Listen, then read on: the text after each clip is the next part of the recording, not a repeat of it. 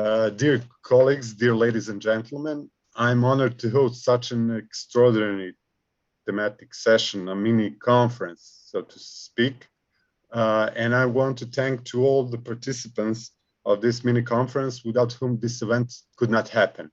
Also, my thanks goes to the Serbian Archaeological Society and our hosts from the museum in Paracin, who possible to have an online conference, and me administering it from home due to a COVID-19 isolation. Protection of archaeological heritage in Serbia overall is still in the phase of salvage archaeology, in a phase of reacting to the incident of a discovery with the consequences of the incident, rather to take preventive measures. Also, it is important to note that there are cases of taking preventive archaeological measures in Serbia for the purpose of planning and development, but these cases, although exist, they're rare. At the beginning, we must point out that a fact that a large part of the Serbian archaeological community is not aware of this. So we organized a separate section dedicated to protection of archaeological heritage within Serbian Archaeological Society. And the whole purpose of organizing this section and organizing this mini conference dedicated to preventive archaeology is to point out a problem, try to propose a solution. In that term, having a mini conference with participants from various countries is considered to be very important, because in that way we'll get to hear and learn different experiences, theories and practices of preventive archaeology. What are the ups and downs in this field? What mistakes should be avoided? What steps to take in order to progress up the ladder from salvage archaeology towards the preventive action? We will be able to hear different stories from various countries, not only in terms of pure preventive archaeology, but also taking preventive measures in the struggle against illegal excavations, destructions. Our session is the afternoon one. Just let me share the screen for our session.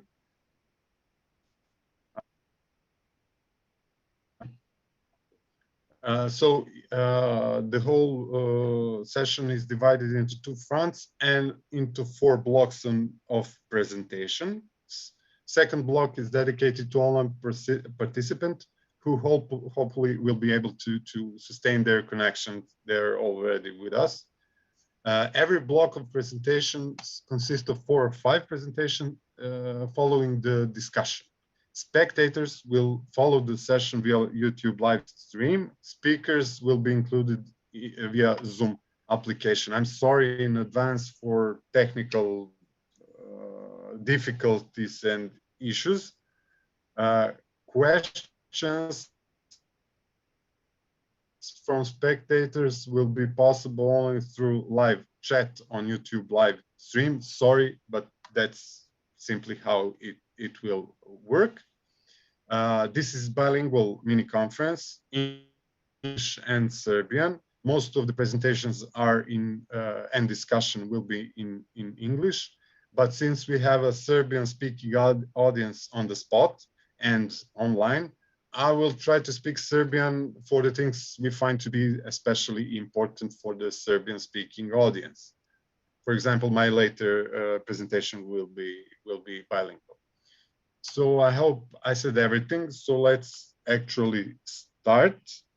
And the first block of presentations, starting with Dr. Ethan Klein from Israel. He is a Deputy Director of the Antiquities Theft Prevention Unit of the Israel Antiquity Authority. He will present us together with Amir Ganor and Ilan Haddad, Israel's active methods for the protection of cultural property, the case study of the Judean Desert Caves. After that, we have Dr. David Barreiro from Spain, from the Institute of Heritage Sciences from Santiago de Compostela, and his presentation, Preventive Archaeology in Spain, 30 Years of Experience. After that, we will hear from Dr. Michal Pawleta from Poland, Adam Mickiewicz, University Poznań, Preventive Archaeology in Poland, Legal Frameworks and Organizational Aspects. And for the end of this first block, we will have Dr. Andreas Meder from Switzerland, from City of Zurich, Office for Urban Development, Department of Underwater Archaeology and Dendroarchaeology, Site Management in the Lake of Zurich. So we can start. Technical support can play the first. Hello, everybody. My name is Dr. Eitan Klein from the Israel Antiquities Authority. I'm serving as a Deputy Director of the Antiquities SAS Prevention Unit.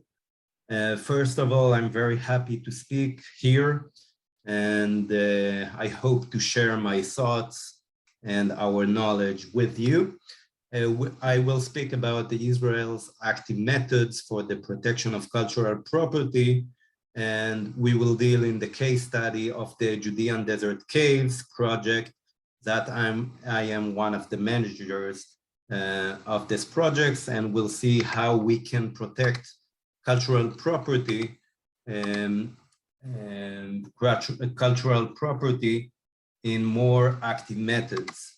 So I will start with a background. In Israel, more than 30,000 antiquities sites are known.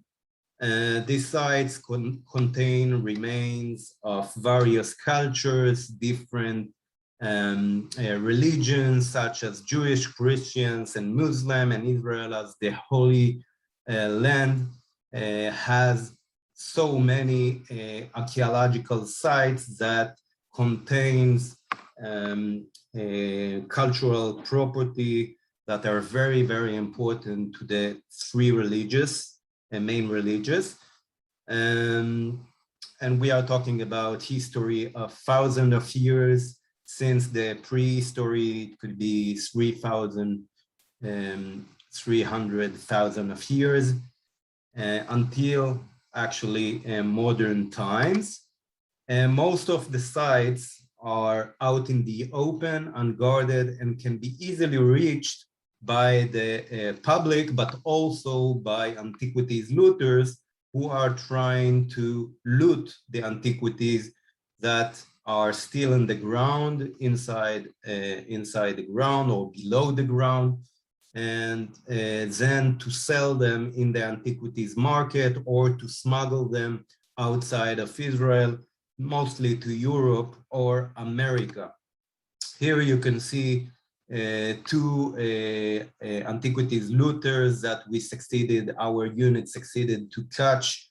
Mostly they are looking for underground caves, mostly from the time of the Romans, because at that kind of underground complexes, they can find coins, hoards of coins from the time of the Great Revolt that the Jews rebelled against the Romans, and also the second revolt, the Bar Kokhba revolt, and those coins can be sold in the antiquities market, and they have buyers.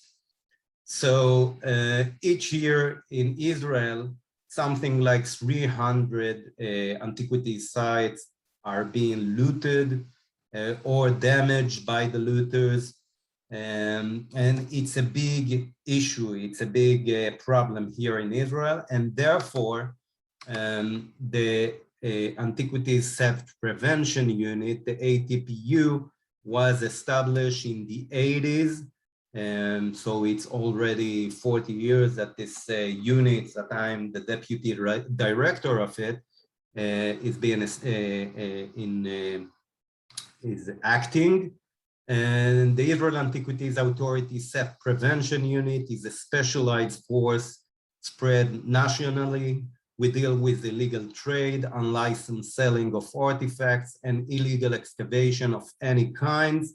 We have actually three departments in our unit.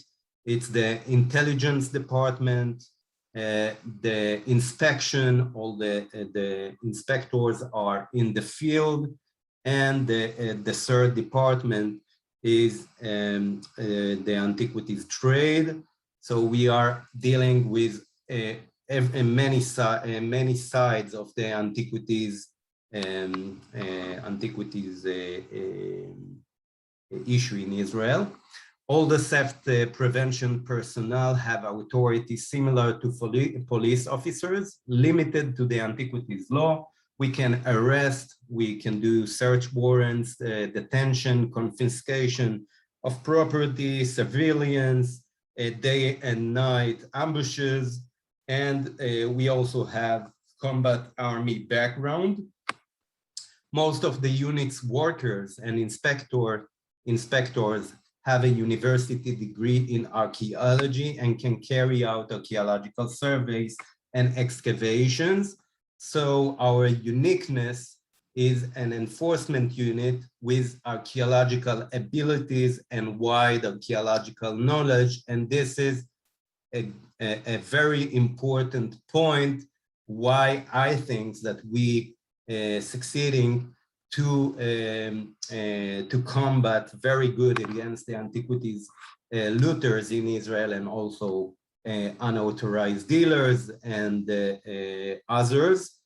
And this is because we have the skills, we have the ability, the archaeological ability, we are experts in archaeology. We know what's unique, what's genuine, from which period every item is, and it's when we are detecting in the field, we understand what we are seeing. So this is from one side, and from the other side, we have all the abilities and authority for good enforcement work.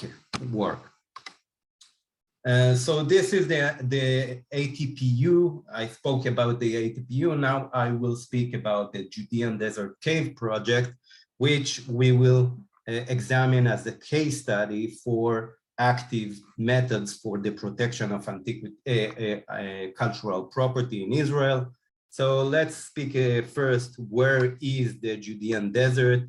This is the land of Israel, the Holy Land. Here you can see Jerusalem, and to the east of Jerusalem, 20 kilometers east of Jerusalem towards the Dead Sea, there is an area, a very remote area called the Judean Desert.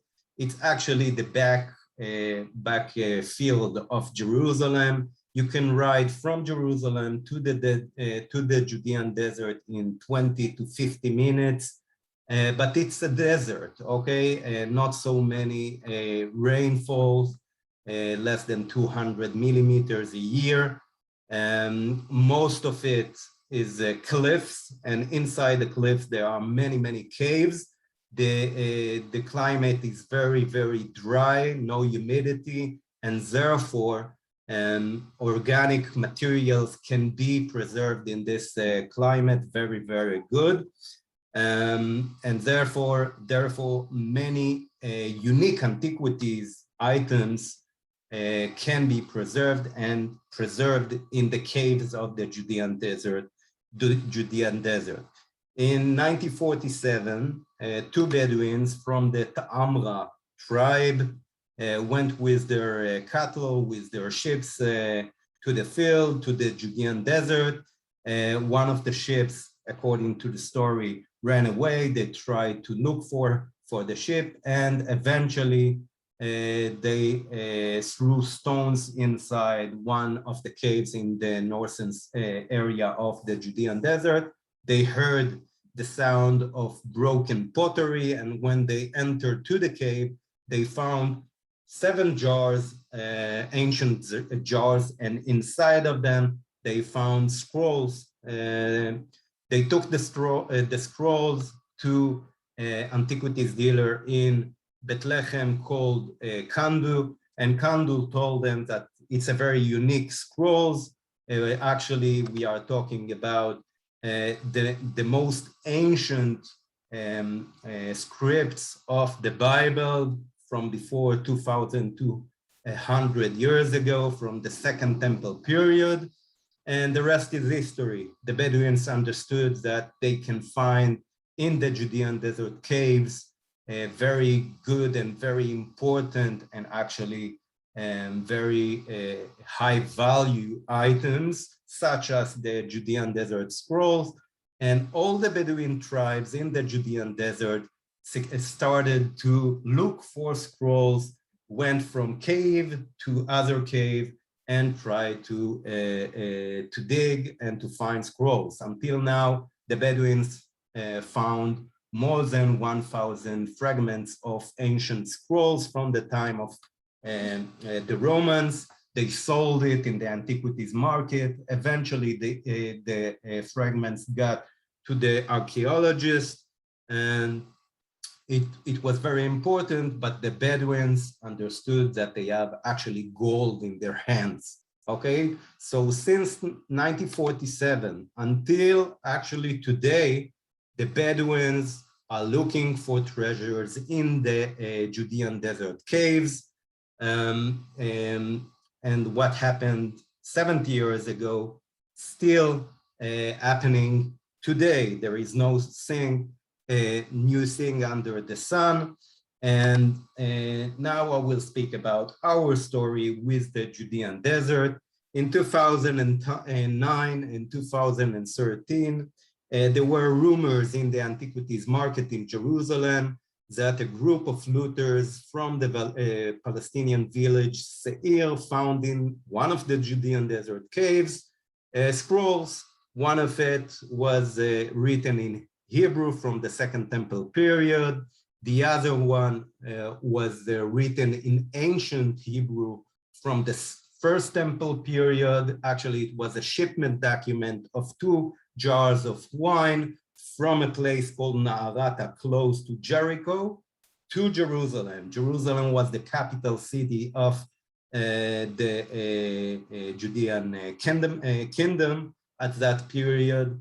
And it was very important. Actually, it's the first time the most ancient script outside of the Bible that Jerusalem is mentioned in. And it's a very, very important artifact. We as a unit understood that we have to act against this group and also to catch those scrolls, new scrolls. We did a mission in order to seize them, and eventually we seized both scrolls. Now they are held in our warehouses in Jerusalem, in the treasury of the state of Israel. And from this point of time, we understood that we need to act against the looters in the Judean desert caves. The problem was that the Judean desert, most of the Judean desert area has cliffs. It's very risky and very dangerous to act, to move, actually to go, to rappel in those cliffs. And we had, at that point, we had no ability to do that. Therefore, we asked for from other units, rescue units to help us. And we started to look for the antiquities looters in order to catch them.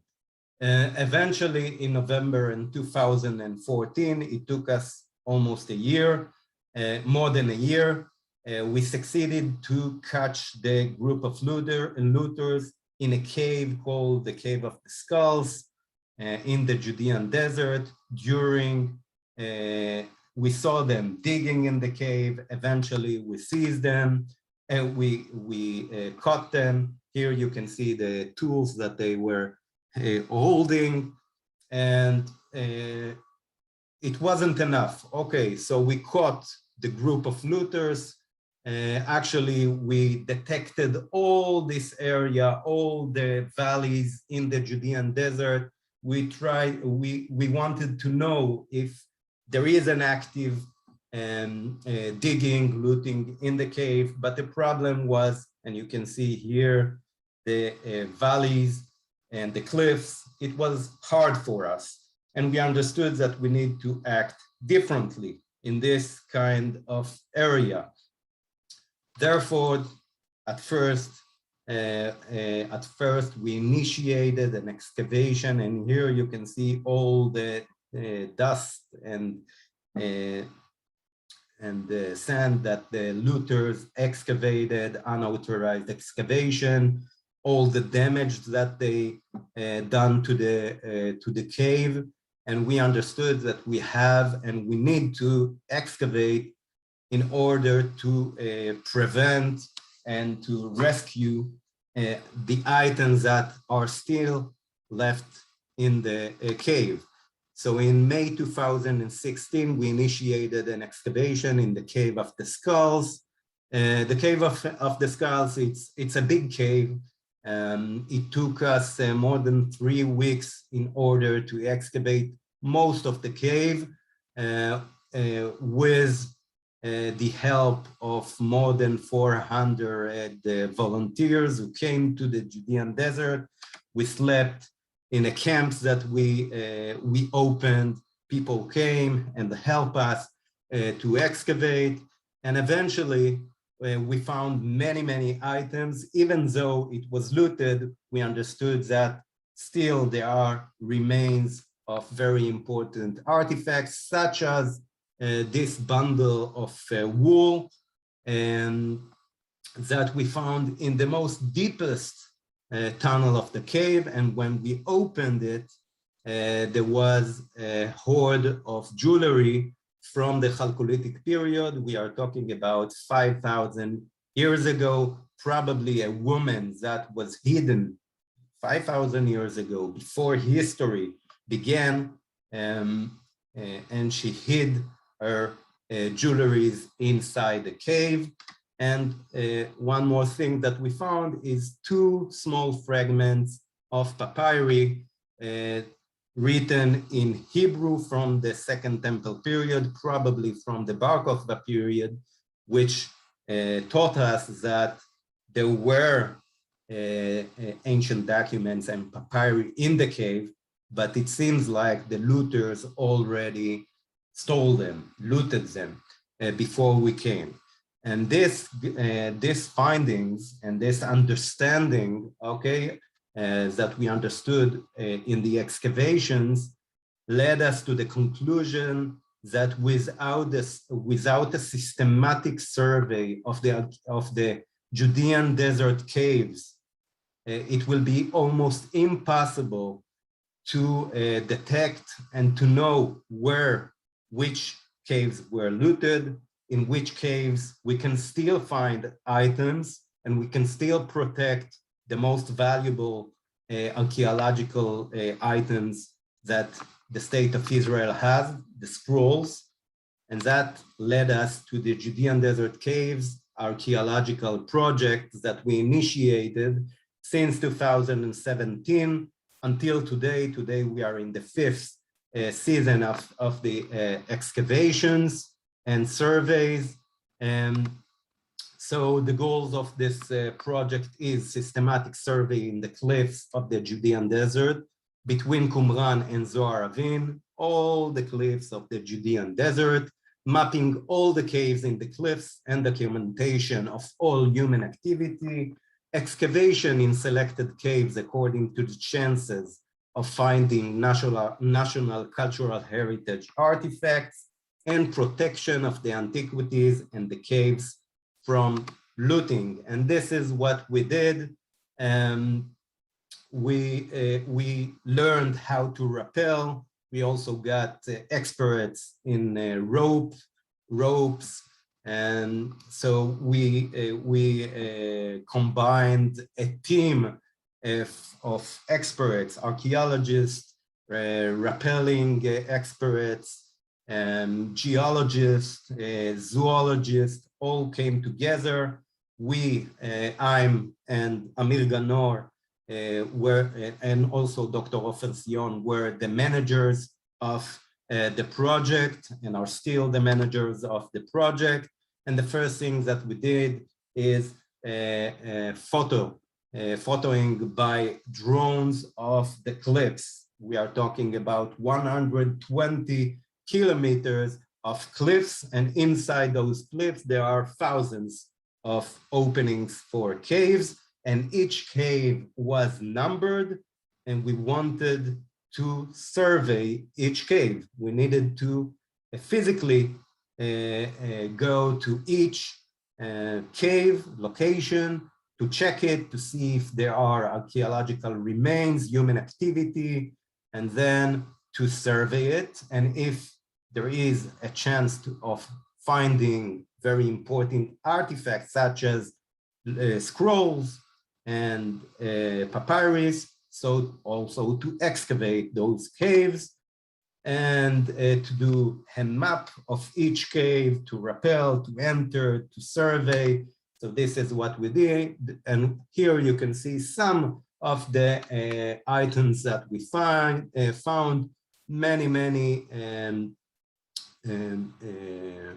many coins that we find, pottery from the time, from different periods, weaponry from the Roman period, from other periods that tell us the story of the Judean desert caves through history. Here you can see a hoard of caves, a hoard of coins from the Barak of the revolts that we found in one of the caves. And also very important artifact. In one of the caves we excavated, and we found the most ancient basket, preserved beautifully. It's from before 10,000 years ago, prehistoric times. So this is the most ancient basket that were found ever in archaeological find in the world, and also remains of biblical scripts that we found in Nachal Hever, in one of the caves. The scripts written in Greek are from the book of Zechariah and also from the book of Yoel. So some few scrolls that we found in the excavations in 2019, and other artifacts, very unique artifacts that can be preserved only in the Judean desert. And I can for sure tell you that they are the most important artifacts that were found in Israel. So to conclude, the more than 80 kilometers of cliffs were surveyed until now in the project. Eventually, we will have a full catalog of all the caves in the Judean desert. It will be easier for us actually also to inspect and to detect the caves, because we will know now where there are human remains and where there is nothing, okay? More than 500 caves were surveyed and mapped, and the archaeological project led by the Antiquity Self-Prevention Unit emphasizes the need to take more active approach for the protection of cultural and archaeological properties, and illustrate the importance for building national unit for the fight against the cultural properties crimes, which includes law enforcement squad, field and academic expert like we have in our unit. I'm doctor for archaeology. Other people in our unit are archaeologists, but we are also enforcement workers, and we are doing the same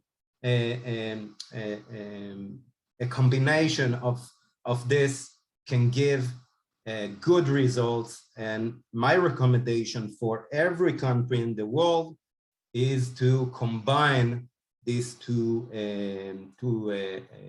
approaches, two kind of workers in one unit. It will make the difference. So thank you very much. I hope you enjoyed. Good morning, everybody. It is an honor to be able to participate in this annual meeting of the Serbian Archaeological Society 2021, and it is a pleasure to be able to contribute to this fascinating session on preventive archaeology and the protection of archaeological heritage. My name is David Barreiro, and I work at the Institute of Heritage Science in Santiago de Compostela. The initial years of my professional career were closely linked to preventive archaeology.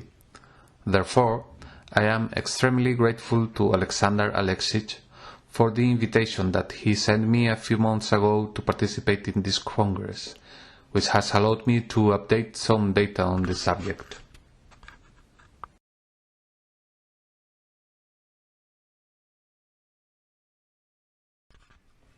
I am going to follow this index.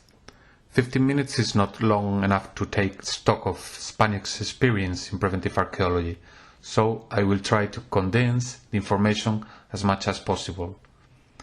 In the subsequent debate, there will be time to clarify any pending issues, as well as in the text of this presentation, which will be published next year. Spain suffered under the dictatorship of General Franco for almost 40 years, following a coup that led to a bloody civil war. The first 2 decades of the Franco regime, between 1939 and 1959 approximately, were of international isolation, with great poverty and extreme political and cultural repression. Between 1960 and 1975, although the iron fist of the dictatorship continued, there was a certain degree of political openness and accelerated economic growth, which was planned, albeit disorderly, and was known as desarrollismo, which could be translated as developmentalism. Spain has been a democratic state since 1978, when the current constitution was approved. In the early 80s, a state was forged, which was divided into 17 regions, each with considerable capacity for managing its own affairs. One of these regions is Galicia, which is where the Institute of Heritage Science is located. Galicia does not have a high level of social and economic development and is eminently rural. Only 35% of its population lives in cities of more than 60,000 inhabitants. Even so, it was the scene of a continuous and fairly solid preventive heritage policy for many years, which was a reference for other autonomous communities or regions. For this reason, we shall use Galicia as an example. The state law concerning historical heritage, dating from 1985, makes no explicit mention of preventive archaeology. Neither do the regional laws that were passed in the following years.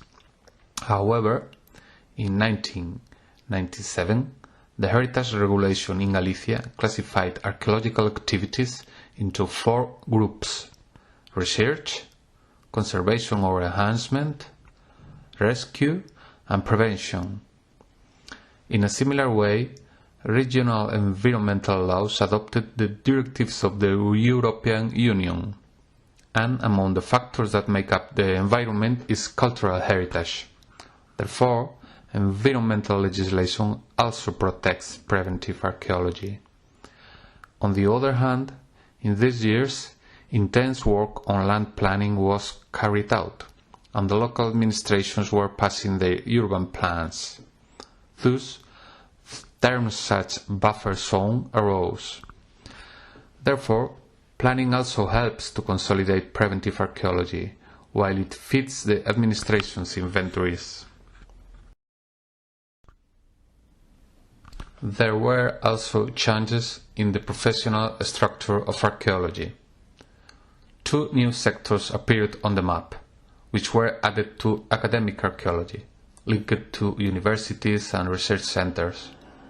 On the one hand, the administrations had to equip themselves with trained personnel to manage files related to cultural heritage. These workers had to learn to manage assets as they worked, since no specific training existed. On the other hand, an independent professional sector was created, as in other countries such as the United Kingdom or the Netherlands.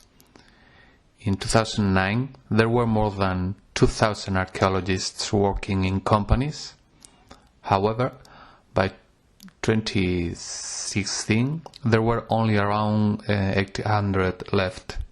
Since 2016, the figure may have stabilized, but no data is available.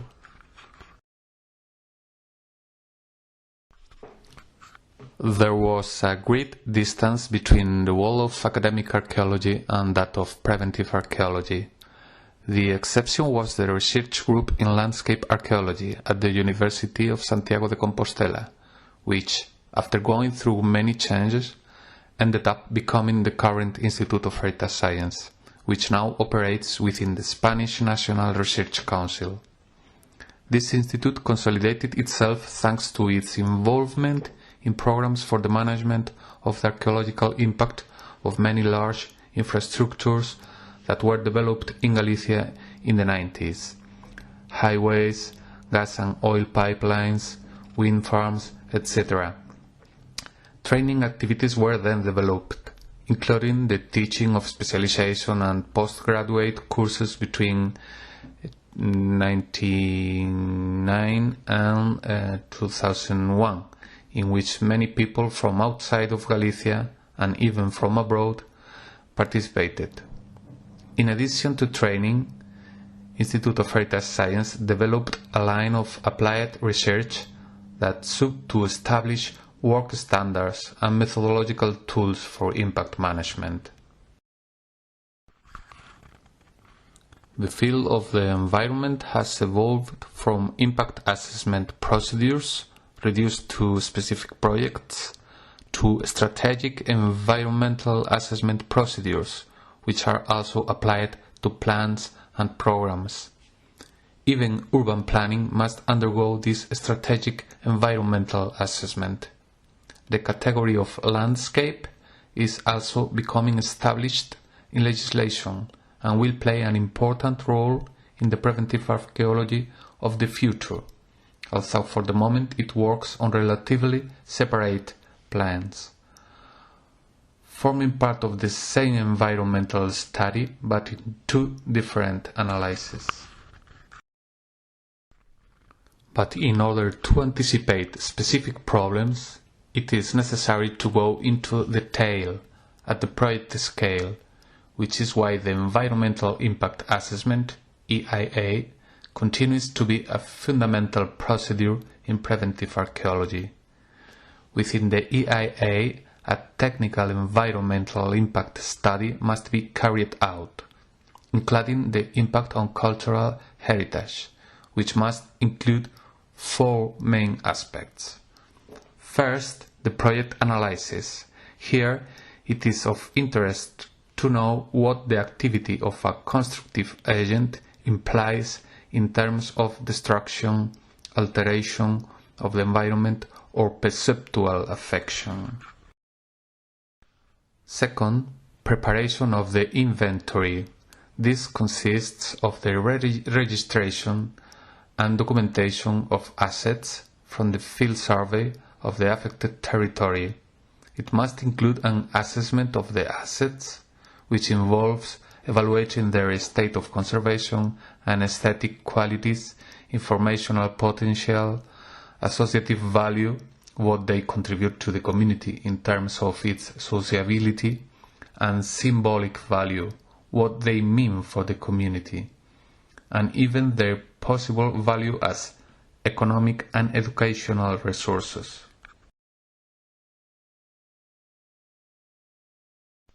Third, diagnosis of the impact.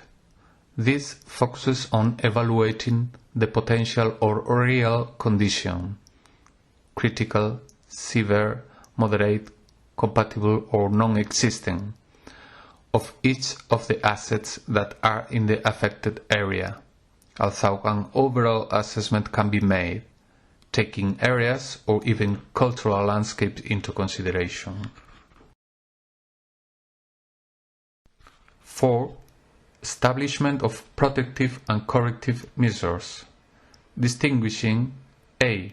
preventive or protective measures, avoiding impact and protecting heritage assets, such as exclusion and caution areas, or signs and beacons. B. Palliative measures, mitigating the impact but not preventing it, such as archaeological monitoring and specific intervention. And C.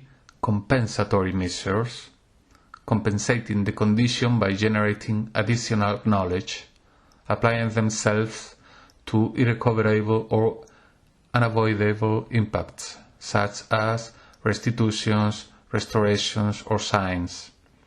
It is during the execution of the projects, construction, operation, dismantling, that these corrective measures must be implemented.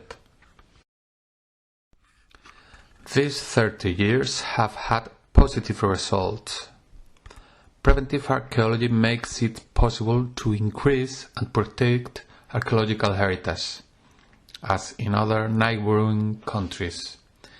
In addition, a qualified professional field has been consolidated outside of academia and another in the field of public administration. Thus, archaeology as a profession has been strengthened.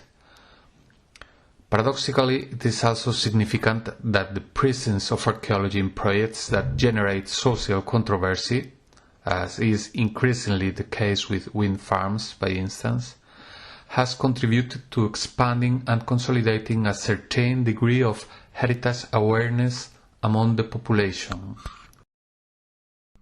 However, despite the positive aspects, the achievements of preventive archaeology must be qualified with some problematic aspects. For one thing, it is not an irreversible process. There is an upturn in the tendency to see heritage as a problem, or even an obstacle to development, rather than as an aid to it. Furthermore, part of the effectiveness that a strategy of preventive archaeology should have is lost in the web of legal procedures, in the bureaucracy. On the other hand, there is ideological and environmental criticism. Some criticize the collusion of this archaeology in general with the destructive process of capitalist modernization. And we must add a crisis of legitimacy of expert knowledge, because preventive and management archaeology has generally been applied behind society's back. Finally, linked to all of the aforementioned factors, there is a disciplinary crisis. The growing situation of weakness of public administrations in the face of economic powers, legal changes in some regions and job insecurity have caused preventive archaeology to have lost its effectiveness in the management process of heritage assets, at least in Spain. We recognize the advances of preventive archaeology in Spain and its needs, although we are aware of its technical, administrative and social limitations. For this reason, we do not advocate changing Malta, the Convention of Malta, for something else, but rather to truly incorporate the public dimension into preventive archaeology, at the level of administrations, of course, but above all at the level of civil society. To achieve this, the Malta model has to evolve beyond itself. Preventive archaeology has to evolve towards a hybrid model in collaboration with public and community archaeologists. That's all. Thank you very much.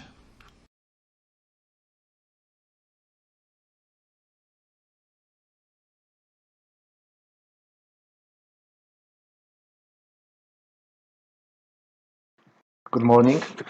My name is Michał Pawleta. I represent Faculty of Archaeology of Adam Mickiewicz University in Poznań. And first of all, I would like to say thank you to Alexander for inviting me for this conference and giving me a chance to present a paper entitled Preventive Archaeology in Poland, Legal Frameworks and Organizational Aspects. Rescue excavations have been carried out in Poland before 1989. Some spectacular large investments of the communist era were accompanied by well-organized and properly conducted rescue excavations, as for instance in Nowa Huta near Krakow in the 1950s. After the abolishing of the communist system, the situation changed to some extent. The upsurge in spatial development and urbanization across Europe over the past decades, in particular huge infrastructure projects such as pipelines from Russia to Western Europe, and the network of highways and expressways have contributed to the destruction of many archaeological sites. All these developments also involve considerable changes in the organizational structure for the protection and management of archaeological heritage in the context of free market economy. Undoubtedly, the vast archaeological excavations accompanying what is known as linear construction projects, mainly motorways, or broadly speaking, large-scale research projects preceding the related to the construction of Polish infrastructure after political changes of 1989, have become the most important collective experience for Polish archaeologists over the last 20 years. In fact, archaeological fieldwork in present-day Poland is almost exclusively carried out within the framework of preventive archaeology, including surveys, evaluations, recording, and excavations before the planned infrastructure projects. The organizational structure proposed for the gas pipeline rescue excavations project was the precedent for the formulation of a new conservation and protection of archaeological heritage doctrine in the country. After some modifications, it was later implemented during the highways projects. The large-scale rescue excavation project conducted in relation to the construction of a gas pipeline from Siberia to Western Europe was the first major project in the post-1989 period. Despite the fact that it was carried out under the legal provisions established during the communist period, the wealthy investor Europol Gas expressed a goodwill to finance all archaeological works. The Polish motorway program to construct 2,300-kilometer-long network of major expressways and highways was accepted in June 1995. Since 1997, archaeological rescue excavations are being conducted on 100-meter wide right-of-way corridor for the planned roads. This huge undertaking involves a complex program which aims to mitigate adverse effects by detecting, investigating, and documenting all archaeological sites threatened by the planned constructions. The steady growth of rescue excavations in Europe and the application of the polluter pays principle culminated in 1992, with the signing by all the European countries of the Valletta Convention. Accordingly, rescue excavations in Poland is financed from two sources. First, if the damage to the archaeological site is caused by nature, then the state budget is involved in financing rescue excavation. And second, in a case when planned investment may destroy an archaeological site, the investor is obliged by law to cover all the expenses of the research. In the meantime, the project must be interrupted until the archaeological work is done. The inception of gas pipeline rescue excavation projects initiated serious discussion on legal, organizational and methodological standards of fieldworks and their implementation in practice. A legislative framework for the future large-scale rescue project is provided by the Land Management and Building and Construction Act, as well as the law for the construction of motorways in Poland, both passed in 1994. The pace of change, the nature and scale of objectives disclosed in documents such as the Act on Toll Motorways of October 1994 or Regulation of the Council of Ministers of May 2004 on the network of motorways and expressways made active archaeologists and decision-making organs of archaeological institutions realize that this is an unusual, rarely appearing on this scale, chance to obtain not only a huge assembly of archaeological discoveries, but also of making great progress in the development of research on the most ancient past of Poland. Other legal regulations respected the interests of archaeology as well. The Act of July 1994 for spatial planning requires the agreement of the regional conservator for any activities which could damage the environment, including archaeological remains as a part of the cultural environment. The investor was obliged to cover the cost of rescue excavations, documentation, and analysis of the results. These regulations were later combined into a new legislative initiative known as the Protection of Monuments and the Stewardship of Monuments Act, passed in 2003. The Act makes it clear that all archaeological sites, regardless of their quality and significance, are protected by law. The provisions of the Act stipulated that as far as field methods and standards of documentation, all rescue works should be conducted in the same manner as any other research projects. Furthermore, it is required that the excavated materials are professionally analyzed and published. When proved necessary, the object needs to undergo a proper conservation. The investor was officially obliged to cover cost all of these works. These legislative regulations were also accompanied by institutional transformations. An important step in developing protection for large-scale rescue excavations was the creation of the Center for Archaeological Rescue Excavations in 1995, installed at the Ministry of Culture and dependent directly on the minister. The center was engaged especially in large-scale excavations preceding highway construction. So its aim was to control the merit of preventive archaeological works within the highways construction project, to cooperate with the General Directorate of National Roads and Motorways in the management of the entire project, setting up standards of excavations, the selection of contractors, and also control of the quality of works. In 2002, the Rescue Center was replaced by the Archaeological Heritage Protection Center. Its original duties were extended to a range of issues of conservation and management, including the control over all archaeological regional conservators. The center was also charged for controlling good practice and quality of preventive excavations, along with the publication of their results. In principle, they were to work harmoniously with conservation institutions and other entities, including private companies. It was also assumed that they must have research experience in the region where sites under the threat of destruction are located. It was an expression of a common belief that only in this way a high level of scientific research can be sustained, in accordance with the intentions contained in the European Convention for the Protection of the Archaeological Heritage, that states that each party undertakes to ensure that archaeological excavation and exploration is undertaken in a scientific manner.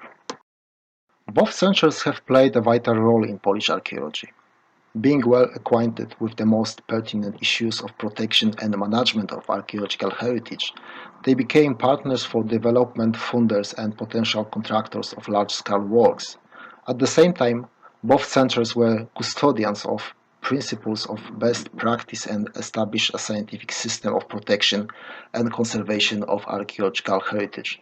So the very existence of a central institution coordinating organizational activities and aiming to supervise the quality of the excavations on large-scale investments must be perceived as positive.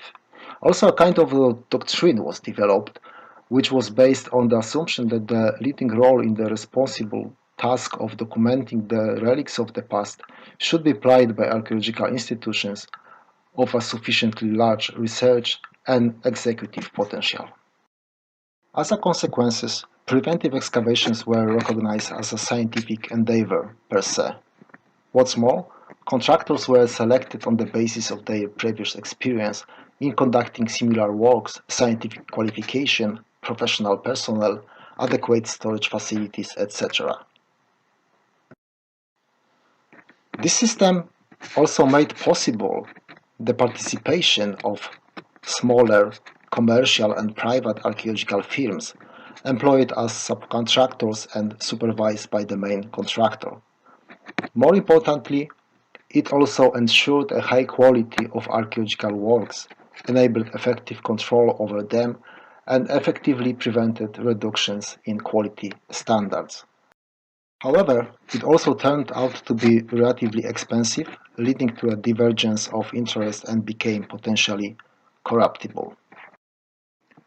The National Heritage Board of Poland then decided to withdraw from the coordination and control of large-scale preventive works. This left a vacuum with no independent quality control by any external professional body over the works carried out.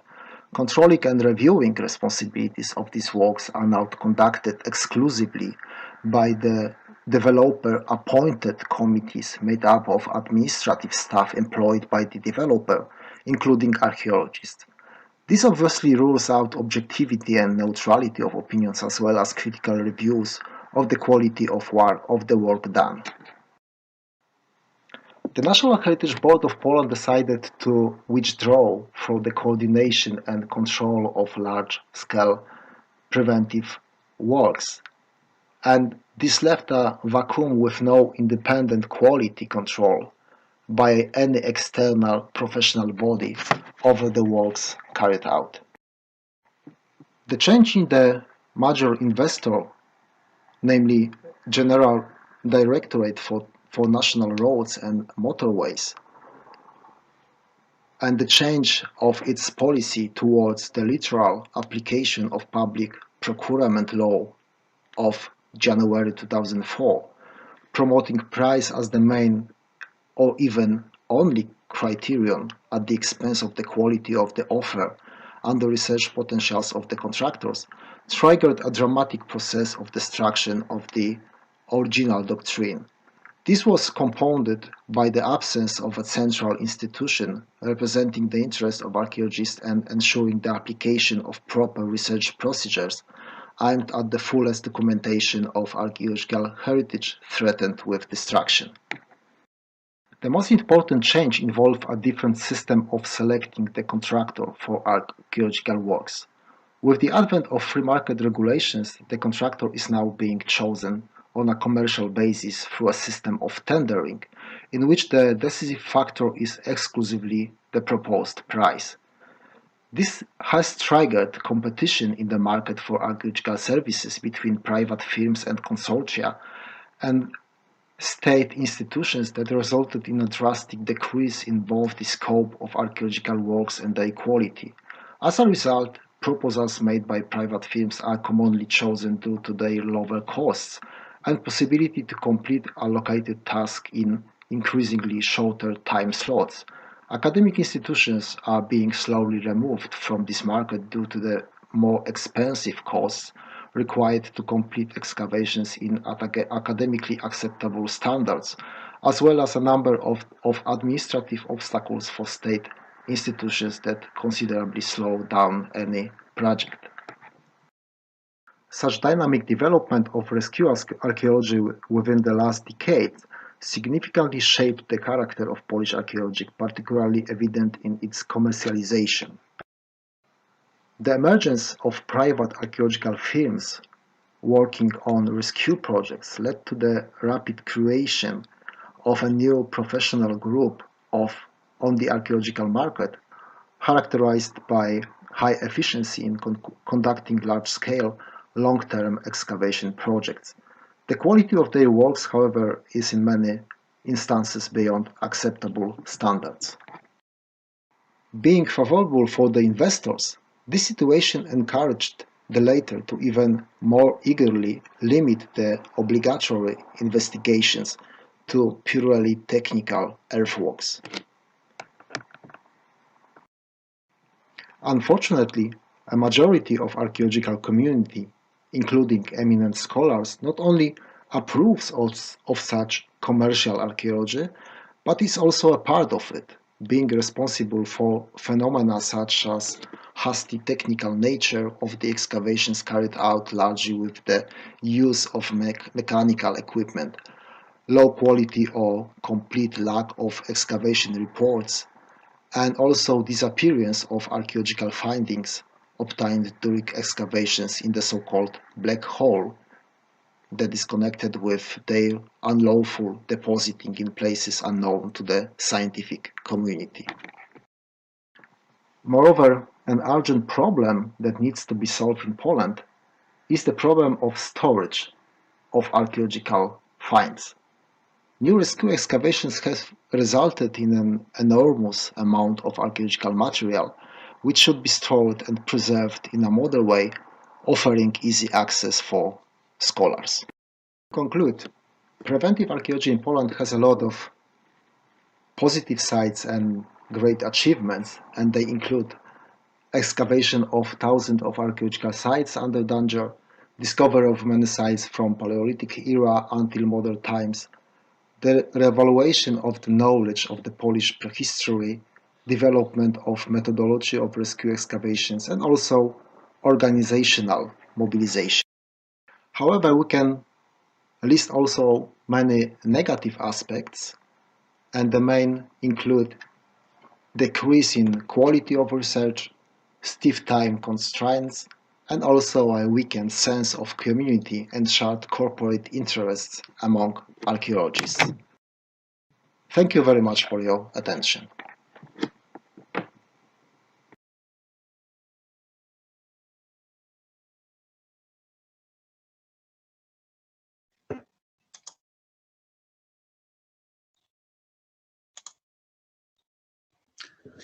Dear colleagues, in my presentation I will talk about the site management of underwater cultural heritage in Swiss lakes. The sites mainly consist of Stone Age and Bronze Age pile-dwelling settlements. As I only have a few minutes, I will go through very quickly. The pile-dwelling underwater archaeology started in the early 60s of the last century at sites in Zurich, Switzerland. The circle shows our main activities in northeastern Switzerland, where we have a total of 90 pile dwellings comprising 256 villages in a time span of 4,300 to 800 BC. There is a very high pressure on the lake, so our main problem is the erosion of the sites, be it from human activities or natural influences. We do a lot of protection measures at the sites, for instance, covering areas with gravel. But there are just too many endangered sites, so we must find concepts that will allow us to focus our resources. Here you can see in red all the so far known pile dwellings at the lakes of Zurich. Man-made erosion is mainly due to ship currents anchoring, but also due to pipeline constructions or the construction of vertical shoreline buildings. Natural wave erosion occurs from wind-induced waves. So the holistic site management. Our approach of a sustainable site management is a holistic view. The precondition is, of course, that the sites must be preserved and not excavated. First of all, an inventory of a single site consists of archaeological information about finds, findings, datings, etc. We then have site context information, like for instance, the reconstruction of the paleotopographical situation or the natural environment. The third puzzle is accumulation of contemporary context, like for instance, hydrodynamic data or 3D models of the archaeological layers. Pulling the dynamic and the static data together allows us to see where exactly within a site we have substantial archaeological layers that will be affected by an essential hydrodynamic exposition. We will be able to identify areas with no or with little coverage of natural sediments, thus where the underlying archaeological substance will be affected in the near future. That will then be the spot where to think about protection measures. How do we get static data in order to generate a 3D model of the archaeological layers in the underground? There are different methods like drillings or ground penetrating radar. We usually combine these two methods for 3D modeling. This illustration shows the correlation of drillings with radar measurements. In red, you can see the cultural layers. The next step is then to generate a 3D model containing all the drilling and radar information. In this example, you can see two archaeological layers, number 1 and number 2, as a view from below the seafloor. The idea is to identify areas where the archaeological layers have only little overlaying natural sediments. That means where we could have a problem in the future. Now, there are two ways to get the dynamic data. First, we can go on-site, sink a few measuring instruments into the lake, and measure for a certain period of time. We measure currents, erosion, resuspension potential, and so on. Second option is to make an off-site wind wave modeling. I will come to this just in a few seconds. So the next step is now to combine the 3D static model with the dynamic hydrodynamic data shown here as vectors. In areas with high current velocities, we obviously have erosion processes going on. The image shows the areas where the two archaeological layers, in this example, number 1 and number 2, appears at the lake bottom. Of course, we can see this when we go diving. One would argue that 3D modeling and erosion measuring would not be necessary in this case. But with this method, we can also define areas where the coverage of archaeological layer is, for instance, only a few centimeters, or where we still have plenty of protecting natural sediments. So protection measures therefore must be focused on such areas. That will be critical in the near future. In our example, a site with a total length of around 300 meters, the analysis leads to a distinction of areas which are highly endangered and others that are less endangered. This approach, on-site measurements, is expensive in time and money. Implementing it for all the 90 sites is out of question. So we need another approach, the off-site wind wave modeling. The software we use is SWAN, a wave modeling software. SWAN means simulating waves near shore. The program considers logged wind data from the Meteorological Service, as well as topographic and bathymetric data. SWAN calculated the wind waves for 1 year, in our example for the Lake of Zurich, resulting in a ranking of different exposition areas. So these are different colors. Red is very high exposition. This leads us in a first view to a prioritization of archaeological sites concerning their exposition. We now have a closer look at each single site and analyze the situation. We extract out of the simulation, for instance, the velocity of the current close to the lake floor. From measurements, we know that resuspension of particles occur from a speed of 7 centimeters per second. So that is the crucial point where erosion starts. In this example, we can identify the red areas where obviously a high erosion potential exists. And now the final question is, after consulting the 3D models showing the archaeological layers in the underground, in which of these areas the natural protection coverage is only minor That would then be the hotspot where in the near future a problem, respectively erosion of archaeological substance, will occur.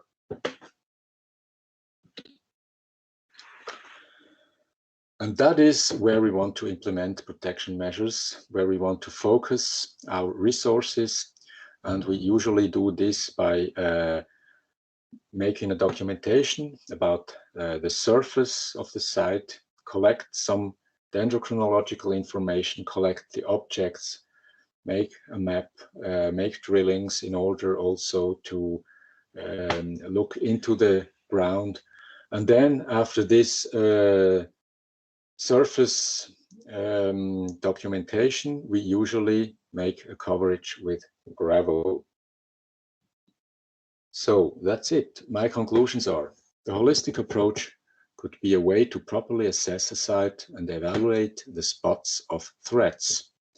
There are two approaches so far, an on-site and an off-site method. In both approaches, we need a static 3D model of the underground with its archaeological layers as a starting point.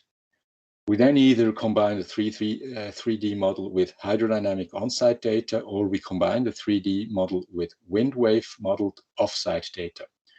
Both approaches lead to some kind of a prediction or predictive modeling, allowing us to focus resources for protection measures.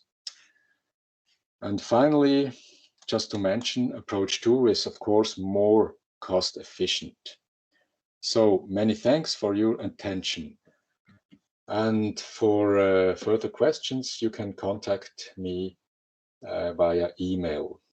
Thank you very much.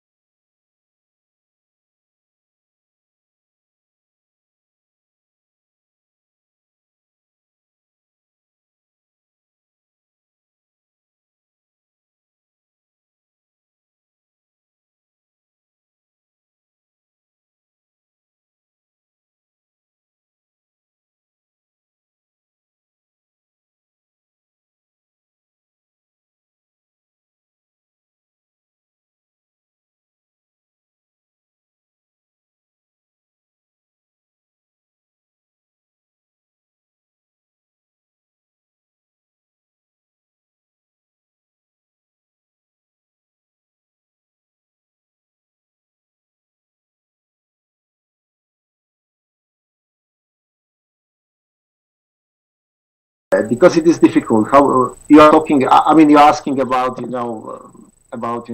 consciousness of Polish society I don't know. Could you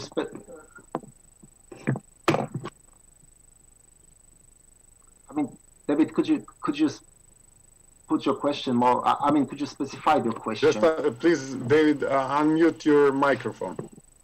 Yes. Now that's right. Yeah. Could you yeah. Please, David, unmute your microphone. Yes, I think it's right. Yeah. Yeah, that's right. Mm-hmm. I'm sorry for my. Yeah, I mean that for me the one of my main current worries about the preventive archaeology is I think the changing role of society in face to preventive archaeology, because that was my presentation. At the end of the presentation, I was talking about the main the growing awareness of some agents, social, not all the society, but some social agents, the awareness about the goals of the preventive archaeology, and the occasionally complicity of preventive archaeology with these projects, developmental projects that, well, sometimes it comes against society or at the back of society. I don't know if I mean. Then my question is about your presentation that was very, very clear. I missed some reflection about what is the role of the social agents from these changing aspects of preventive archaeology. This matching of public resource and these changes in the way in what the heritage is managed in Poland. I think it is quite difficult question. What is the role of the public? So I think that we had some attempts to evaluate the general attitude towards the preventive archaeology, and the situation is a little bit complicated because people generally show that heritage in general has to be protected, but if they were asked who is responsible for that, they said that it is the state and state organization and archaeologists, not the society per se. Maybe this is the outset of Polish history and general attitude towards heritage. But as far as I know, and as far as I think that it is general. For example, if you are working with private investors, so they are not really, because preventive archaeology in general is perceived as something that block investitions and block these infrastructures projects. So if you have archaeologists for example at the site when you are plan to build the investigation, so problems and it needs much more money, much more time. So this general, but the situation, as I said, in this evaluation of general attitudes, people's towards heritage, they are positive. But as I said, this is they think. Most of people think that is the responsibility of state and of archaeologists. So there's what can I say? Okay. And Professor Novakovic has a question. So, Professor, if you... Yeah. What are the measures of quality control in preventive projects? So before undertaking any preventive project, so we have like some kind of that was, I mean, some kind of rules that have to be obtained, and they are controlled by the regional conservators of monuments during, I mean, preventive projects and after. So after each preventive work, the contractor, I mean the company, it is the same with university, museum, and a private company, is obliged to prepare a report that is then sent to the regional conservator of monuments with all this, I mean, description of works, what have been excavated, and things like that. But this is what contractors are obliged to do. So during, I mean, preventive projects and after, so this is control of the general conservator of monuments, and also if, for example, as in case of this networks of highways and expressways, when the investor is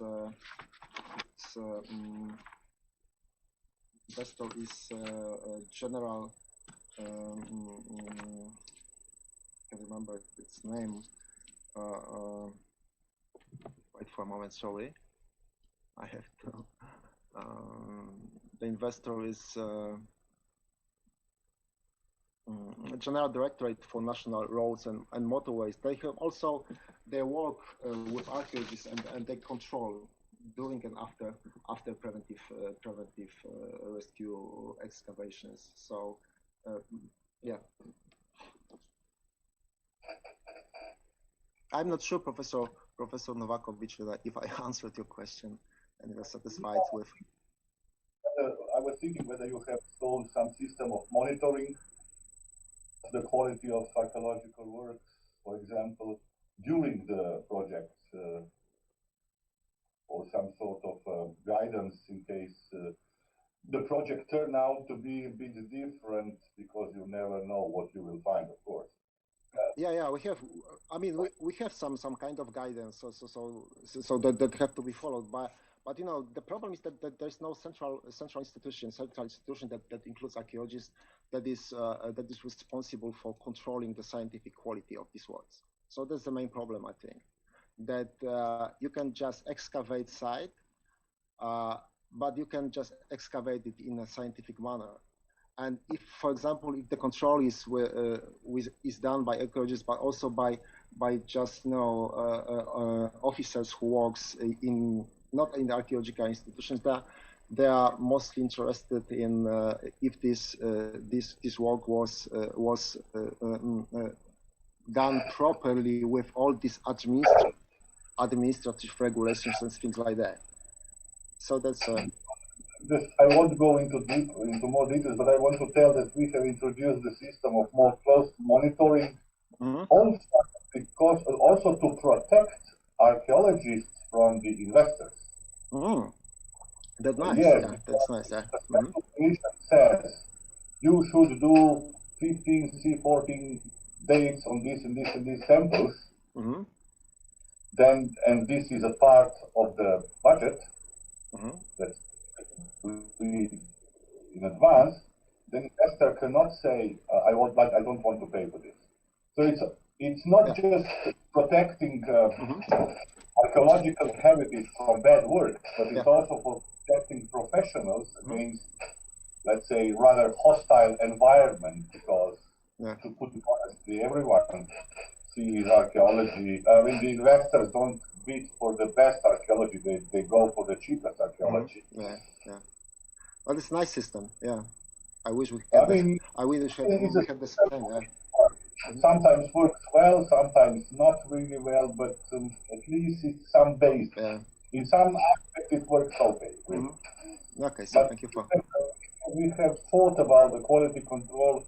Of course, you cannot have quality control just by ordering something. Yeah. You should do this. It's not. It has to be a much wider system of cases of good practices, of standards, of recommendations, and things like this, in order to improve this quality control. But I will say a few words later in my paper. Okay. Thank you very much.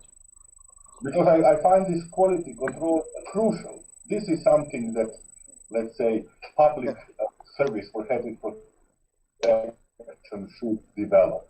Quality control. I completely agree with it, that is crucial in this. If we want to treat, preventive archaeology as a scientific endeavor. If you just let it to be something like business enterprise, which follows the legitimate business goals, of course.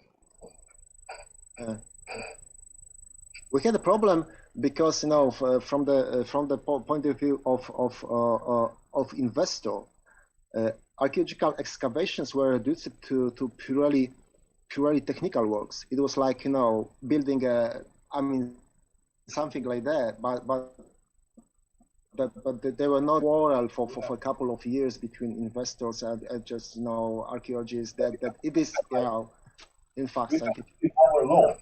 In our law, Act on Heritage Protection, it says that all preventive archaeology is research. Okay. And actually, all research is preventive archaeology as well. They're both there's no academic research without some preventive aspects. Okay. So we have integrated it. Yeah. Okay, and I would have one question for Dr. Barreiro, which is the same question I asked Dr. Pavletta. So could you please tell us what is the number of registered and protected archaeological sites and the number of archaeologists doing the protection or preventive archaeology? Thank you, Alexander. Well, I don't know. we have data about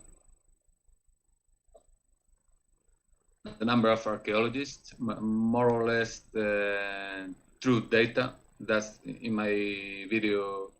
Have you seen the last data that we have? Working in preventive archaeology in Spain, maybe currently we are around 1,000 people, more or less, because in 2016 it was around 800, and now in the last years we could check a relative growing of activity and renewing of activity of preventive archaeology, but it's a supposition because we had not our last survey about archaeologists in the field is from 16, and the number is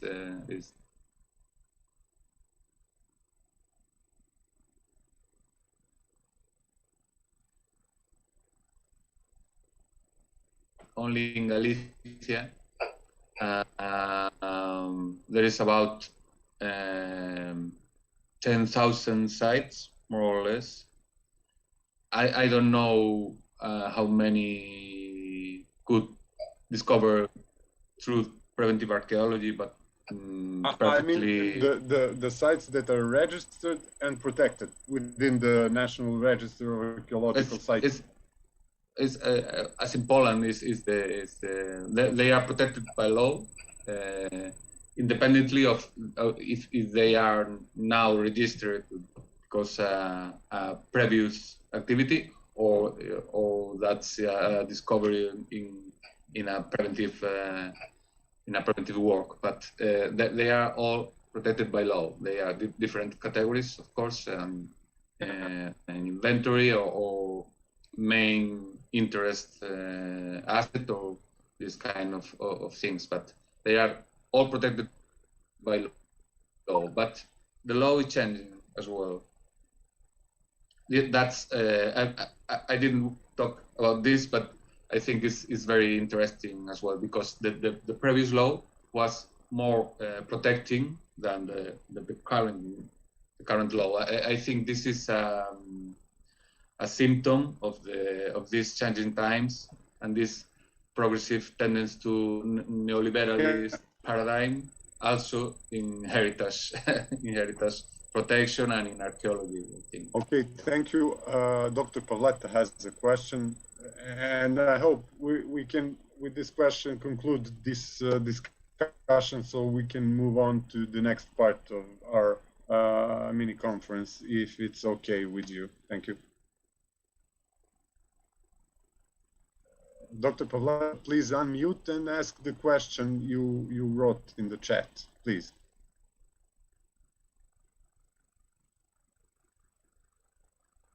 Okay, it's okay. David, could you specify the difference between, you mentioned at the beginning of the talk, between rescue archaeology and preventive archaeology in Spain? In Spain, it's the matter of scale of works undertaken, or the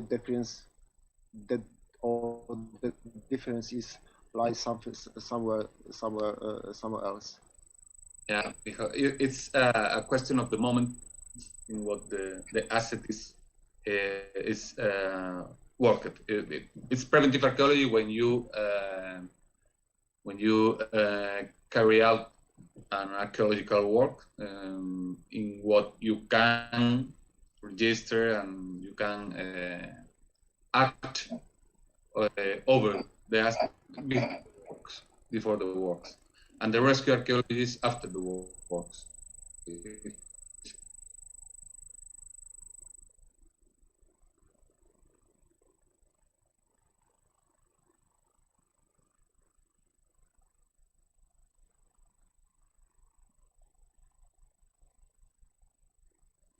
Not the law of heritage, but the regulation of archaeological activity distinguish this rescue and preventive archaeology. But I'm not sure if in the other regions in Spain is distinction made. I don't know if I answered. Yeah. Perfect. Thank you, David. Okay, thank you. If you agree, I would conclude this block of our mini conference and to end the discussion dedicated to the first block. And I would like for Professor Campana now to start the second block of our presentations. This part of our mini conference will go online with the online participants. So I will kindly ask Professor Campana to have his own presentation, and after that, Professor Novakovic will have his, and after that, I will play my presentation. So, Professor Campana, please unmute. And thank you. Okay, yeah, here I am. I should succeed to share my screen. But I suppose that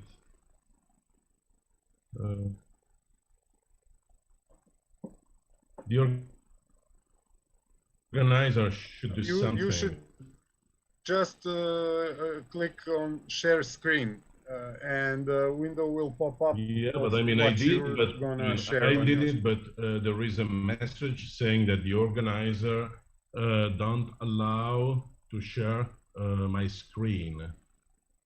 Probably someone else is sharing the screen, and probably you need to deactivate or something like that.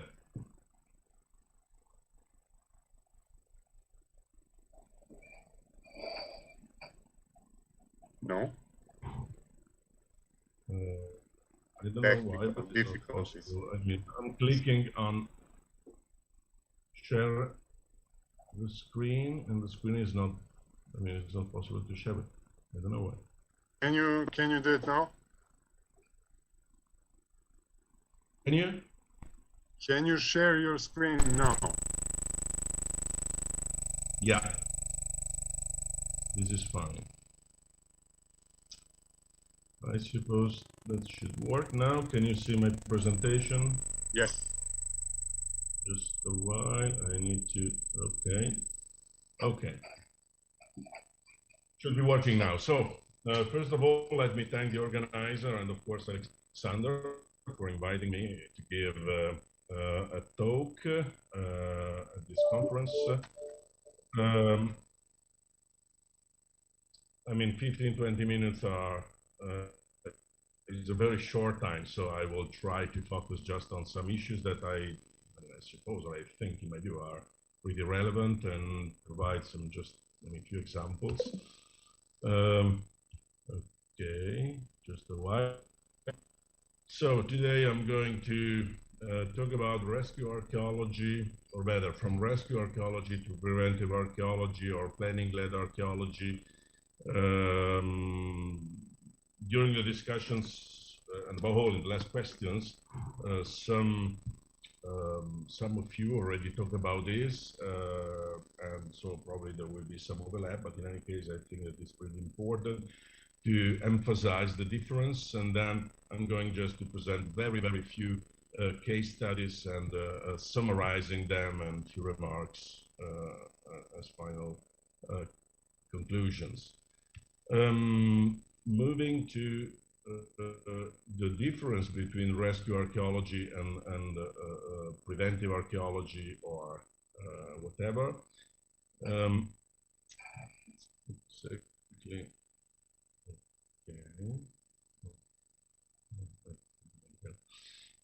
So let's say, as has been already said, rescue archaeology is survey or excavation carried out in areas revealed by construction. So it's something that, as has been said previously, it takes place after, or during, I would say, construction work. And is generally, connected with major construction, highway projects, and so on. Another typical peculiarity of RA is that must be undertaken at speed. So there is lots of pressure on archaeologists that are working to sites that are about to be destroyed. And this term, rescue archaeology or salvage archaeology, is, a practice that is largely restricted to Europe, North America, South America, and East Asia. Now, another very important point in my view is to emphasize that rescue archaeology, I can, of course, speak for Italy, but I would say that in many other countries it's roughly the same. So rescue archaeology is synonym with archaeological excavation, or better, with rescue excavation. Rescue excavation is sometimes, proper archaeological excavation, sometimes is or can be caterpillar excavation in connection with watching brief. So not exactly a proper archaeological excavation, I would say. Okay, now let's move to planning-led archaeology, or other names, of course, are available. Planning-led archaeology starts from a completely different perspective, which is aimed to plan, a planning process. Planning-led archaeology is not aimed to reduce, destroying, or just, to document what is there before being destroyed, but is there to participate to the planning process. So the planning process, exactly like it works with geology, hydrology, any kind of environmental impact, and so on. So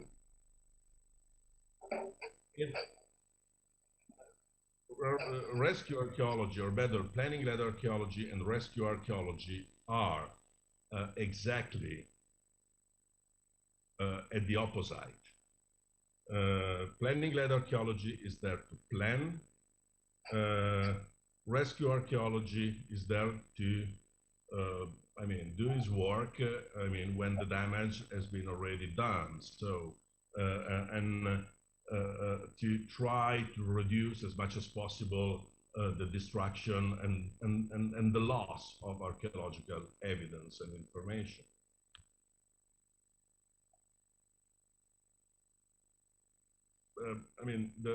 The connection, the relationship, and the overall issue, I mean, connected with planning-led or rescue archaeology could be defined as one of the hot potato of archaeology nowadays. And it was the same, I mean, already 10 years ago at least.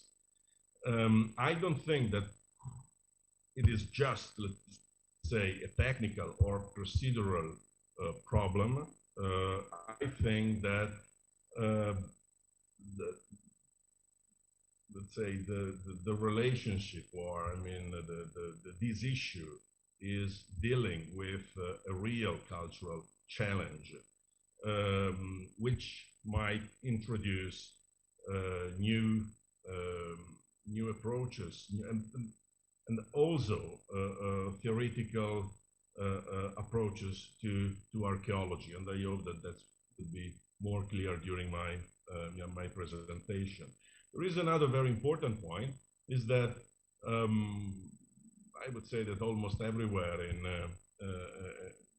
Europe and probably in the rest of the world, most of the money available for archaeology are available within the framework of planning-led or rescue archaeology. So are within the framework of construction works.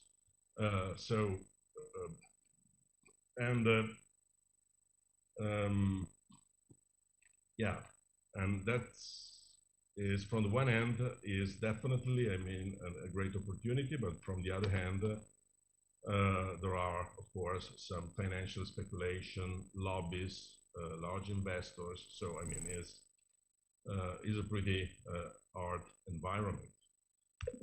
Now, well, another point, another very important point is the timing. The timing is very important because, for instance, in the previous domestic law in Italy, the timing was a real issue. So they introduced the law on preventive archaeology, but the stage when preventive archaeology and the law was going to be applied was too late. So at that time, it was impossible, I mean, to change the project or to do any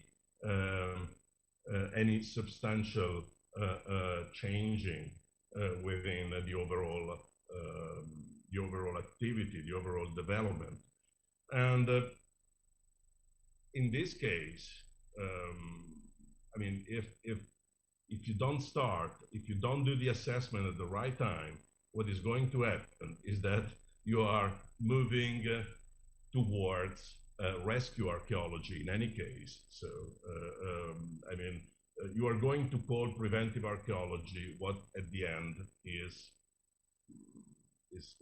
isn't just could be a rescue archaeology approach. And well, I'm not going to talk about legislation, but legislation is definitely a very, very important part of the game. And what is really needed is something that is straightforward for all of us. So for the archaeologists, protecting archaeology, but at the same time for the investors. And this is something that in Italy I would say that is still missing. So some is the misunderstanding. I think that sometimes, at least, I would say that in my impression, the relationship between rescue archaeology and planning-led archaeology is sometimes misunderstood and intended from an ideological perspective rather than from a proper scientific approach. And I think that, I mean, this is a real issue. Sometimes is a generational, I mean, conflict, but not only. In any case, I think that the real point is that we have to recognize that every day we assist to fortunate or unexpected archaeological discoveries. And in my view, this is the clearest evidence of the inadequacy and of our knowledge of the landscape and the ineffectiveness of the study method currently in use. So I'm saying I'm talking about the elephant in the room, in my view. So we should be honest. We should be, I think, fair and recognizing that, notwithstanding lots of efforts, a big piece of archaeology, a big piece of our understanding and capability to identify archaeology, to do effective prospections, and an overall reliable evaluation is still missing. So the way is still long. I don't think that there is anything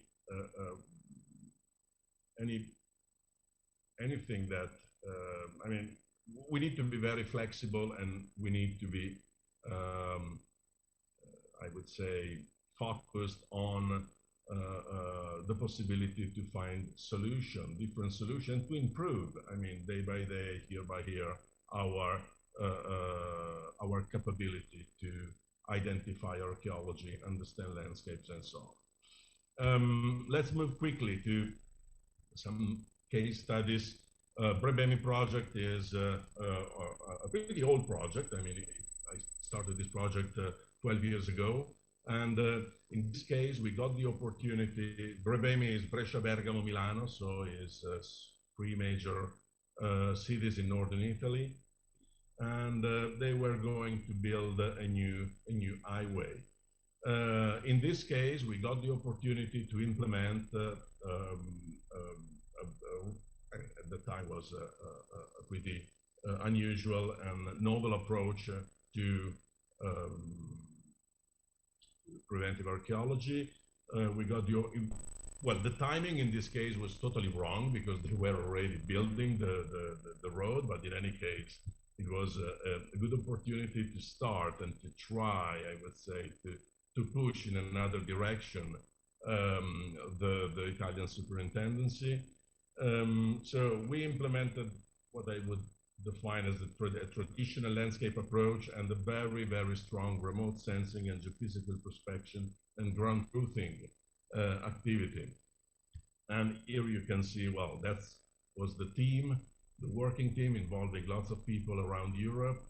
And we did aerial survey, we did LiDAR survey, we did magnetic and ERT prospection. The overall result was very positive, I would say. But unfortunately, the superintendents from the one side, the market, the contractors, and the archaeologists who were just used at that time to do watching brief and archaeological excavation were absolutely not ready, I mean, to move to a different paradigm. Now, another project, this is not, I mean, a preventive archaeology project, but I like very much what Predrag said, and the Slovenian approach, where all the archaeology is preventive archaeology, and all the preventive archaeology is research. I think that this is a very, very important point to consider, and is an amazing starting point. However, Emptyscape is, I would say, I mean, is an academic project, and this project is aimed to fill gaps and to move from a site perspective to a landscape perspective. And here I'm going very quickly because I'm already a bit late, so I'm sorry for this. There are, I would say, just 2 other experience like that. One of them is the Stone Age project, and the other one is the Yorkshire project. Both of them are in the UK, and I mean, the project is strongly based on very large scale and continuous magnetic mapping. There is not just magnetic mapping, because I mean, we are doing also field walking survey, we are doing lots of I mean, activities integrating different methods, aerial survey, and so on. But I mean, here you see some of the results, the traditional our traditional approach to landscape studies based mainly on fieldwalking survey and the remote sensing. So you see, I mean, how many gaps there are in our knowledge, and how it's possible, I mean, to fill those gaps by, I mean, drawing lines that are connected with settlements or interpreted as settlements, field boundaries, road system, and so on. Here you see another evidence. We are in Tuscany, in central Italy. We are next to a very important city, which is Roselle. And you see here, for instance, what we know is the yellow spots around what we knew and the results of the remote sensing integrated approach.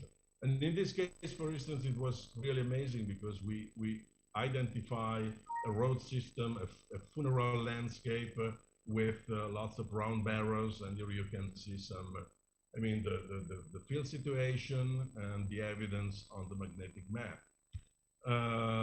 And again, I mean, what was missing in our area was that we did lots of magnetic survey, but the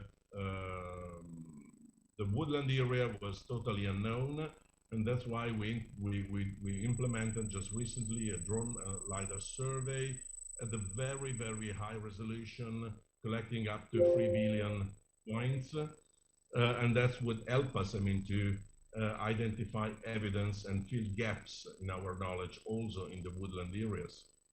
And here, I mean, this is an overall, just to give an overall idea, still the red spots are the traditional approach and the results that we achieved, as you can see, from 1977 up to 2006.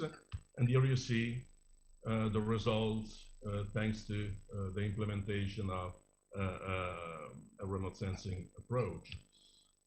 Here again, this is, in my view, a very important point, because before you were talking about sites, I would say that, in my view, I prefer to talk about, I mean, evidence and landscapes. And the problem of sites is, I mean, that are isolated from the context. That we just have some spots, but above all, I think that there is the same problem within, let's say, the academic archaeology, but above all, in preventive archaeology, we don't have any evidence, we don't have any idea, we don't have any information of what is in between all those dots. And another thing that is very important, I mean, is that archaeologists generally are very attracted by dots. But I mean, if you switch your mind, you would realize that, I mean, the emptiness is definitely prevailing in this picture. Another very important point is that when we get evidence like that, so when we get field boundaries, when we have the possibility to connect different pieces of landscape, is also possible to identify physical relationship. And physical relationship are the key, or possible physical relationship are the key to apply the Harris metrics and stratigraphic archaeology to the landscape, moving from the site, moving from the traditional excavation to the landscape.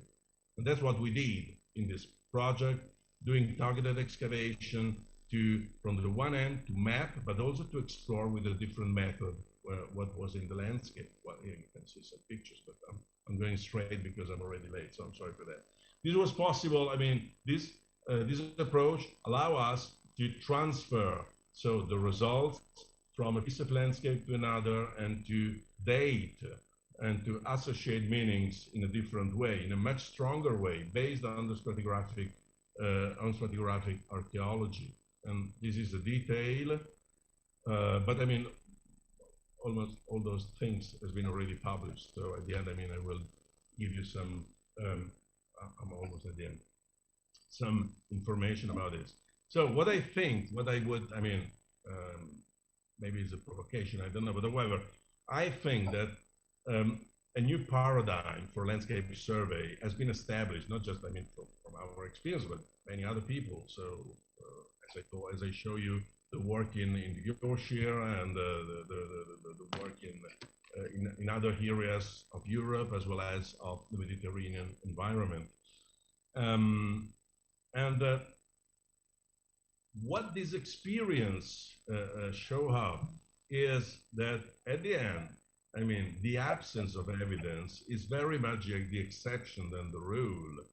So what does it mean? That I think that it means that we need to change our perspective. It's not a matter of absence or presence of archaeology. We need to start from the idea that archaeology is always, or most of the times is there, is our problem that we are not capable to identify some evidence of the past. So what we have to do is to improve our capability and not just, I mean, to say there is something that is not something. I mean, this is not the point. And well, and what can we do within the development-led archaeology? So I think that we didn't, when I was telling that I don't like very much talking about size, because I exploring the landscape in the way I show you very, very quickly, but however, may allow us to get into the ancient ecosystems and to better understand what is there. Understanding what is there, I think that we have much more possibility to make choices. So what we would like to preserve, to conserve, and what we would like to communicate, to disseminate to people, and that means being part of a planning decision, a planning process, not just, I mean, preserving some sites as the animal at the zoo.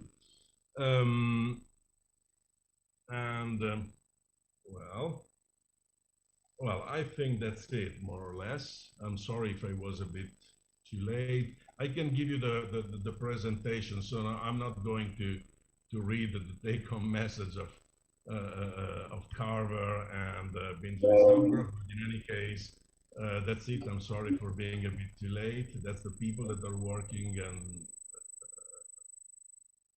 helping me in my activity, and I think that's it. Well, here you find two reference. Mapping the Archaeological Continuum is the book published in 2018, and the Probleme Impact Assessment. It's a relatively old paper published on the Journal of Archaeological Prospection in 2011. Thank you very much indeed. I'm sorry for being a bit too late.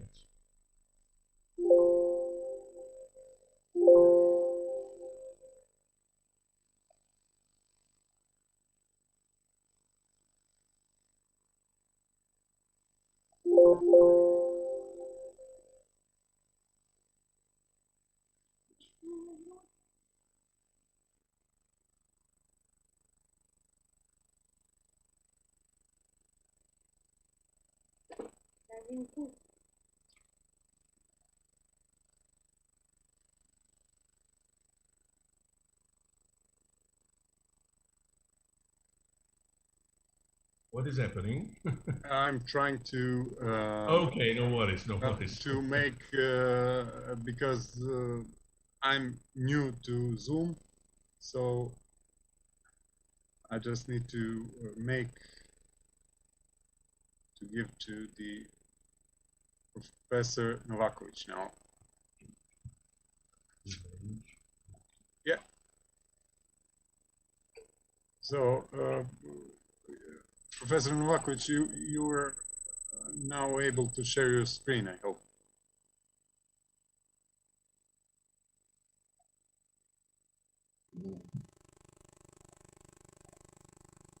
Okay, no, just one. Okay.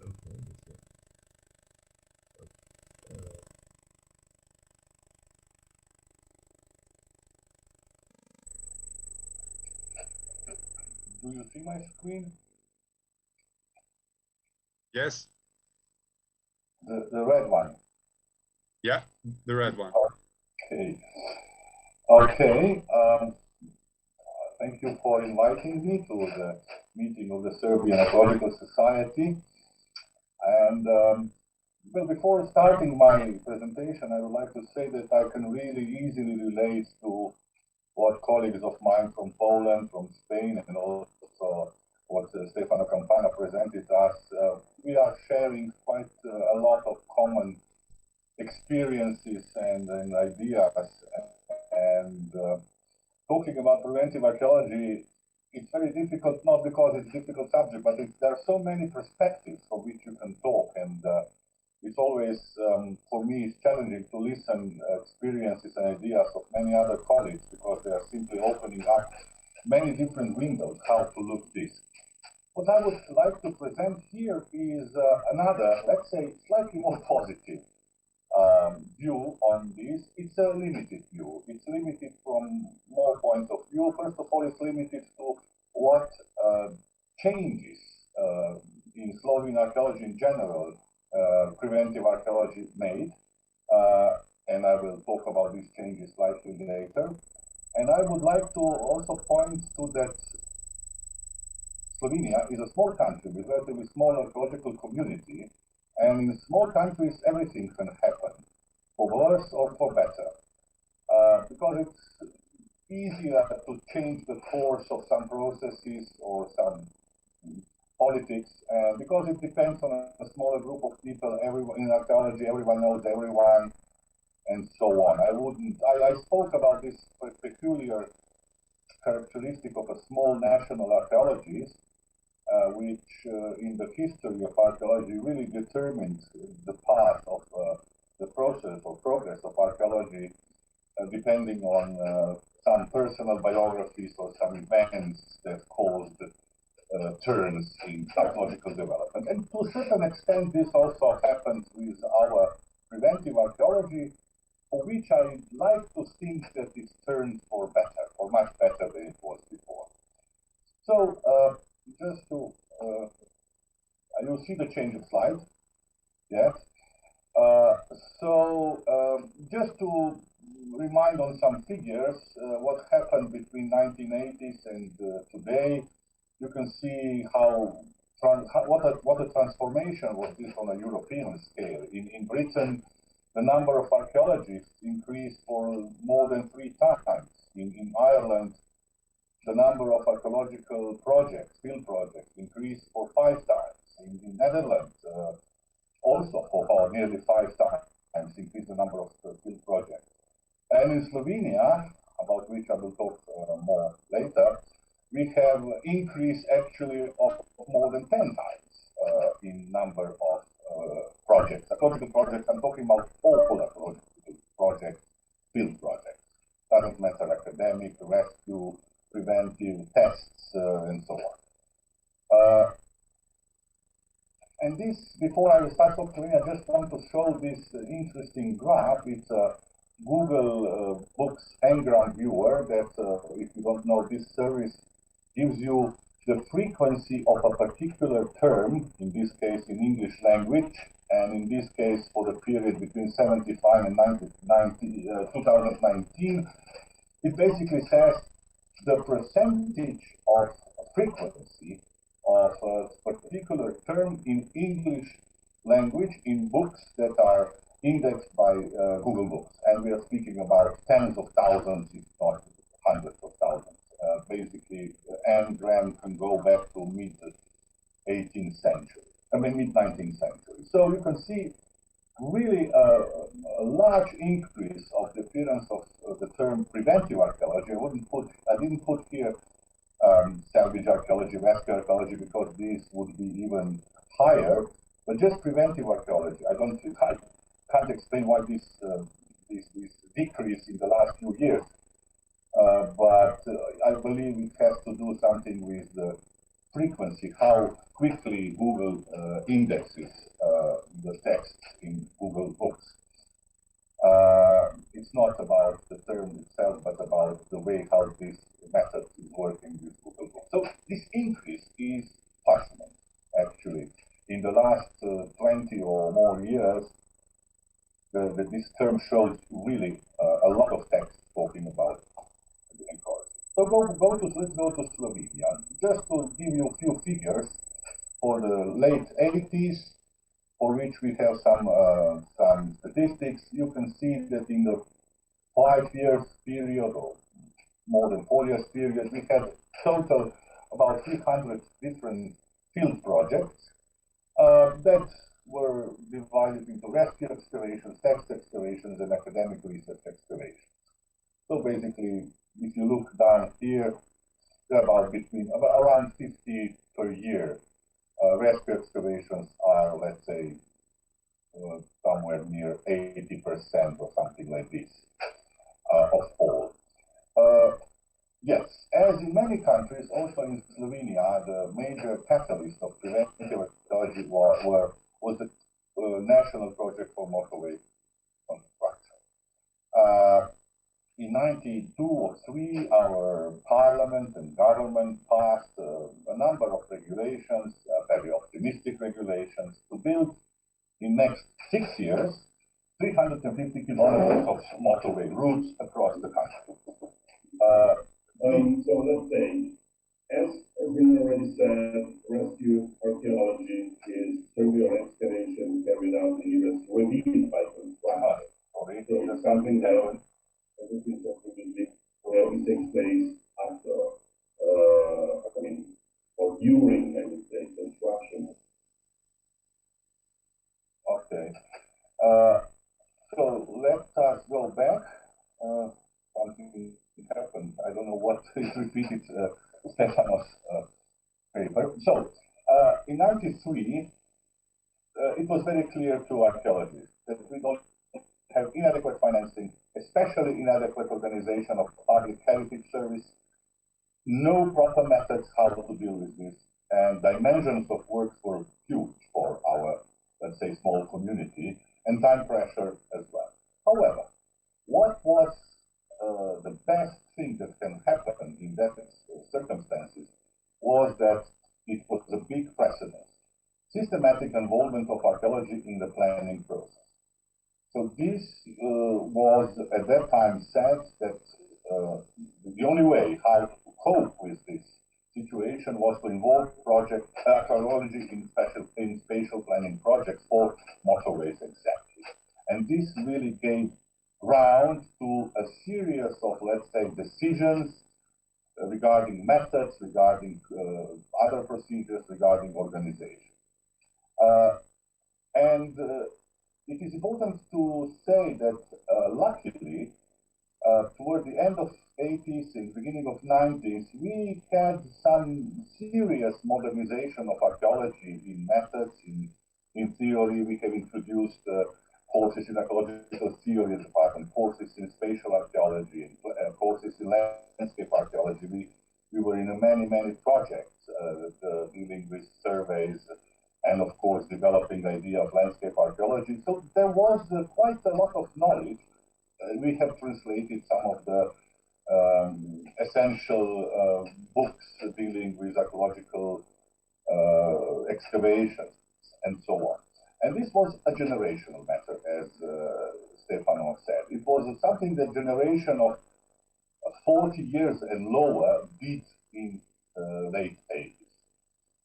And then it was also in the next few years into the implementation and reflection of what we have managed to do in the early 2000s regarding the way how we have coped with motorways. What is important here is that this was the contribution of the academic archaeologists.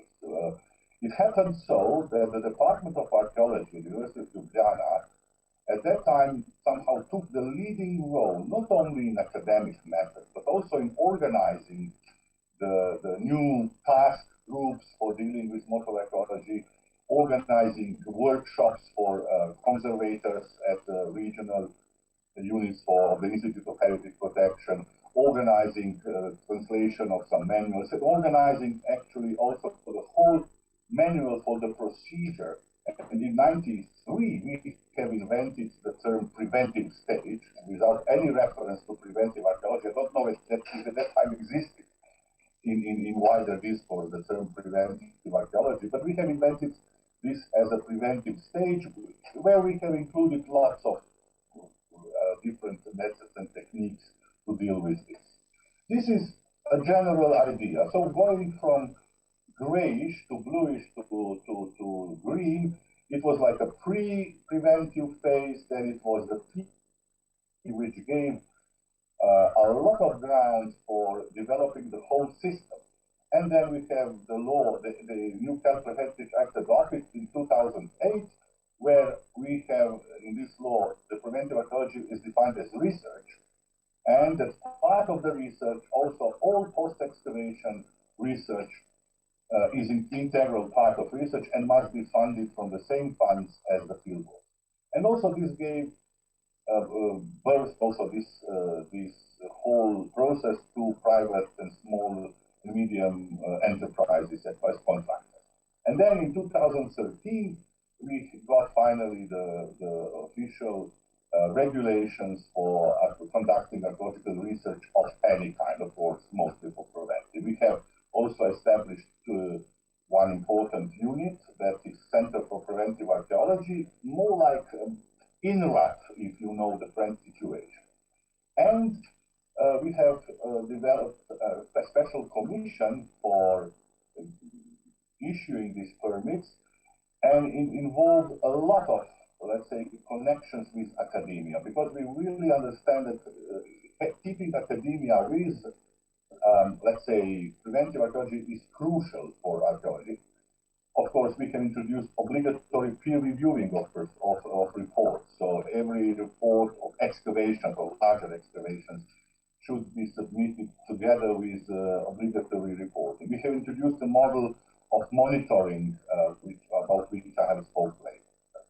And we have introduced also the training of staff, pilot projects, and in the recent 10 years, there is another important step in developing integrated, let's say, approach to preventive archaeology, forming a consortia with public and private enterprises, academic and other, which proved excellent often in, let's say, case of large-scale projects of over millions of euros, securing so, let's say, the milking more cows. Academia got some more money, not only directly from the state funds, which were decreasing. These were the years of crisis, but also it turned out as a very important assistance to private enterprises, which got more knowledge, more expertise among their ranks. And in the bottom are some of the major publications through which we have followed the development of our archaeology and developed new ideas. So major changes were magnitude of work. You have seen the number, more than 10 times. New business models, legislation has been changed. Number of professionals increased. Magnitude of data, we are now speaking about big data in our case. And what is going on now is e-archaeology, to put a lot of services about reporting and monitoring to e-platforms in order to be accessible to everyone, not only to stakeholders, but to everyone, to be fully publicly accessible. So preventive archaeology in action. You see, we have different types of methods: extensive service, intensive machine trenching, research during construction, excavations, and so on. So in those years, just to look at the figures, sorry, from before, where we had like a 300 projects in 5 years, we came to more than 3,000 applications in a similar period. The commission issuing the permits actually had to sit down every week. Let's say that something like 40 weeks are normal working range within a year. So basically every week they had to sit down, check the permit, check this thing, and so they had, you can imagine, basically, because of our legislation, which requires immediate respond from some sort of a public commission to issue a permit, because these permits are something that also the developers, investors were depending on. So the amount of work increased, and of course we have also introduced a lot of obligatory publishing. Of course, it's more or less e-publishing because it will reduce the cost, but just from motorways, 90 volumes of reports have been published as archaeological monographs.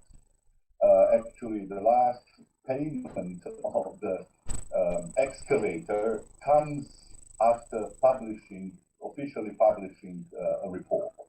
So there are, let's say, on average, there is about 80 to 100 pages reports, which are standardized, so it's an amount of data that's enormous.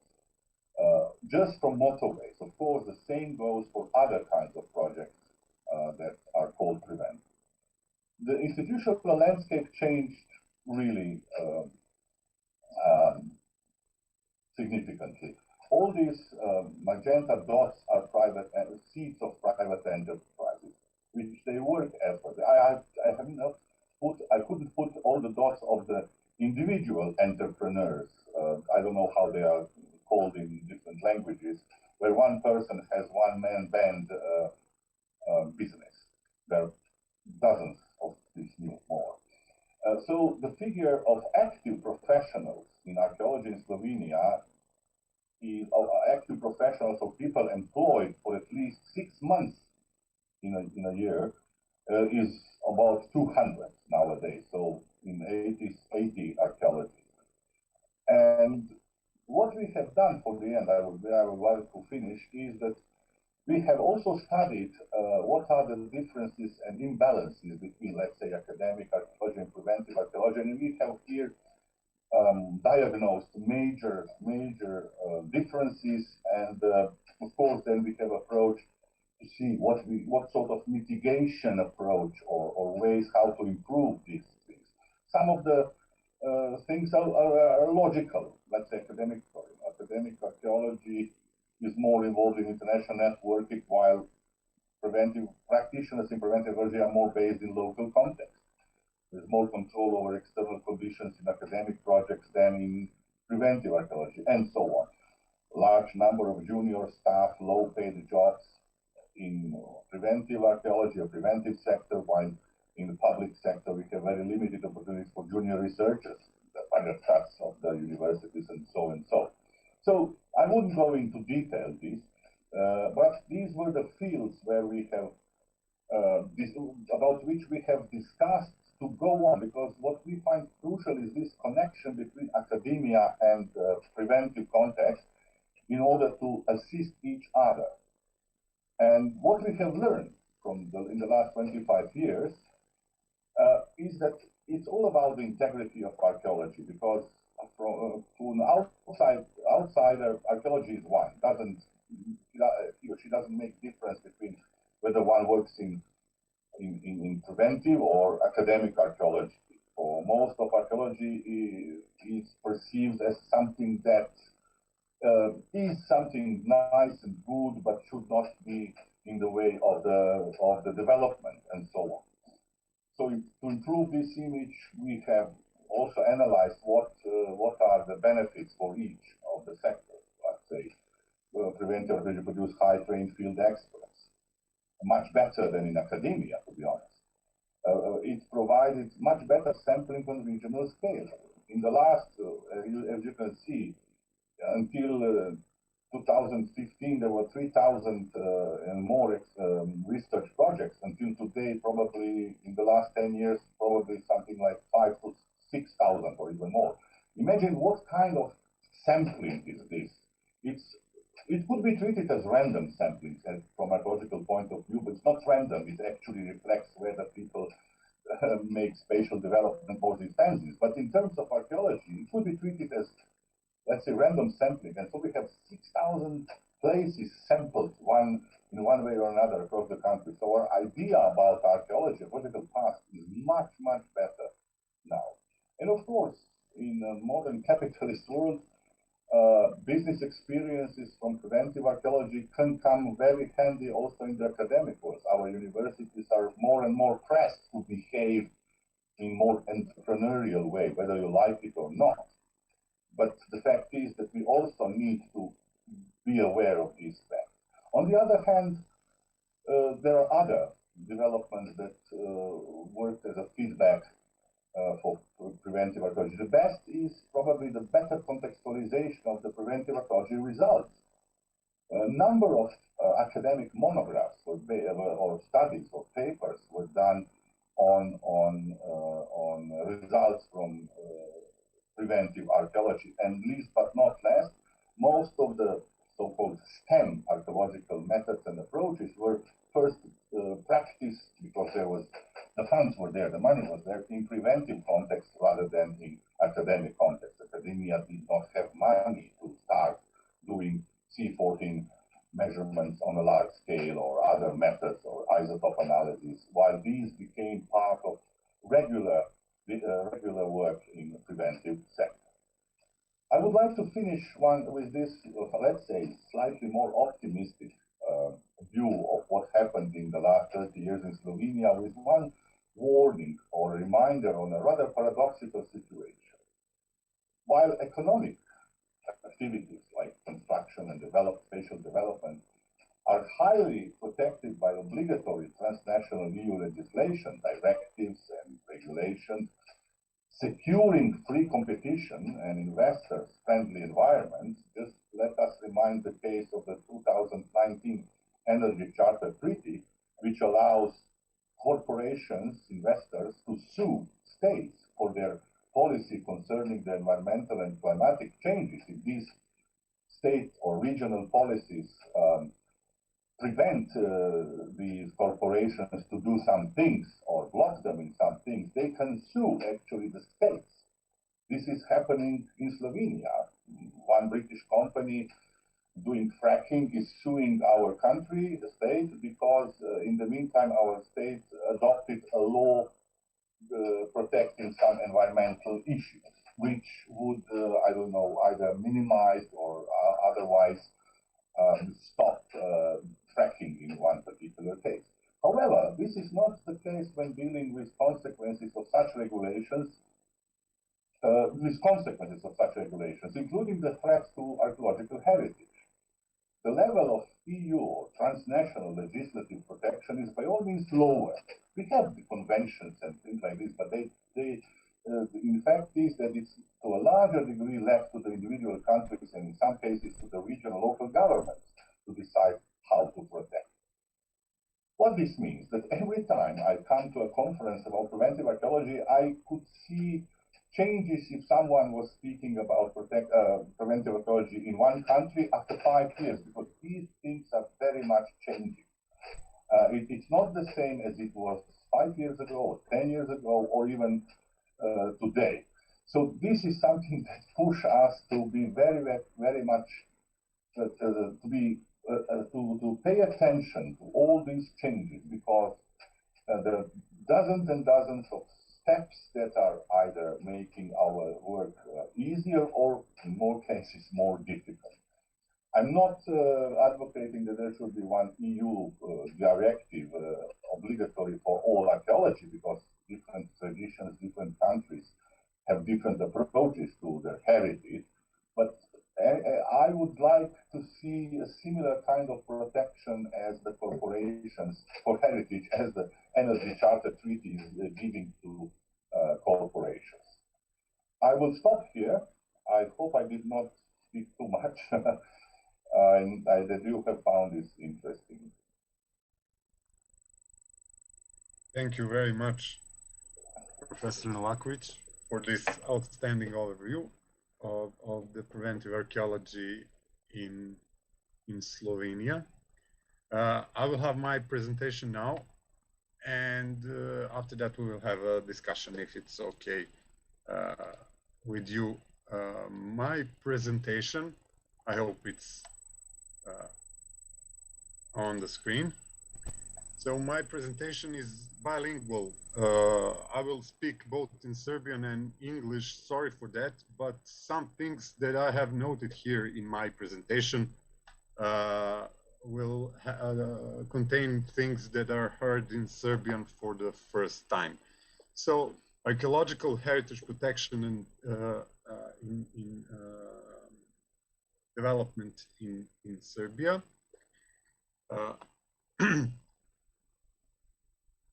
Intensified spatial planning and development led to basically defining the rules of preventive archaeology defined in the European Convention on Archaeological Heritage, which actually means that protection of archaeological heritage within development, within planning,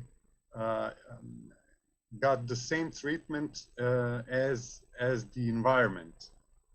One of the practical things that are used inside the planning concerning archaeological heritage protection is the impact assessment of the plan itself on archaeological heritage. This led to development of archaeology from rescue into preventive. This is just few quick notes of preventive archaeology, and what is missing in Serbia is actually that the protection of archaeological heritage within development and planning is missing. Dakle, prostorno planiranje je interdisciplinarna oblast koja se bavi uređenjem određenog prostora sa ciljem razvoja i unapređenja života na tom prostoru. Prostorno planiranje zapravo predstavlja ekonomske, socijalne, kulturne i ekološke politike jednog društva. Razvoj i intenziviranje prostornog plana je doveo do izmene u zaštiti arheološkog nasleđa u mnogim zemljama gde je došlo do intenziviranja prostornog planiranja i sve te metode drugačijeg pristupa u zaštiti arheološkog nasleđa su uključene u Evropsku konvenciju zaštiti arheološkog nasleđa, što je u suštini donelo da se u okviru prostornog planiranja za arheološko nasleđe i zaštita arheološkog nasleđa tretira na potpuno isti način kao i životna sredina, odnosno zaštita životne sredine. Međutim, u Srbiji ono što suštinski nedostaje jeste zaštita arheološkog i drugog kulturnog nasleđa, ali mi pričamo sad ovde o arheološkom nasleđu. Dakle, nedostaje suštinska zaštita arheološkog nasleđa u skladu sa Evropskom konvencijom o zaštiti arheološkog nasleđa. So, let's see in quick terms how it is the protection of archaeological heritage in development planning currently in Serbia is. So Serbia has ratified the European Convention in 2009. Law on planning and development defines that, just a second, sorry, I don't see my screen. So law and planning and development defines that heritage institutes are obliged to share all the data of cultural and archaeological heritage. But the characteristic of archaeological heritage is not taken into account, as well as the fact that most of the Serbian territory is not archaeological surveyed. Even worse, developers tend to treat the absence of archaeological data as the absence of archaeological heritage. And there is a thing that the developers in Serbia constantly fail to understand, that it is not in their interest, and it is not in the interest of the plan itself to deal with the archaeological heritage in the phase of construction, rather than in the phase of planning. So in many ways, protection of archaeological heritage in Serbia within development and planning is pushed towards the construction phase, and it depends on the incident. What is more worrying, that this thing is happening even on registered archaeological sites. Dakle, iako je Srbija, kako funkcioniše zaštita arheološkog nasleđa u prostornom planiranju u Srbiji, iako je Srbija ratifikovala Evropsku konvenciju, doneti poseban zakon, sistem zaštite arheološkog nasleđa u okviru prostornog planiranja nije usklađen sa načinom koji je predviđen u Evropskoj konvenciji, praktično je formalan. Zakon o planiranju i izgradnji zapravo predviđa obavezu da su zavodi dužni da dostave sve raspoložive podatke u roku od 30 dana, ali se ne uvažava specifičnost samog arheološkog nasleđa, niti činjenica da je veći deo prostora Srbije zapravo arheološki neistražen, ostalom kao i većina teritorija većina drugih zemalja. Ono što je posebno zabrinjavajuće jeste da se nepostojanje podataka o arheološkom nasleđu tretira kao da arheološkog nasleđa nema. Takođe, prostorni planeri, donosioci političkih odluka konstantno odbijaju da shvate da nije u interesu, njihovim interesu, u interesu planiranja razvoja, da se zaštita arheološkog nasleđa prenosi na fazu izgradnje, kada dolazi do obustave izgradnje usled pronalaska arheološkog nasleđa. Iako se zavodi snalaze na različite načine, iako postoje neki primjeri da se ipak radi preventivna arheologija u nekim velikim, recimo, okviru nekih velikog planiranja, suština je da se zaštita arheološkog nasleđa u Srbiji i u postupku planiranja praktično svodi na incident. Svodi se na otkriće arheološkog nasleđa prilikom izvođenja građevinskih i drugih komercijalnih radova, a ono što je posebno zabrinjavajuće jeste što se to dešava čak i na zaštićenim arheološkim nalazištima gde se planira izgradnja. So let's talk a little bit about the incident itself, the chance archaeological find, and how it is defined in our law.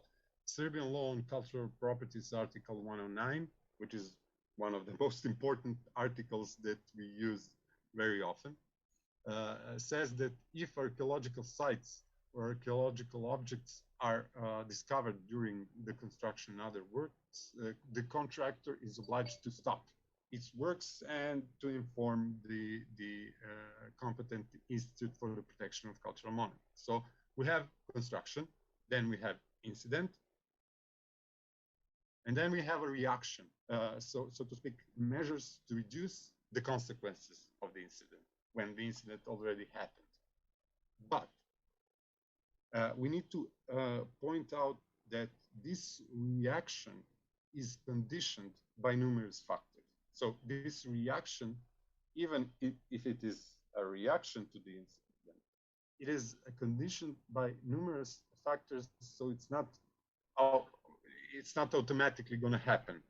So the first thing is the information that the incident happened. Information has to get to the institute. Then it's a procedure. So an archaeologist from the institute has to do a survey, write a report on the incident, and start the procedure of legal protection.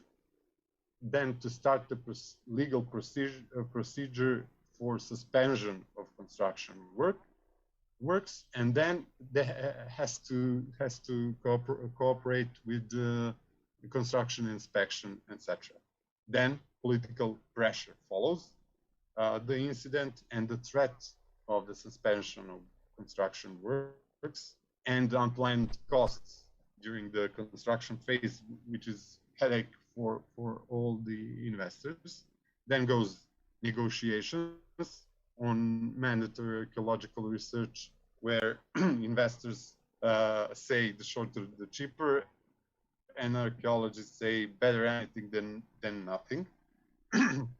Then next is to organize the archaeological excavation, to have all the public procurement procedures done, then to conduct excavations, and at the end we have unclear practice of post-excavation steps. So these are all things that happen within salvage or rescue archaeology. Glavna stvar odnosno otkriće arheološkog nasleđa, ono što zovemo incidentom, je definisano zakonom o kulturnim dobrima, član 109, član koji se najčešće pominje i koristi u radu zavoda. Ako se u toku izvođenja građevinskih i drugih radova naiđe na arheološka nalazišta ili predmete, izvođač radova je dužan da prekine radove i obavesti nadležni zavod i da preuzme mere da se nalaz ne uništi i ne ošteti. I sad, ako postoji neposredna opasnost od uništenja, zavod donosi rešenje o obustavi radova. Naravno da uvek postoji neposredna opasnost. Dakle, imamo izgradnju, imamo incident, imamo reakciju, ali ta reakcija nije automatska. I ona obuhvata zapravo preduzimanje mera za umanjenje posledica incidenta. Ono što je posebno zabrinjavajuće jeste što je ta reakcija uslovljena brojnim faktorima na koje sami arheolozi zaposleni u zavodima ne mogu da utiču. A to je saznanje o incidentu, znači da ta informacija dođe do zavoda, zatim se sprovodi procedura obilazak, pokretanje postupka zaštite, dakle evidencija, obaveštavanje vlasnika i tako dalje, obustava radova, pisanje zvaničnog rešenja i onda ide saradnja sa građevinskom i drugom inspekcijom. Nakon toga slede politički i ekonomski pritisci usled obustave radova. Ako ti pritisci se preguraju, onda se krene u pregovore o arheološkim istraživanjima sa definisanjem visine neophodnih troškova, gde investitori se drže devize što kraće i jeftinije, a arheolozi bolje išta nego ništa. Zatim sledi izrada projekta, pribavljanje dozvole, sprovođenje postupaka javnih nabavki da bi to sve moglo da funkcioniše i na kraju organizacija iskopavanja, ali na kraju mi ne znamo šta posle obavljenih iskopavanja. Odnosno, postoji procedura u teoriji, ali u praksi je jako teško tu proceduru sprovesti, konzervacija, prezentacija i tako dalje. Sve su ovo odlike spasilačke arheologije, rescue salvage archaeology. To je ono gde smo mi zapravo sada. Now I will speak about polluter pays principle in archaeological heritage protection in Serbia. So polluter pays is defined is part of European Convention, and it means that the investor of development is obliged to finance the protection of archaeological heritage in the area that is the subject of development. So in the process of planning, not building. But polluter pays principle in Serbia is mentioned in one article of our law, of the Serbian law on cultural properties, which is the second article that we archaeologists in heritage institutes are using on a daily basis. It says that the investor of the facility of the construction is obliged to provide funds for research, protection, storage, publication, and display of goods that enjoy prior protection that is discovered during the construction of the investment facility. So this polluter pays principle in Serbia is not the whole, it's just a part of polluter pays principle, and it is conditioned by the incident so the chance find of archaeological heritage during construction work, and that the protection of this archaeological heritage is initiated. So I consider this one of the main reasons why the archaeology in Serbia is still in the rescue phase. Dakle, polluter pays princip u zaštiti arheološkog nasleđa. Polluter pays je međunarodni princip koji je usvojen još tokom 1970.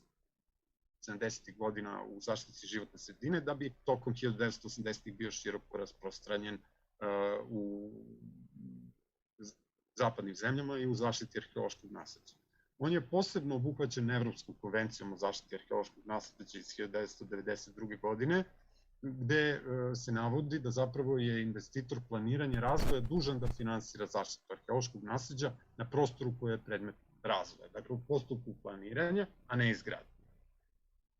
Zakon o kulturnim dobrima definiše, član 110 zakona, definiše zapravo polluter pays princip u Srbiji i on kaže investitor objekta dužan je da obezbedi sredstva za istraživanje, zaštitu, čuvanje, publikovanje i izlaganje dobra koje uživa prethodnu zaštitu koje se otkrije prilikom izgradnje investicionog objekta.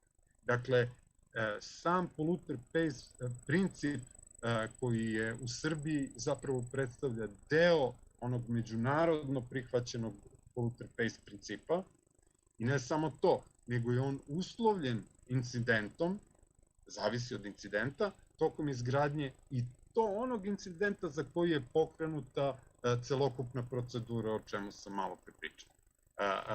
Smatram da je ovo jedan od osnovnih razloga zbog koga arheologija u Srbiji ostaje na nivou spasilačke arheologije.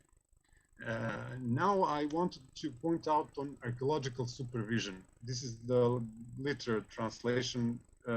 Watching brief is a term in English, but this is the literal translation from Serbian. So there are two main tools in Serbia in archaeology.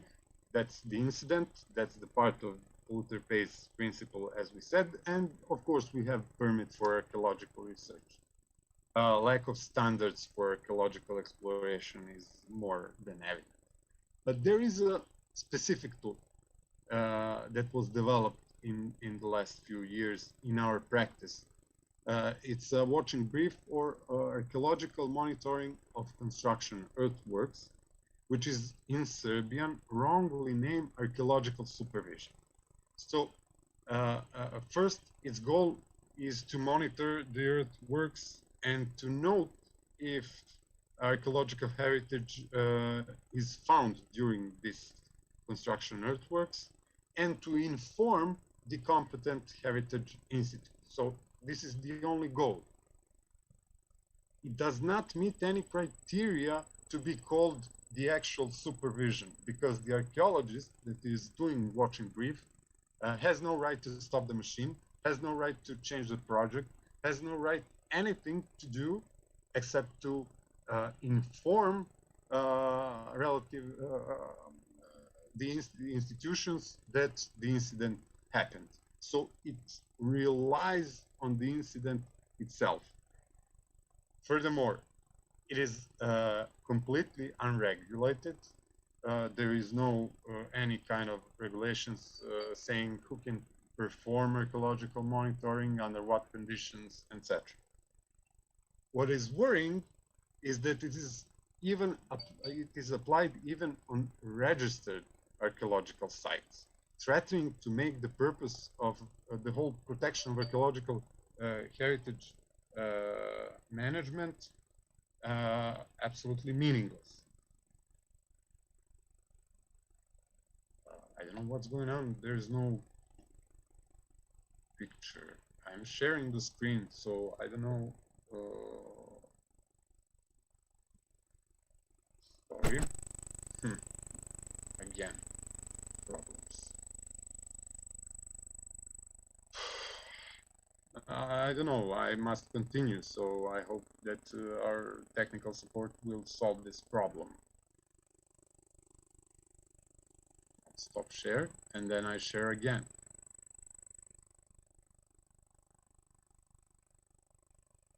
Ivan, please, if Ivane, ako me čuješ, jel to ide ili...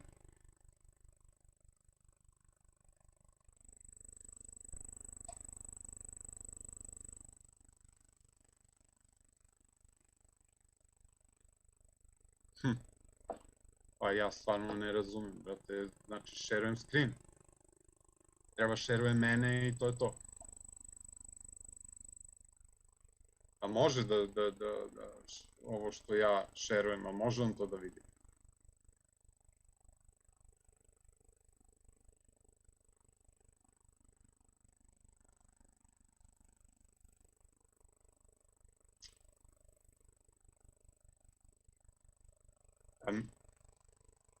Da, ali ti, ja vidim sebe, ne znam o čemu se radi.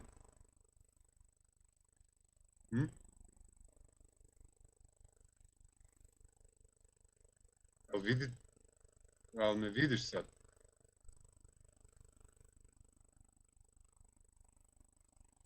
Čekaj, ali vidiš sada? Vidiš sada? Pa ne, mene, da li vidiš?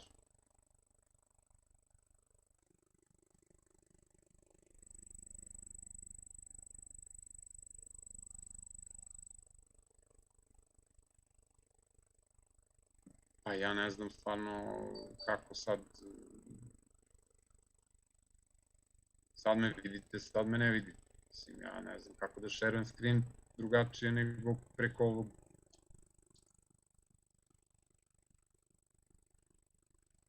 Da li sada vidiš moj screen share?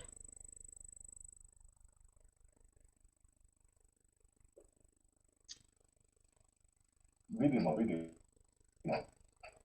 Screen share? Da, vidimo. Slajd. Okej. Ne znam šta se desilo. Sada se vidi? Da. Okay. So I don't know where. So should I continue where I stopped? The thing is, sorry. You started monitoring and the problem of supervision. Okay.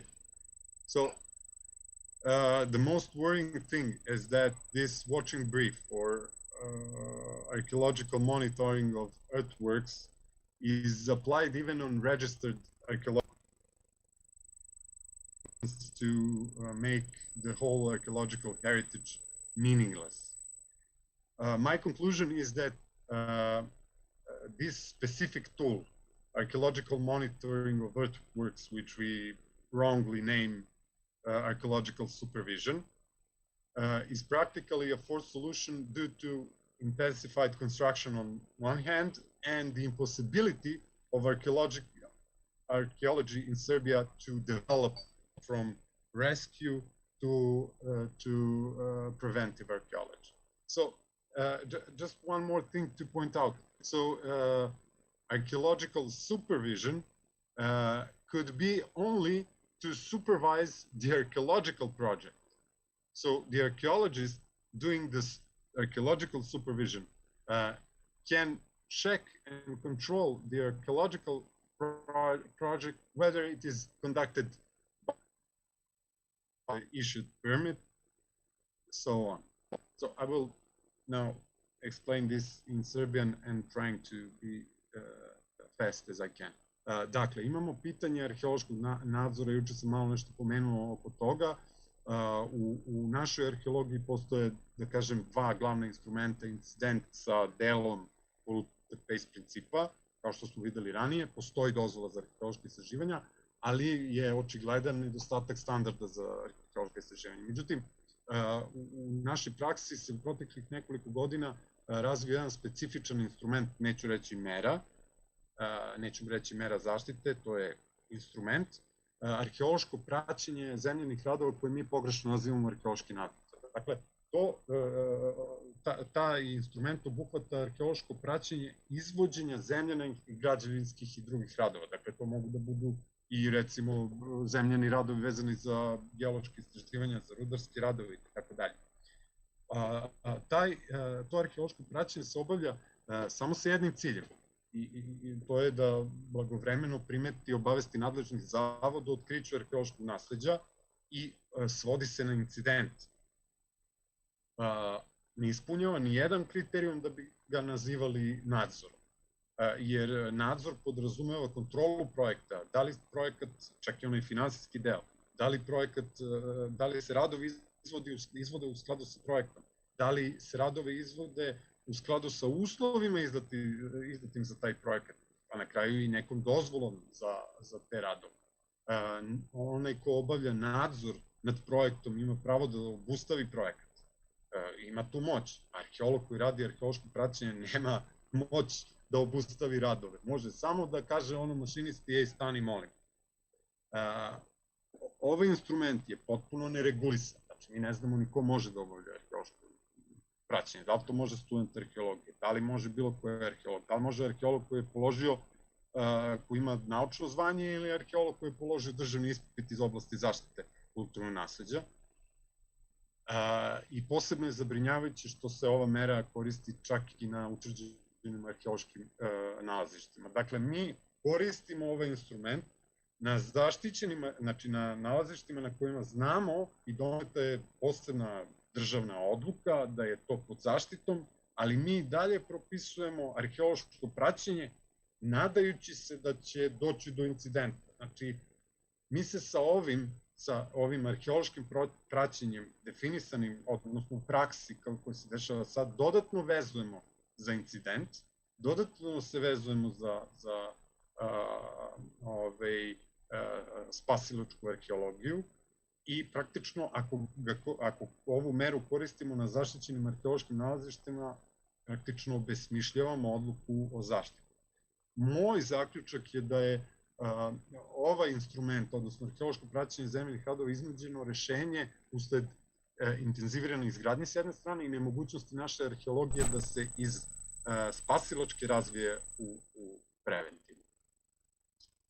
Now I will shortly talk about quantitative capacities of the institute of the Institutes of the Protection of Archaeological Heritage case study of Heritage Institute in Niš, where I work. So, just quickly, we have in Serbia 194 registered archaeological sites.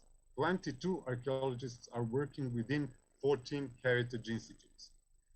Serbia has 174 municipalities, 29 counties, and at the same time we have 47 museums that are dealing with the protection of movable archaeological heritage, and we have 100 archaeologists working in museums.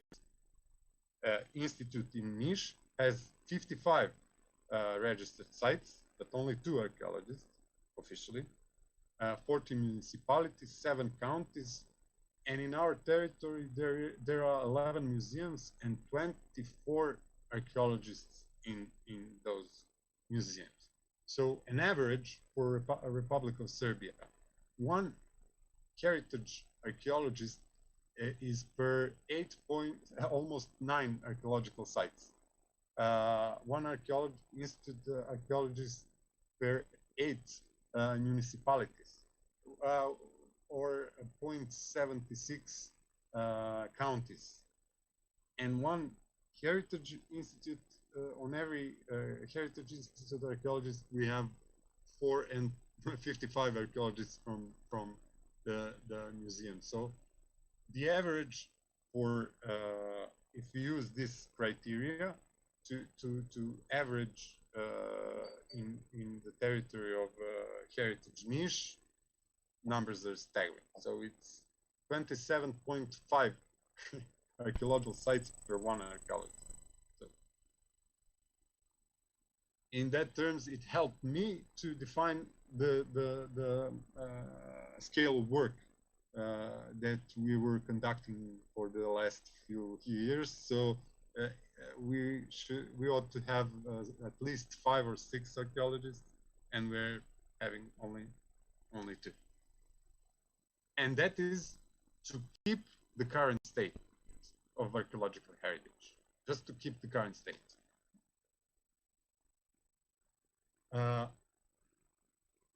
So I will try to conclude. What are the general characteristics of the system of the protection of archaeological heritage in Serbia in 2021? So we have centralized permits for archaeological research. We have unique documentation for archaeological research, which is official, of course. We are missing uniform standards. As we saw, inadequate and incomplete staff capacities of the archaeological heritage protection system. And of course, there are other problems. I don't want to address them now.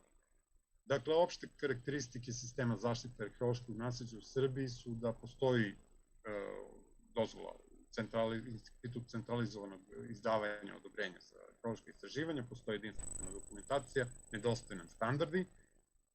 neadekvatni su i nepotpuni kadrovski kapaciteti, nećemo da pričamo o kvalitativnim, ali kadrovski kapaciteti su nepotpuni, jedan arheolog na 9 zaštićenih arheoloških nalazišta i tu su naravno drugi problemi. So,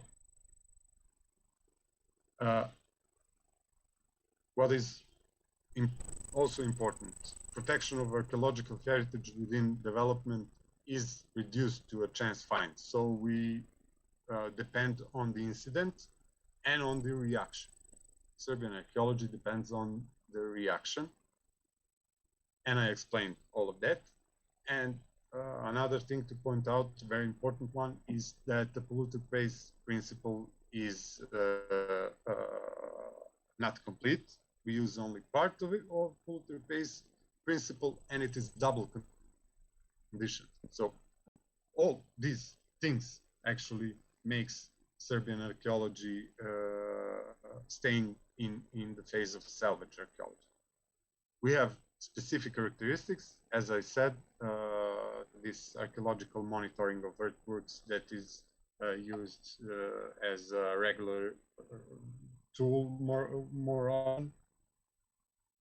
Glavne karakteristike sistema zaštite arheološkog nasleđa u Srbiji se svodi na tri glavne stvari. Dakle, zavisimo od incidenta i u postupku prostornog planiranja zaštite arheološkog nasleđa u najvećem broju slučajeva svodi se na otkriće arheološkog nasleđa prilikom izvođenja radova, građevinskih i drugih.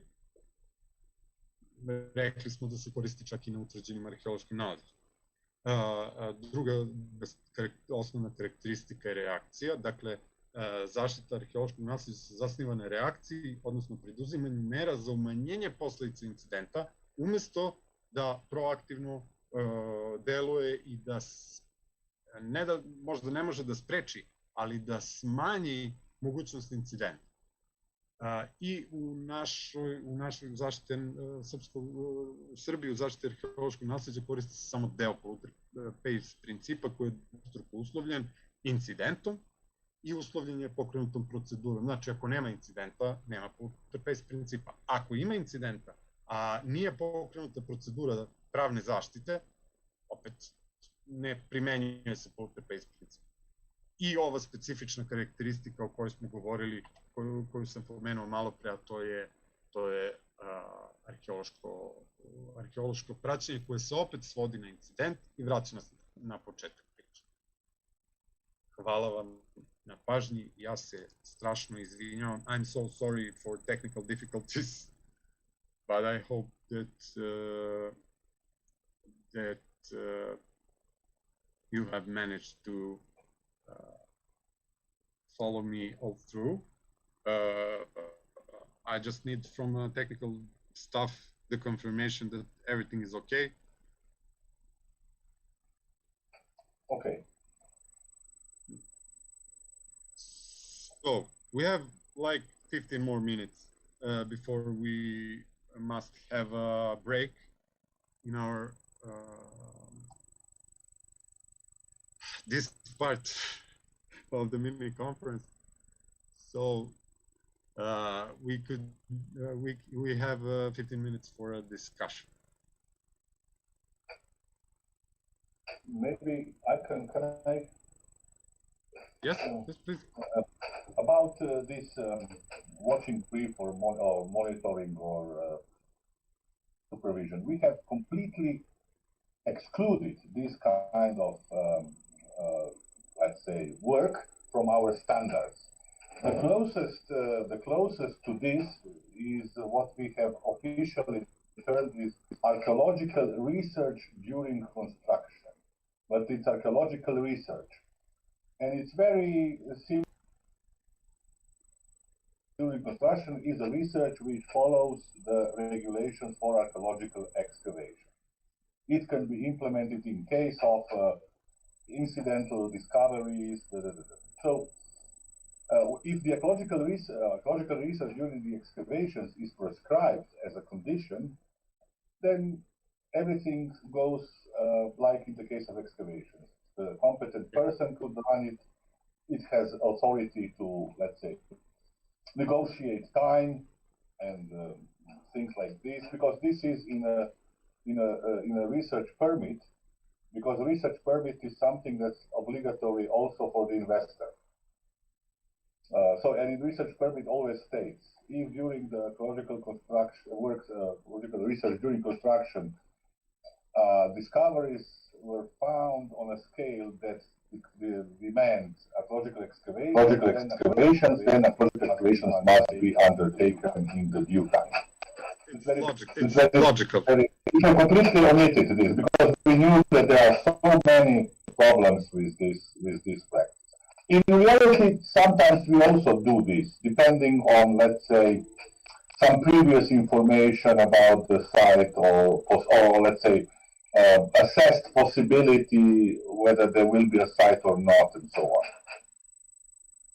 I think that it's simply all of this that I have presented is the main problem and the main reason why archaeology in Serbia is still in the phase of salvage archaeology. So we're implementing in practice this measure of monitoring archaeological work on in an area that should be archaeologically excavated before. So because that hadn't happened, now we're gonna do it through monitoring. And what is the next step? We're gonna use that, and we're using that on protected archaeological sites. So it's becoming meaningless. Why do we protect something with official state,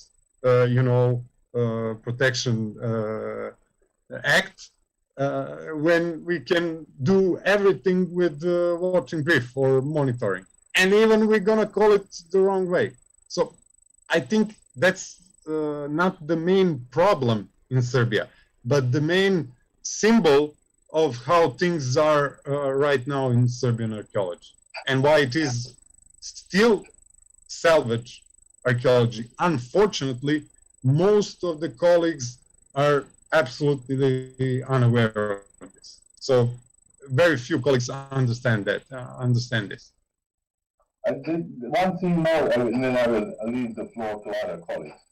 I was a bit surprised by the very low number of what you have termed archaeological sites, which are protected. It goes with the legal definition. I know it's not that you have discovered only, I don't know, 180 sites in the whole country.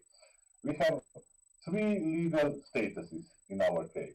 Archaeological remains are legally not protected, but have a potential to become heritage objects, which are legally protected. And the highest level is monument, which is proclaimed by some sort of communal or public political body, like a state or municipality, depending on the level. Archaeologists decide whether archaeological remains will become archaeological heritage objects. And we have, like, I don't know, 5 things, 5, 6, 7, 10,000 archaeological heritage objects, which then are protected. Archaeological monuments are super protected, and actually even archaeologists are not allowed to do research on archaeological monuments, which are probably some 30 in the state, monuments. There are, I don't know, 6,000 to 7,000 archaeological heritage objects, which are, let's say, colloquially said, sites. And they have this mode of protection. What is the major job of conservator in an archaeological institute for protection is to argue that certain archaeological remains have a quality of archaeological heritage objects. And that's the experts are doing this, not the political boards or some parliaments or municipality councils or so on. I understand. But the thing is that our law on planning recognizes only the sites that are officially registered. So if it's not officially registered or in the procedure of becoming officially registered, it doesn't exist. That's one of the problems. maybe we could hear from Professor Campana. We have a few more minutes, just a quick overview of his presentation and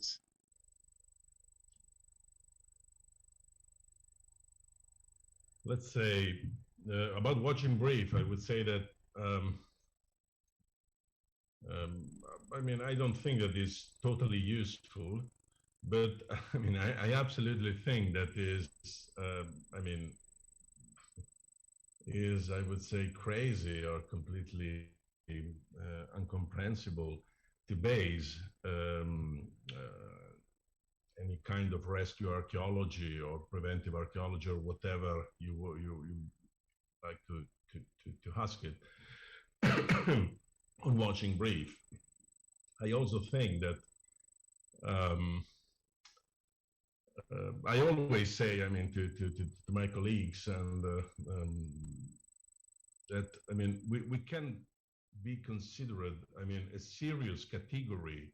I mean, if our work is watching an excavator excavating. Of course, I mean, compared with engineers and so on, this is not really, there is something wrong. However, the main issue, in my view, of watching brief, and to be fair also of archaeological excavation, is that it's not repeatable, and it may also leave no witness, so no evidence, no documentation of what is happening. So that's why I think that it's very difficult, I mean, from my perspective, to consider any kind of archaeological strategy without a remote sensing approach, which means without non-destructive methods, which may register what is there. Sometimes, of course, I perfectly know that it doesn't work always. It doesn't work in every in every environment, and so on. But in any case, above all, if you are working, if you are implementing an integrated approach, the possibility to miss something is decreasing progressively. Another issue is there are so-called ghost evidence on the data, but you can see or it's not that easy to identify those evidence on the ground, even when you are excavating. But you know, I mean, a magnetometer or recording some difference. What I mean is, we need also to ask ourselves what we are looking for. Are we looking for just stone monuments? Are we looking for just for something that is that has I mean, a very evident material culture, relatively easy to find and then to document and so on? Or are we really looking for, I mean, evidence of the past, whatever it is? Because, for instance, in many cases, I would say that, I mean, watching brief or just basing some part on watching or excavating, sometimes not that properly, archaeological deposits, you are going to miss lots of, for instance, so-called negative evidence. This is a very, very big issue. I mean, what I probably didn't say during my talk .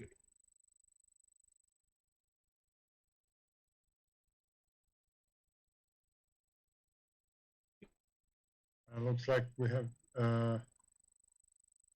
internet connection problem. Another incident. Another incident. Yes. Can you hear me now? Yeah. Yeah. Okay. So, well, I mean, my last remark is As I said, if almost every day it happens that some fortunate evidence, some fortunate discovery are happening, we have to admit that there is something wrong. That means, and what I show you today is not the solution. I mean, is part of the process, I think, is a possible, not solution, I mean, is a possible way to follow, but we have to going on improving our overall framework and have a reactive approach. I'm sorry, a proactive approach, not a reactive approach. So we need to be proactive. We need to be absolutely unsatisfied with our archaeology because I'm still strongly unsatisfied with what I'm doing. And we need to improve day after day what we are doing. Consider there is no way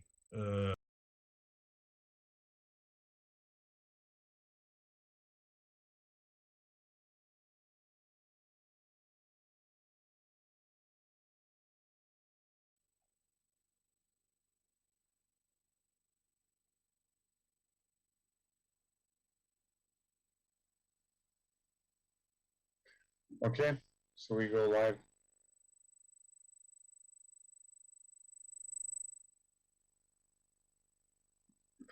So we're continuing our thematic session with the third block of presentations. In this block, we will be able to see 4 presentations. First, our colleagues from Greece and Norway, Dr. Žarko Tankosic and Fanis Mavridis, on the protection of cultural heritage in Greece.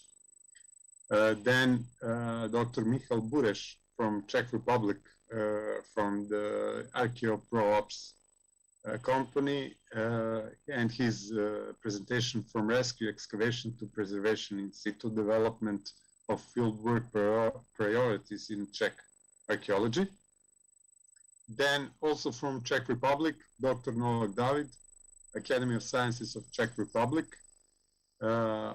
organizing archaeology in the Czech Republic, dispersed framework of legislation, institutions, tools, and practice. And for the end of this block, we'll have a presentation of Dr. Antonio Batarda Fernandez, Division of Inventory of the Archaeological Heritage Department of Cultural Heritage Directorate from Portugal.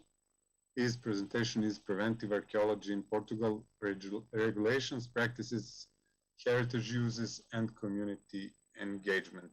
Dakle, kratko samo na srpskom, ovo je treći blok prezentacija u okviru naše tematske sesije, bit će puštene direktno na YouTube. Najavljene su, diskusija je naravno nakon ovog bloka, tako da bih zamolio tehničku podršku da pusti prvu prezentaciju. Hvala.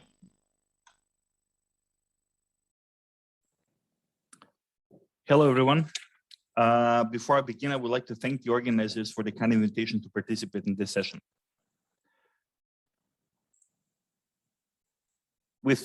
In this paper, we present the current practices of heritage protection in Greece, particularly as it applies to archaeology, especially within the framework of the main Greek law on the protection of cultural heritage.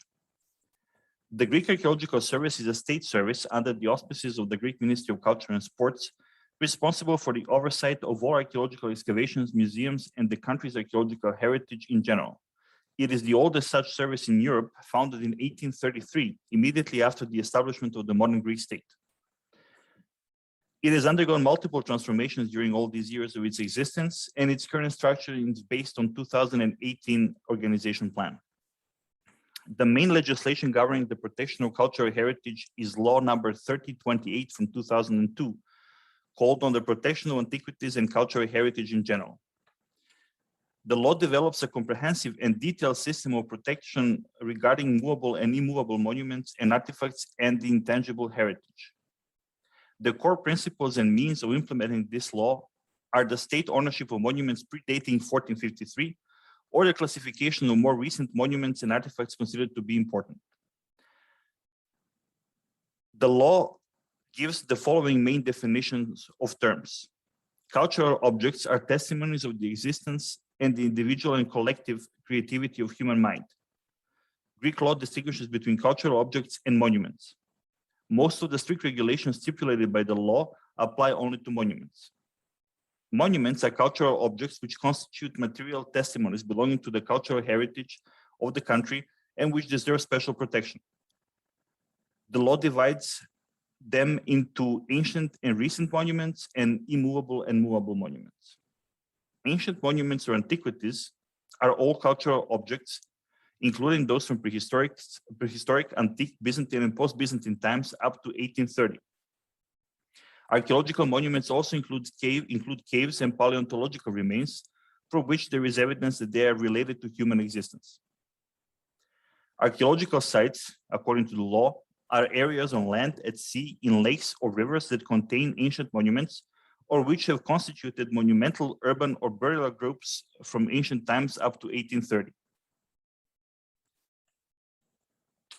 Recent monuments are cultural objects dating after 1830, which deserve protection due to their historical, artistic, or scientific significance. Archaeological research is defined as the exploration of the ground, subsoil, the seabed, or the bed of lakes or rivers for the purpose of locating or discovering ancient monuments, whether such research constitutes excavation on land or underwater, surface research, or scientific research carried out by geophysical or other methods. The archaeological research is classified in a systematic excavation and rescue excavations. Systematic excavations can be carried out by the Ministry of Culture, or rather the Archaeological Service. Greek research or educational institutions specialized in field or archaeological or paleontological research, and foreign archaeological missions or schools established in Greece with the permission from the Ministry of Culture.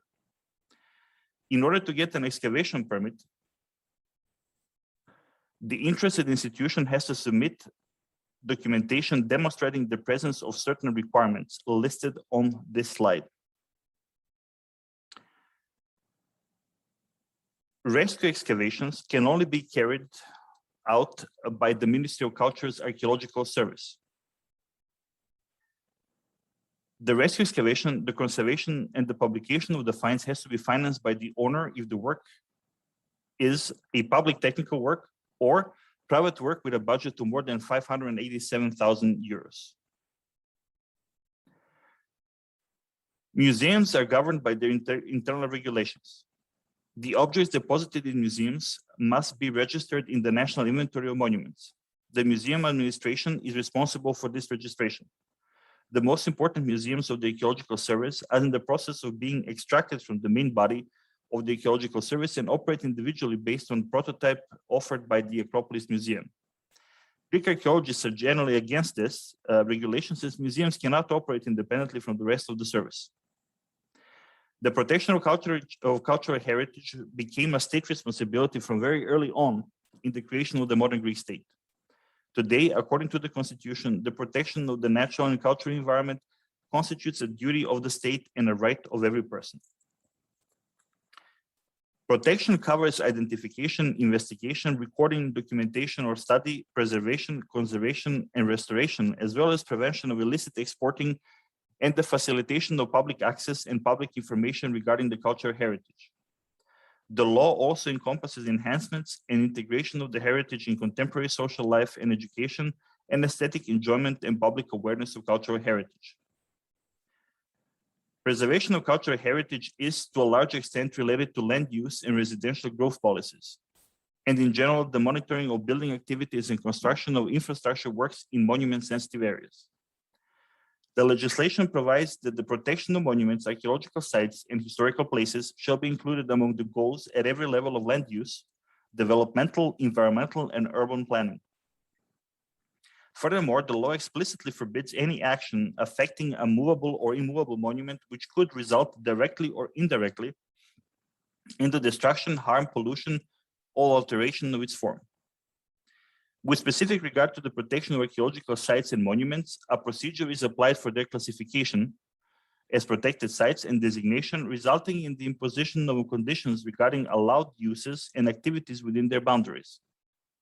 It is also possible to delimit special protection zones within archaeological sites, namely zones A, totally protected non-construction zones, and zones B, with special constraints on buildings, land uses, and other activities. Ministry of Culture and Sports is the main state agency for the protection of cultural heritage.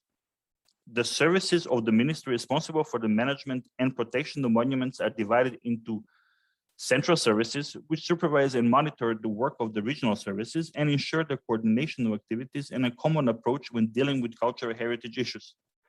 The central services directly relate to the protection of cultural heritage.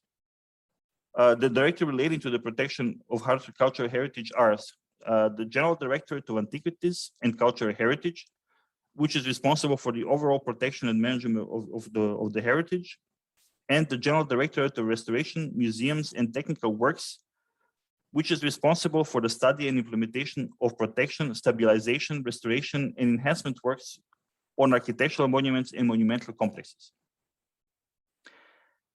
At the local level, there are regional services, which include the Efforts of Antiquities, responsible for the protection of cultural heritage dating up to 1830, and the services of the Modern Monuments and Technical Works, responsible for the modern architectural heritage. A key role in policymaking for cultural heritage protection and the approval of major interventions in monuments, sites, and state museums is played by the three collective bodies of the Ministry of Culture and Sports, namely the Central Archaeological Council, Central Council of Recent Monuments, and Council of Museums. Less significant matters are dealt with by the local councils of monuments in each region. The Central Archaeological Council is the highest advisory body on all matters pertaining to the protection of ancient monuments, archaeological sites, and sites of exceptional historical or legendary importance up to 1830. The CAS, as it is known, meets once or in some cases twice a week. The Central Archaeological Council has the important job of recommending to the minister as well as giving advice on a number of topics listed on this slide.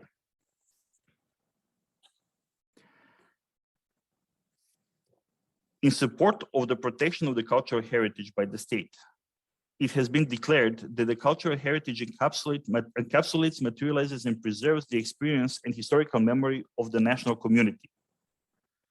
The cultural heritage is an essential part of humans striving towards improvement and perfection, and the cultural heritage contributes to the improvement of the conditions of a person's autonomy.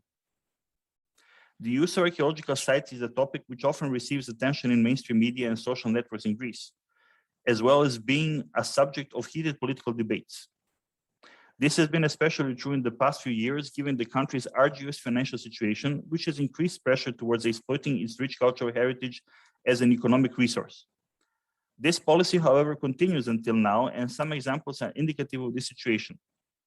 The debate is strong between society, political authorities, and archaeologists.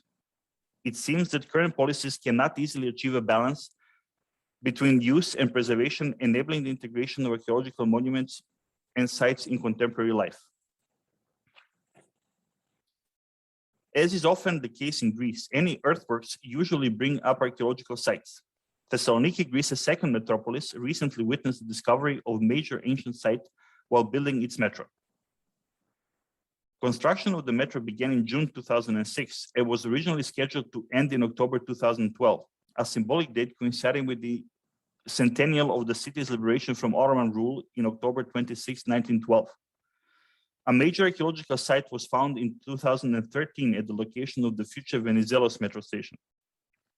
At a depth of 5.4 meters, the Roman Avenue Decumanus Maximus, later also known as the Byzantine Middle Road, was unearthed, along with shops and houses along the ancient Via Egnatia. A treasure trove of 750 jewels and more than 2,700 burial artifacts were also discovered in the metro stations currently under construction, all testifying to the heritage of Hellenistic and Roman times. International archaeological circles have since characterized the discovery as Byzantine Pompeii. Following the discovery of the antiquities in 2013, a big debate has emerged related to the removal of the finds from the site in order to continue the metro construction work. This plan was initially stopped following strong opposition from archaeologists and residents. The debate has made headlines in the press and public media internationally. Byzantine experts from all over the world, Thessaloniki citizen, archaeologists of the Archaeological Service, Europa Nostra, the Council of Europe, and UNESCO all addressed letters to the Greek authorities and the Prime Minister himself in support of the antiquities remaining at the site. Of critical importance is to understand the circumstances under which antiquities have received the status of national symbols in Greece. Many archaeological sites and monuments are perceived as ancestral and sacred symbols linked to the Greek national identity, notably, though not exclusively, those considered as remnants of Greek classical antiquity. Such sites include the Acropolis of Athens or the ancient theater of Epidavros. As a consequence, the types of uses of such monuments for which permissions can be granted by state authorities are generally limited. At the same time, for monuments of lesser national significance, often monuments considered as remnants of historical traditions which do not make part of the Greek national narrative, for instance, Ottoman, Venetian, or Roman, an example of the last being the Herodion of Athens, the requirements are less strict and uses of these sites are more easily authorized for a larger variety of purposes. However, this general rule seems also to have changed. The example of Acropolis is characteristic of this. Installation of new pathway and lift has been criticized by archaeologists. Specialists say that repaving pathways for visitors on the millennia-old monument with concrete is a barbaric intervention. It has been stated that the pathway imposes itself aesthetically with its modern appearance and its sheer size, and that the scene of a concrete city that we see from on top of the Acropolis has now climbed up onto the Acropolis itself. For others, this improves the site, which becomes more accessible to visitors. A recent decision by the Central Archaeological Council to allow French luxury brand Christian Dior to use the Acropolis as a backdrop for the revival of its historic 1951 photo shoot at the ancient citadel has sparked a fresh debate over the criteria involved in granting permission for such projects. These examples show how antiquities are considered as part of the modern Greek national identity and the strong debate that exists for the use of monuments as cultural, ideological, and political symbols. The protection of cultural heritage in Europe and worldwide faces many challenges and need to become a priority in future governance policies. Future debates must be encouraged and intensified and must include all stakeholders. Thank you for your time.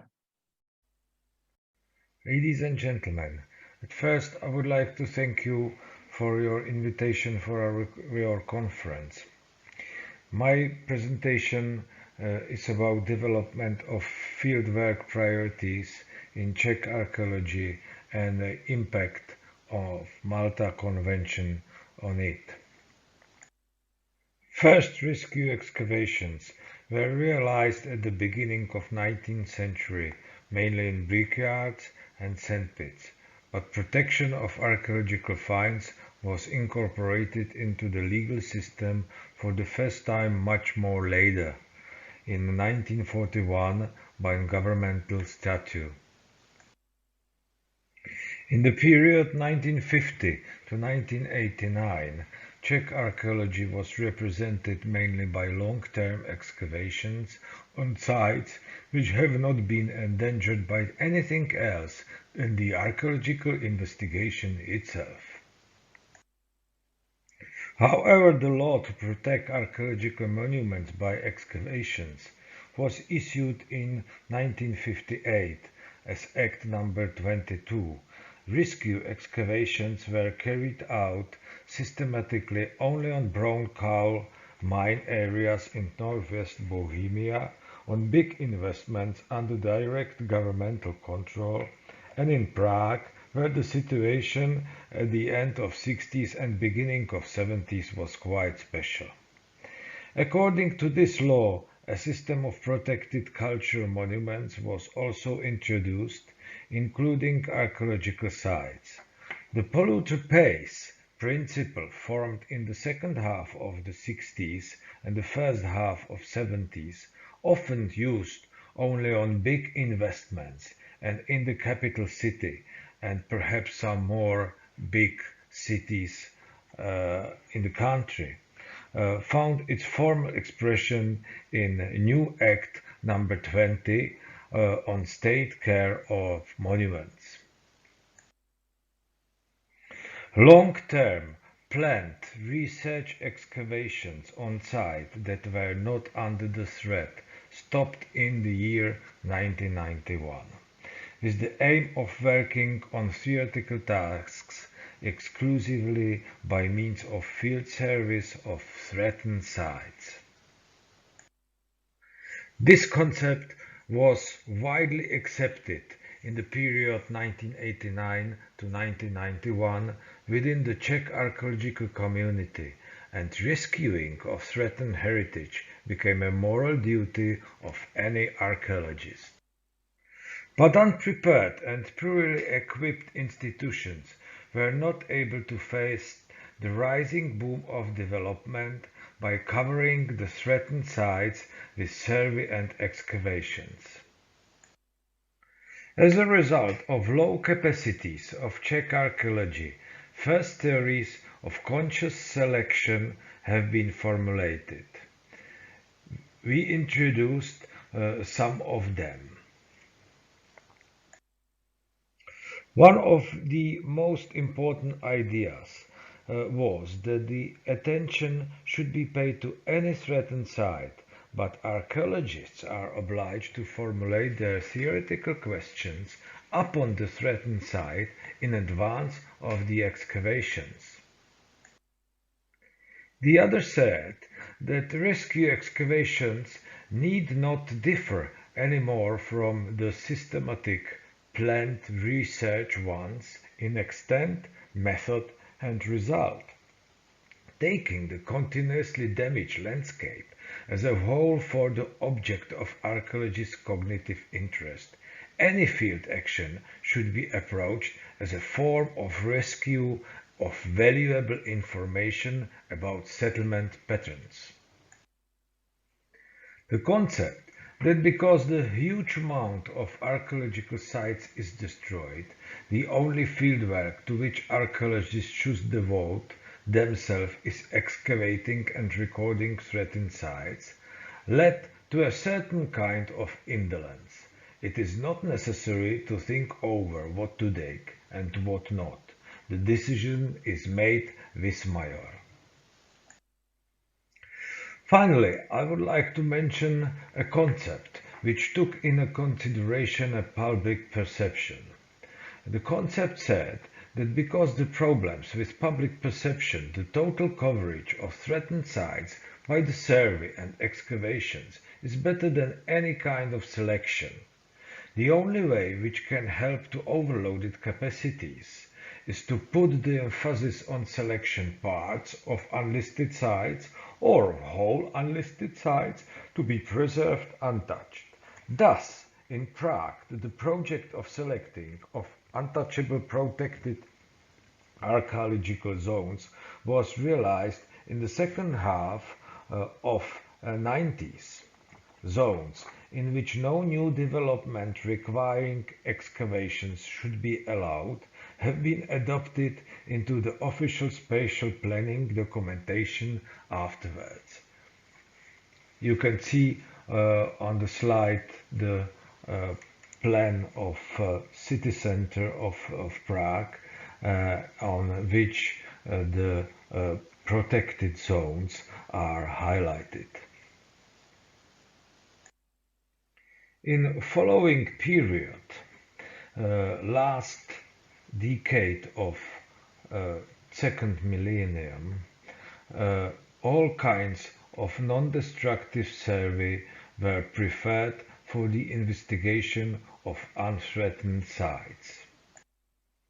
Parallelly, outside academia, total excavations of threatened sites are prevailing. In many cases, such excavations are theoretically prepared long time in advance, using all achievable equipment and modern methods of investigation and documentation. On the break of a millennium, Malta Convention was ratified in Czech Parliament, and 1 year later, in the year 2001, the constitutional law which puts the international treaty as Malta Convention above Czech law in case of discrepancy was issued. During the process of adoption of Malta Convention in Czech Republic, archaeological heritage management according to Act 20 from the year 1987 was found to be in line with the obligations arising from the convention. As an impact of the adoption of Malta Convention was archaeology included in spatial planning mainly through the Act 183 on spatial planning and building regulations. But how is the reality of third millennium? We can say the Czech archaeology has its own national archaeological record and archaeological map, which is in accordance with the requirements of Malta Convention. But if we look in the Article 2, the Malta Convention requires the creation of archaeological reserves, and we can see only 8 archaeological reserves in a Czech system of listed monuments. But there are not only archaeological reserves which could be taken in consideration, but there are also cultural monuments and national cultural monuments as a part of the system. You can see the legal definition of cultural monuments on the slide. Some 10 years earlier, the list of cultural monuments included 1,317 cultural monuments of exclusively archaeological importance. A majority of other cultural monuments of architectural heritage have its own archaeological component, but this is rarely mentioned on the list. To understand what I mean, you can look at the picture at the Renaissance Manor House on the slide, which is in South Bohemia. It is a listed monument, but what is on the list is only the building itself, the medieval grounds, the medieval groundworks which are existing underneath the surface are not listed, and so they are not protected. On this slide you can see the legal definition of national cultural monument.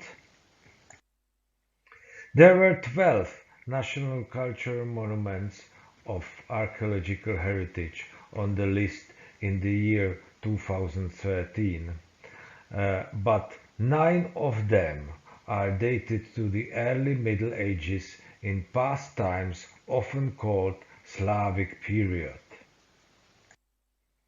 But back to archaeological reserve.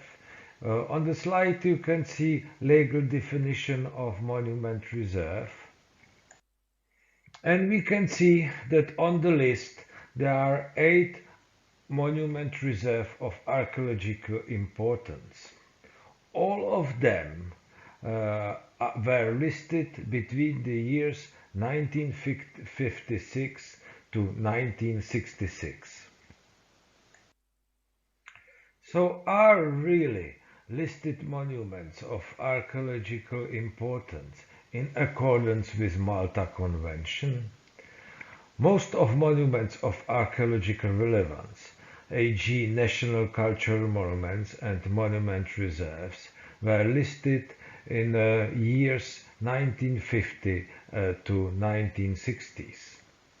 Listing was not made systematically, but accidentally, with no professional prioritizing. The only recognizable priority in the selection for listing is propaganda of past totalitarian regime, stressing the Slavic mutuality in former Eastern Bloc, clearly visible on the case of national cultural monuments. If we look at Article 5 of Malta Convention and its impact on the system of archaeological heritage management, we can see that archaeology was incorporated in an Environmental Impact Assessment Act. But this act is under the jurisdiction of the Ministry of Environment, which means that this ministry is approving the final reports, and which also means that in majority those final reports are approved without archaeology. If we do the same thing on Article 7 of Malta Convention, we can see that National Heritage Act doesn't stipulate the obligation to prepare and submit full site reports and does not stipulate deadlines. There are only few examples which could be taken in question, but current discussion in National Czech Archaeological community is the design of mitigation strategies of threatened sites. It should have two parts. A part which means protection and conservation, including preservation in situ or ex situ, and the second part is a scientific program, which means on the end the understanding of the past. It is clear that enforcing preventing measures is even more challenging than implementing high-quality rescue research. The widely accepted principle of polluter pays more or less provides for a sufficient amount of resources for rescue excavations, while preventing measures are lacking developer funds and are more difficult in terms of finding political support which would help to secure these measures financially. Thank you.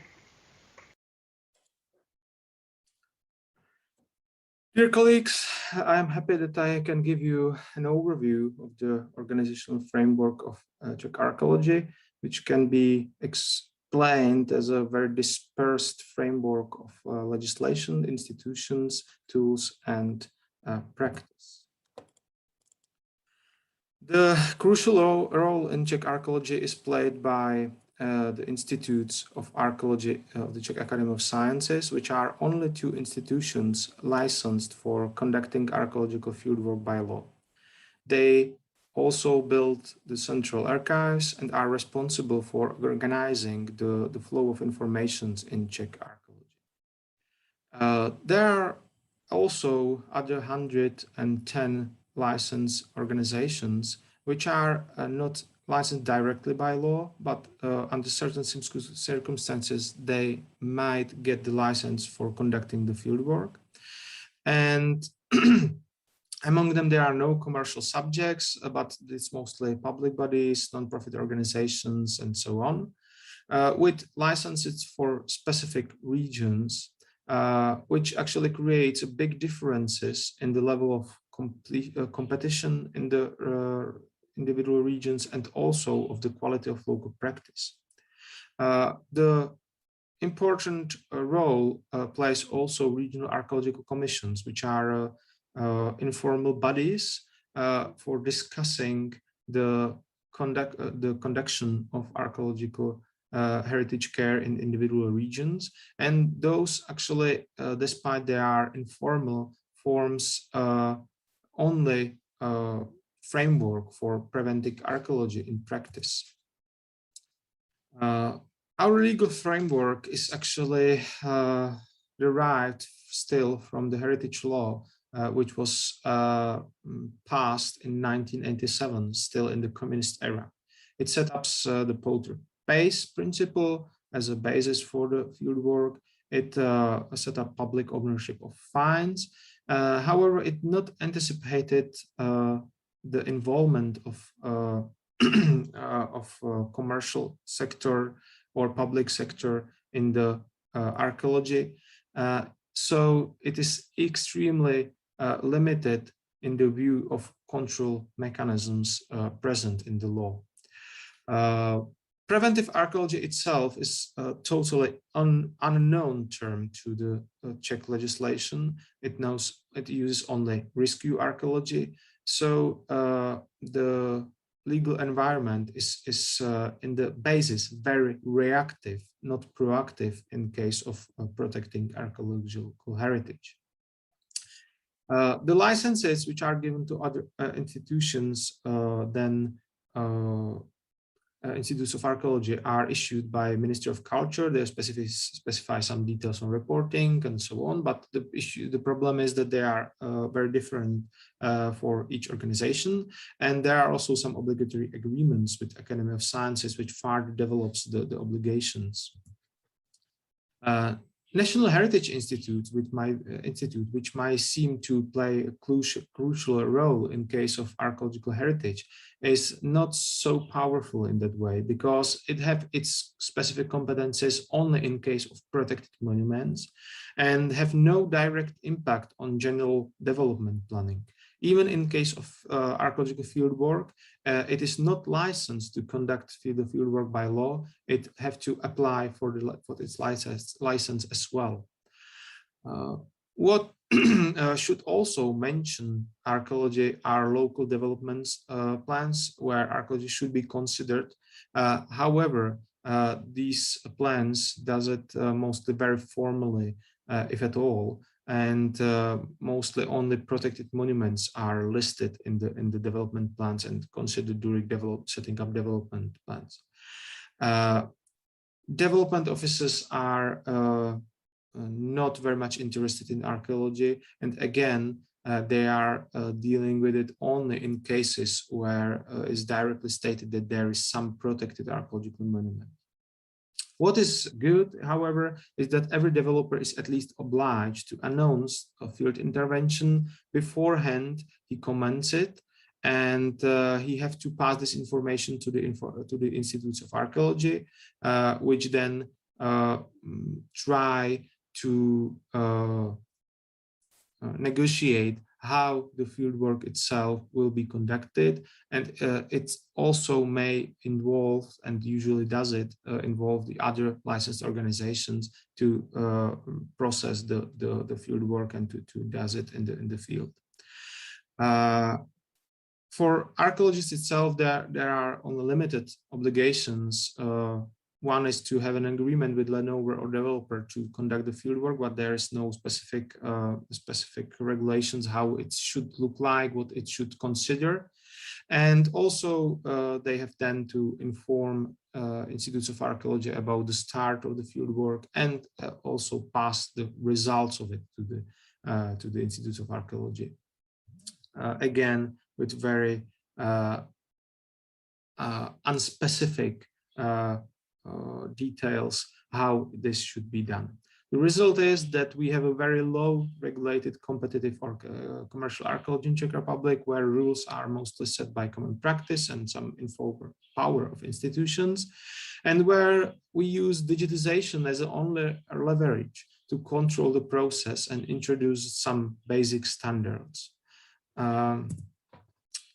Actually, in that way, in 2016, we managed to set up the large research infrastructure called Archaeological Information System of the Czech Republic, which is managed together by both Institutes of Archaeology, and which try to solve those most pressing problems with the management of archaeological fieldwork, collection of the results on archaeological fieldwork events, and long-term storage of the documentation and excavation reports. It also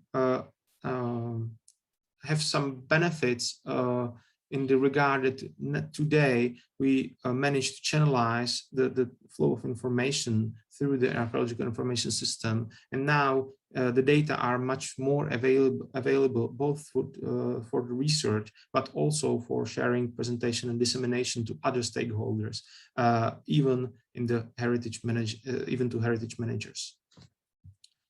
The tools used by archaeological information system are very diverse, and there are plenty of them, which they might be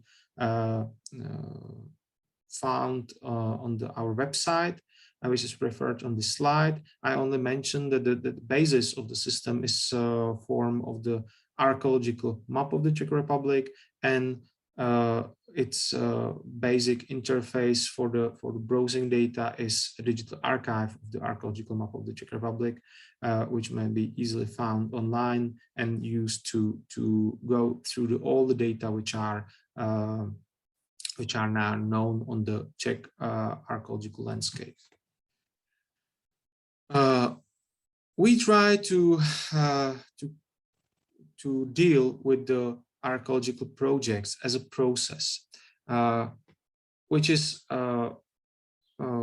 starts with the field intervention notice, then the registration of the fieldwork by the licensed organization, notice of the commencement and termination of the fieldwork, and later the submitting the report on fieldwork results and validating and publishing data.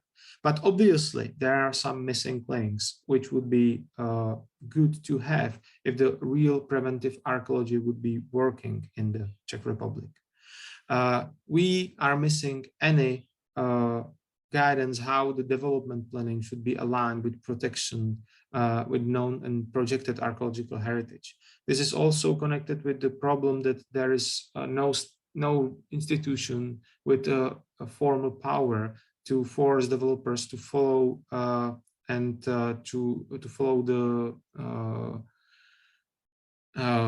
needs of the archaeological heritage management, and which will be in continuous contact with the developers, helping them to plan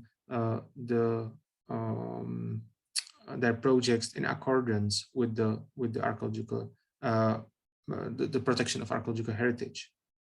The problem is also that the archaeological projects itself are not very regulated, and we lack any formal documents which describes how the individual fieldwork will be done.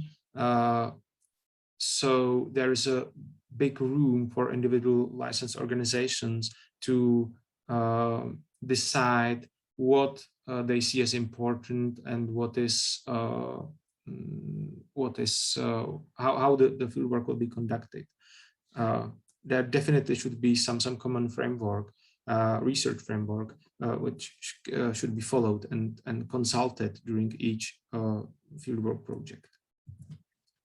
Despite that, at least we now have a system where all the information is in one place, and we can analyze how the development is going, how the fieldwork, how much is it covered by archaeological fieldwork. And also, as you can see, the number of registered field interventions is growing tremendously. It's not definitely because the number of development projects itself is growing, but it's just about be better informed due to introducing the tools which are easy to use and which are now widely accepted. So any developer knows now that he should announce his field intervention into the online system.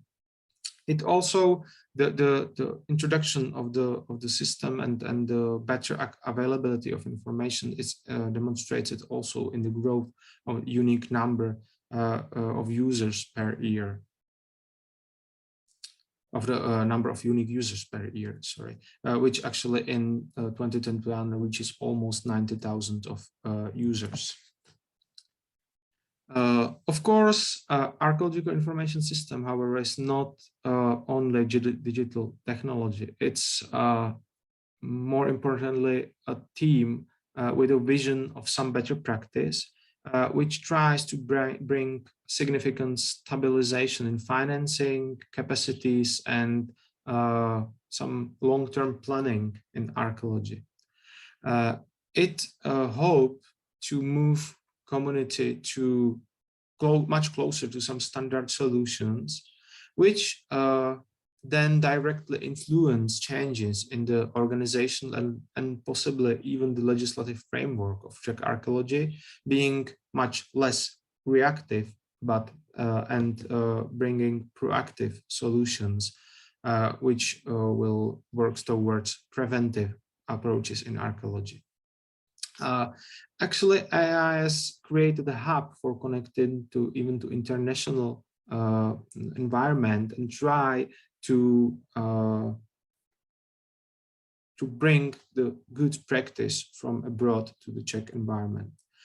The important is that existing central and stable body even give a possibility to improve Czech archaeology as a whole by giving support to and sustainability to even to individual archaeological projects and researchers, and to make the situation better overall, which will be extremely difficult to individual institutions do solely on their basis.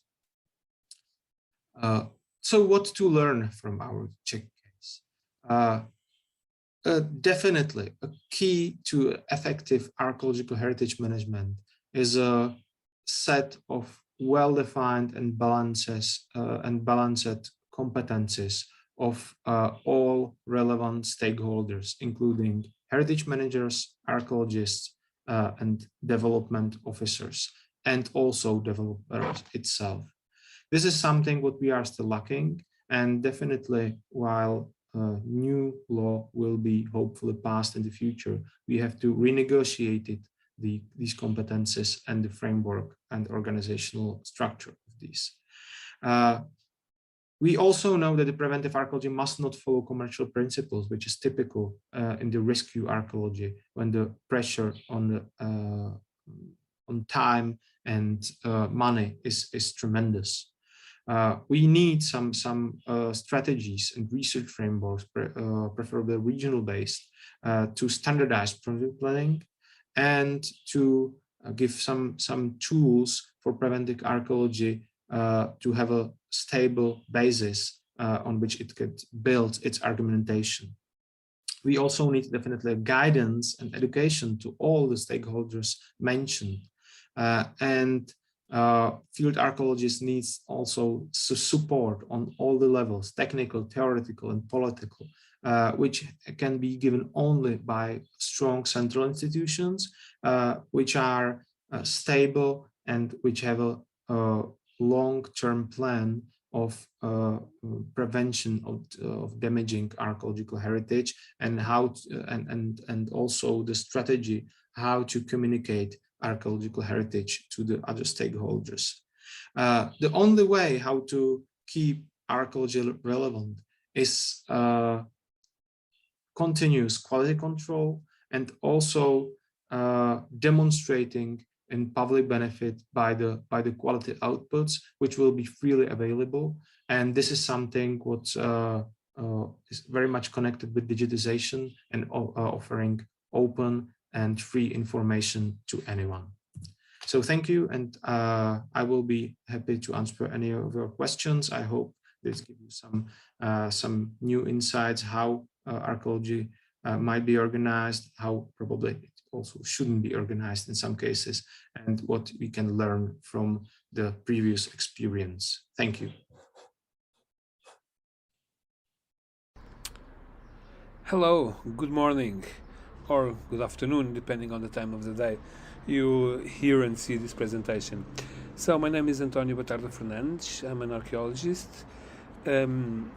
working at the Directorate General for Cultural Heritage, heading the Division for Inventory Study and Safeguard of Archaeological Heritage. And it's my great pleasure to talk to you about preventive archaeology in Portugal, regulations, practices, heritage, uses and reuses, and community engagement. So let me give my warm regards and appreciation also. It's much appreciated this invitation, this kind invitation that I had to address your meeting, and I gladly do so in the hopes of sharing some of the Portuguese experience, some of my personal experience heading this division, but also of the twists and turns of the archaeological practice, preventive archaeological practice in Portugal. So thank you very much for this opportunity. It is my great pleasure to be here with you today. And you have there my photo. Since you won't see me, I'm presenting this in a keynote presentation, so you can see me there in a photo taken in a Roman site in the south of Portugal. Let me tell you briefly where I come from. I worked for 20 years in the Covalli Archaeological Park. It's an area north of Portugal quite rich with prehistoric rock art, engravings mostly. Some of it, the most important phase from the Upper Paleolithic, but other periods. So you can see it there. It's roughly a 200 by 10 meters square area, and it's also a World Heritage Site. Just to give you an idea of the rock art that you have there, zoomorphic motifs mostly, in this case three-headed horse, which is in fact the invention of motion depiction. It's a trait that we don't have only in the Covalli, other sites in Western Upper Paleolithic rock art in Europe, but we have it there in the Coa. So I work, there's also a museum, and I work for the last 20 years there, getting a real feel of the country, of the archaeological practices in the field, and since March 2020, I accepted an invitation to head the Division for Inventory, Study and Safeguard of Archaeological Heritage at the Department for Cultural Heritage at DGPC, Directorate General for Cultural Heritage in Portugal. This is an organization under the Ministry of Culture that deals basically with the cultural heritage in Portugal, and the division which I have deals with archaeological heritage mostly. We have a decentralized model in Portugal regarding heritage management, not only archaeology but also architecture, intervention in gardens, historical gardens, and so forth. So we have 5 regional directorates that deal with archaeological heritage in their areas, and then all of them can send their processes and their opinions, their administrative documents for us for final approval.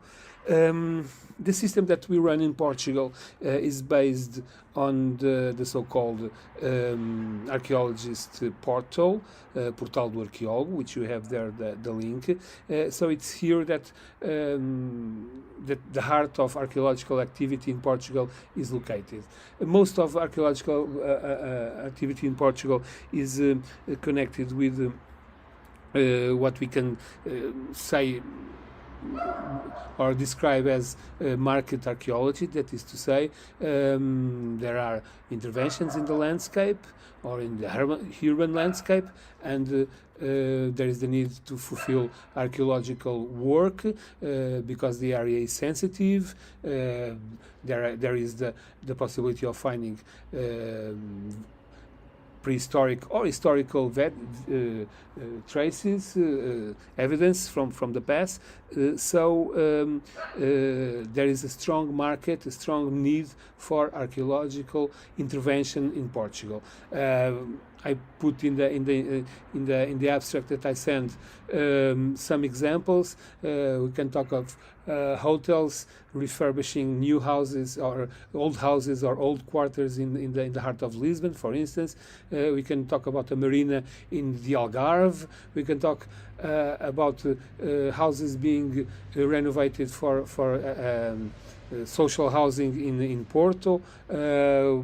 Roads, pipelines, train lines, harbors, etc., and so forth. So the system really starts here. You can see there the circle around the internet. Every archaeologist doing preventive archaeology in Portugal needs to be inscribed in the Portal do Arqueólogo, and there you can access all the information and also submit online the necessary request to initiate archaeological work in anywhere in Portugal, and we manage that initiative process. We have a given date to period to give our advice, to approve with some conditionants, or not to approve. Usually the most of the cases, what happens is that we have a conditioned approval, conditioned to certain things. Instead of doing 10 by 4 squares, we can say to do double that number, or you can say that do it also in that area of the building or of the land, and so forth. So you can set some the conditionants that we see fit. So you can see some of the statistics of activity of the portal. This is the dashboard.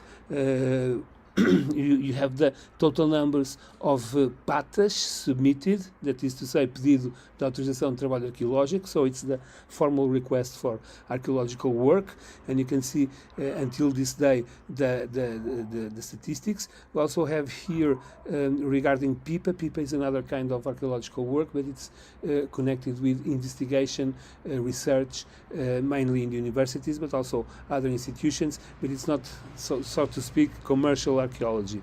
Then we have also the number of curricula vitae that were inserted in the portal, because every archaeologist that is inscribed needs to have his CV there, and also the recent numbers of activity. You can also visualize the number of visits in the last 30 days, as you can see there.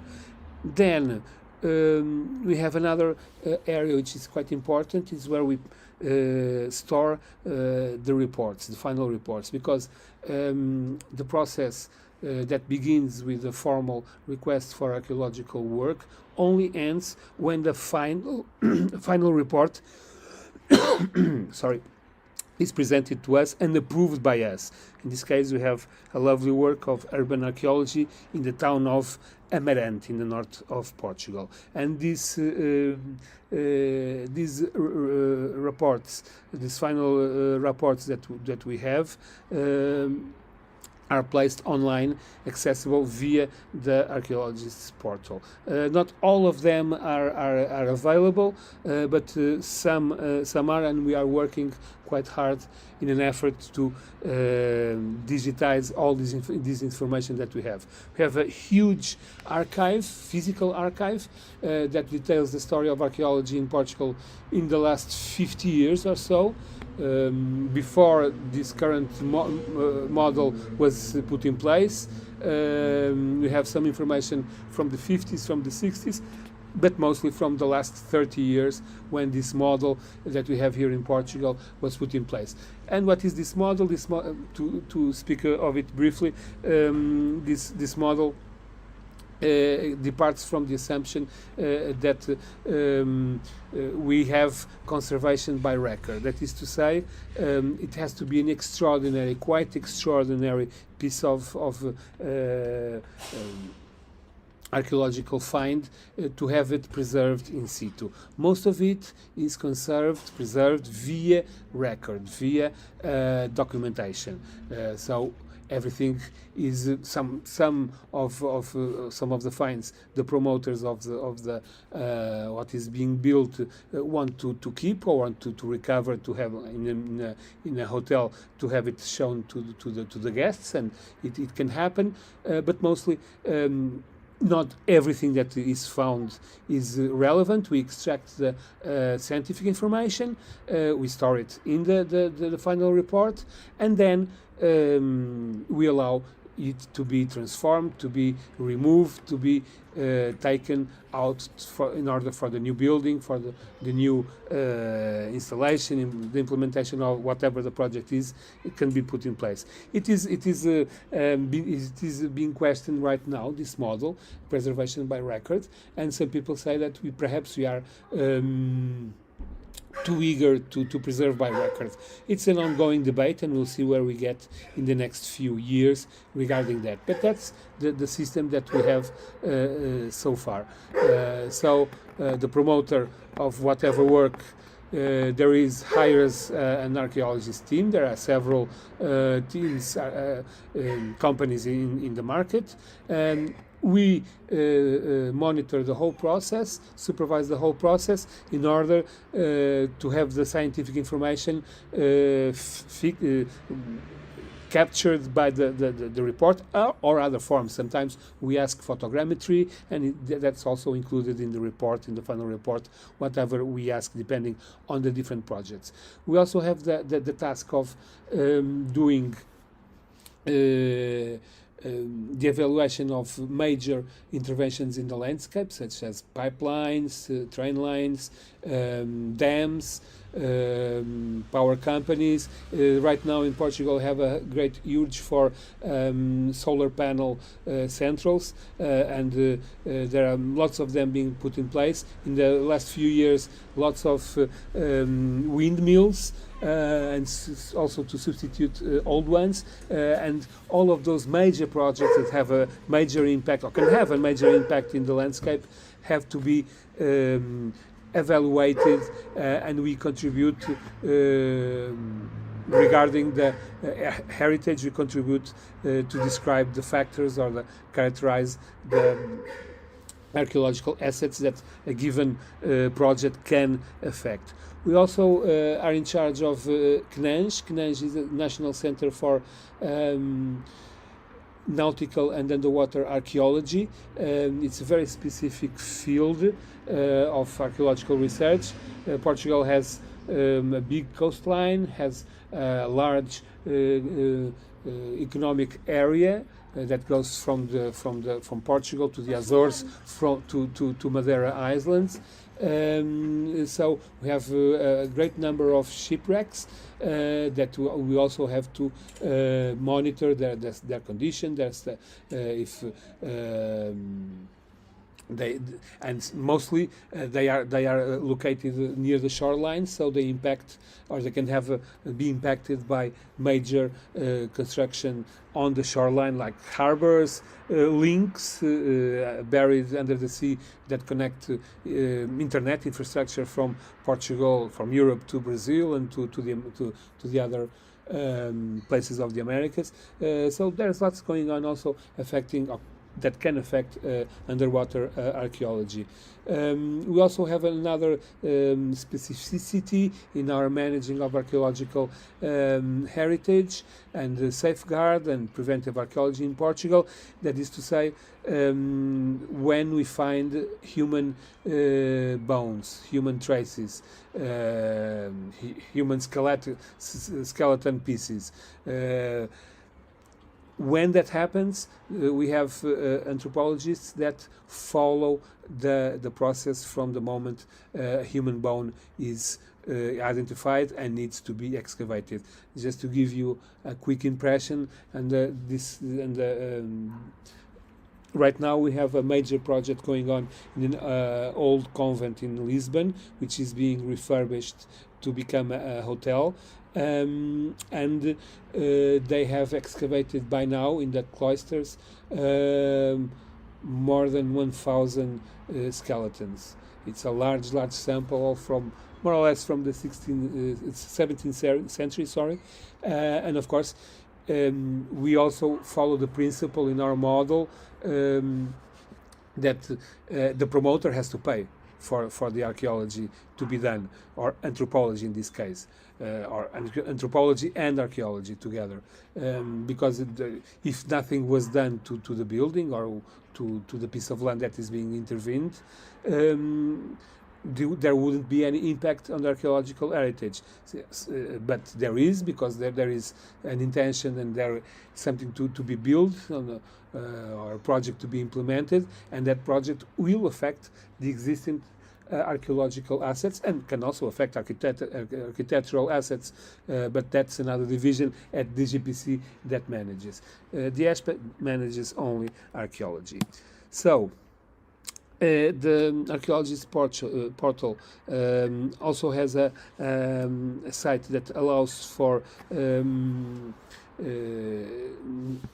the geolocalization of the archaeological sites in Portugal, as you can see here, not underwater sites or a few underwater sites, but it's a database that has thousands of records, and it has a few issues being managed that mostly have to do with the power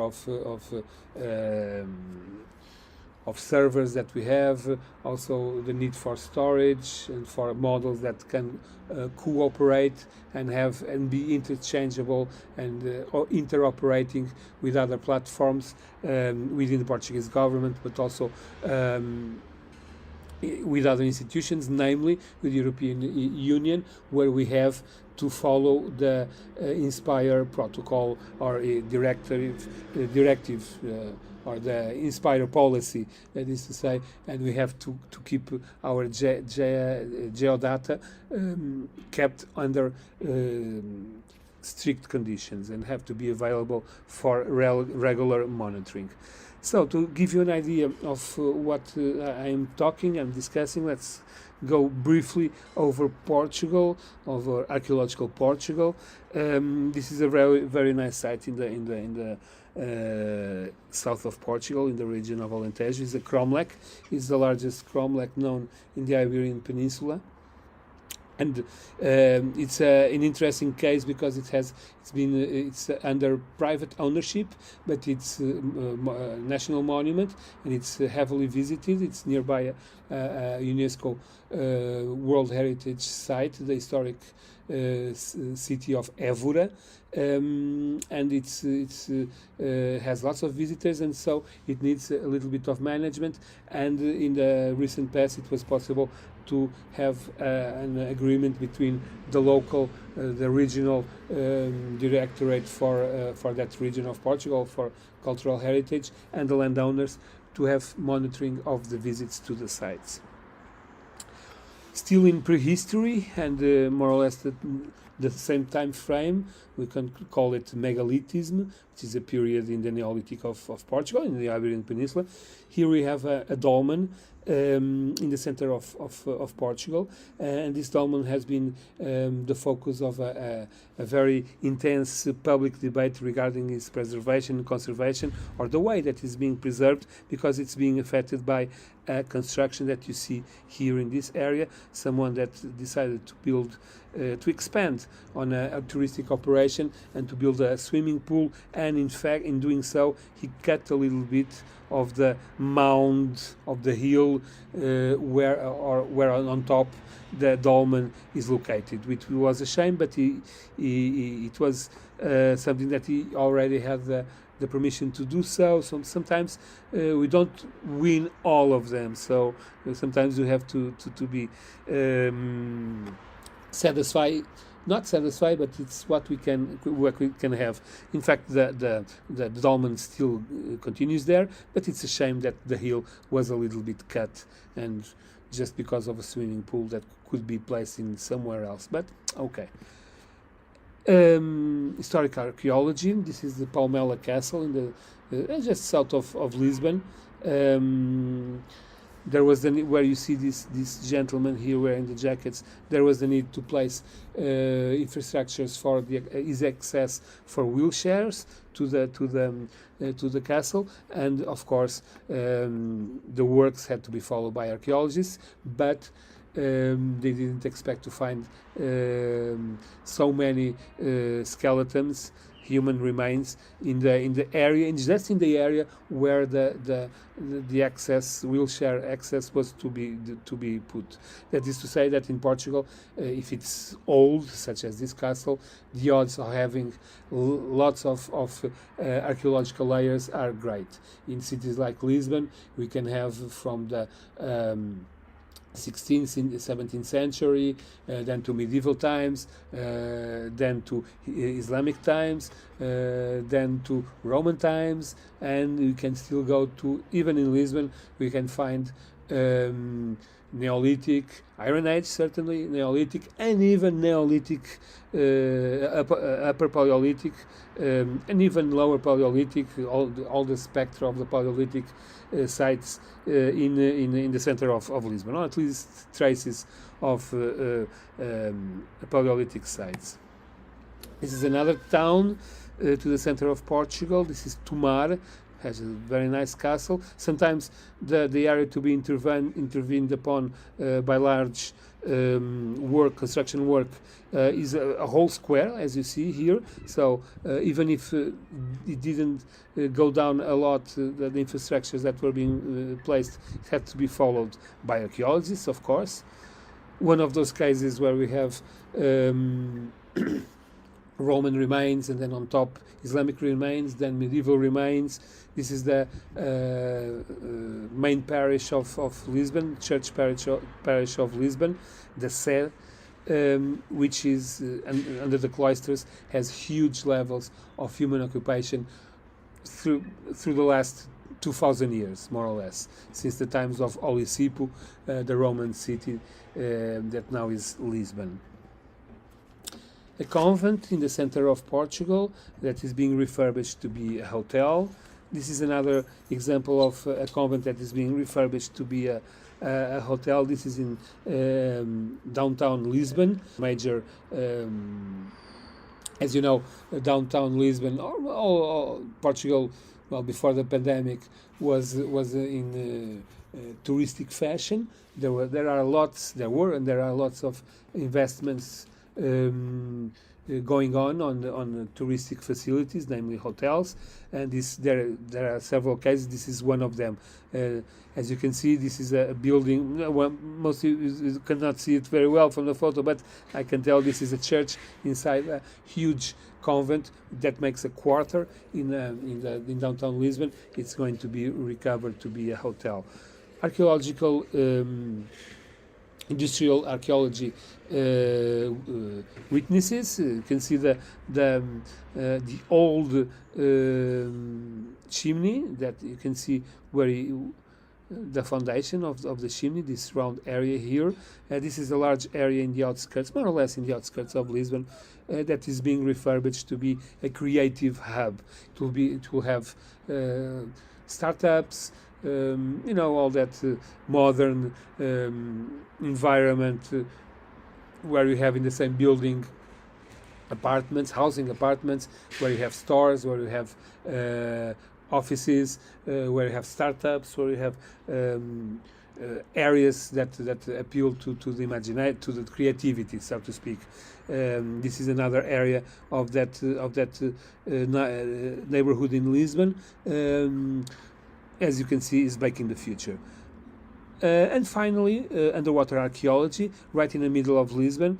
This is the foundations. They are building foundations for a new housing complex, a skyscraper, not very big, but some 10-story, 12-story big, something like that, 6 perhaps even. And you can see here in this area, a ship was found. This is part of the same ship, but it opened as a well, what is the image that I can say in English? It opened. These two areas are the sides of the boat, and they of the river, and then they opened up like a swan, if you will. And this is downtown Lisbon, just downtown Lisbon. This is another example. This is a lagoon in near to the shore of Portugal, in the Alentejo region, and this bit that you can see here, this dark area, it's the wreckage of we think a ship from the Dutch ship from the 17th century. Since the sea broke into the lagoon, it exposed this wreckage, and we went to have a look, and also to cover it with sandbags in order to preserve it. And this is finally also a bit of ideas for the future. There are, at least in Portugal, but everywhere, graffiti, street art is in fashion. This is a work by Vils. Perhaps you have heard of him. He's a major Portuguese graffiti artist. But this specific work has been done some 10 years ago. And if it wasn't for the owner of the property that kept the graffiti, that is already altered from the original, this would have vanished. So it's time for us to begin also starting the archaeology and the preservation and conservation of urban graffiti. I know that urban graffiti is perhaps made to be seen and then to disappear in 1 year or 2 years, but this is a major work by a renowned Portuguese artist. Can say of him that he's the Portuguese Banksy, if you want to draw that kind of conclusion. Well, I think my time is up. I hope that you enjoyed this humble presentation. I was very glad to be here with you, and the organizers of the conference have my email, so I'm at your disposal for any questions you might have. Thank you very much. Bye.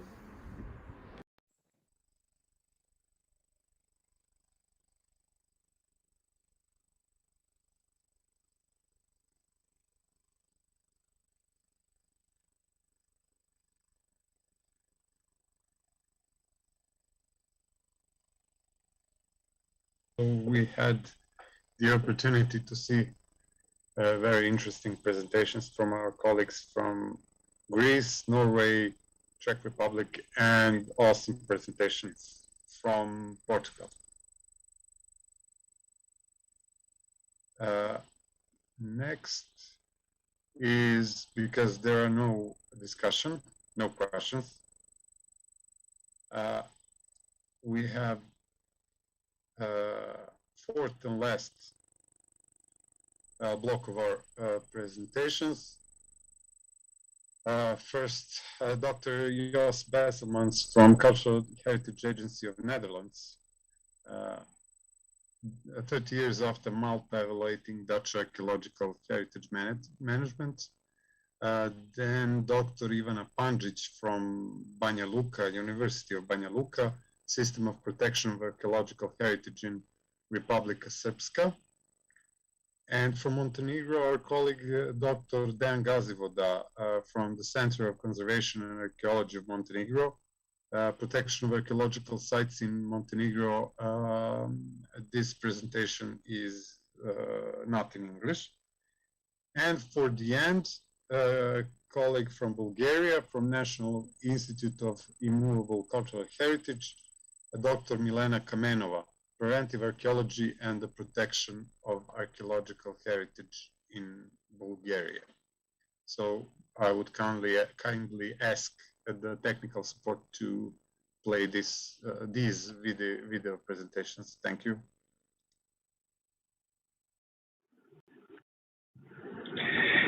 Dear colleagues, in this paper I will present an outline of archaeological heritage management in the Netherlands.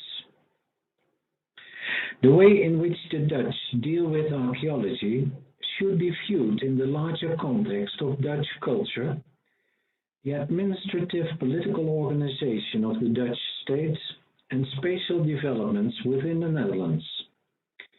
Therefore, it is good to give some characteristics of the Netherlands first. The Netherlands is a kingdom and a parliamentary democracy. The Netherlands has approximately 17.5 million inhabitants and has an area of over 41,000 square kilometers.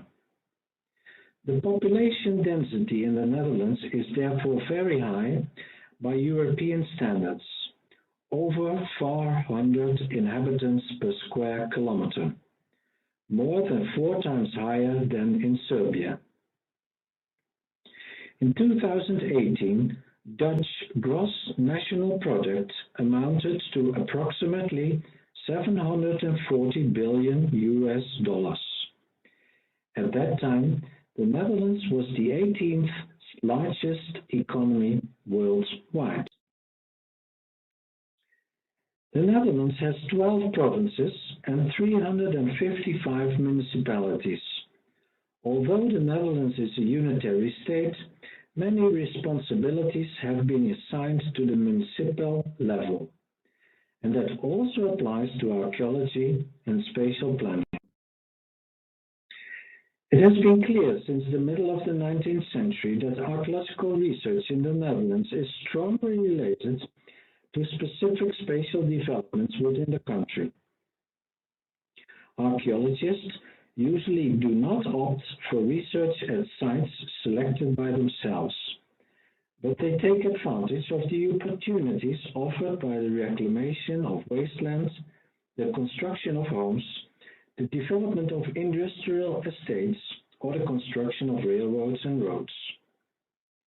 At the moment, the archaeological task is therefore determined by large-scale housing, the expansion of existing industrial sites, the widening of existing roads and the construction of new ones, the maintenance and expansion of waterways, large-scale extraction of sand and gravel, construction of new forms of energy supply, and the creation of new nature.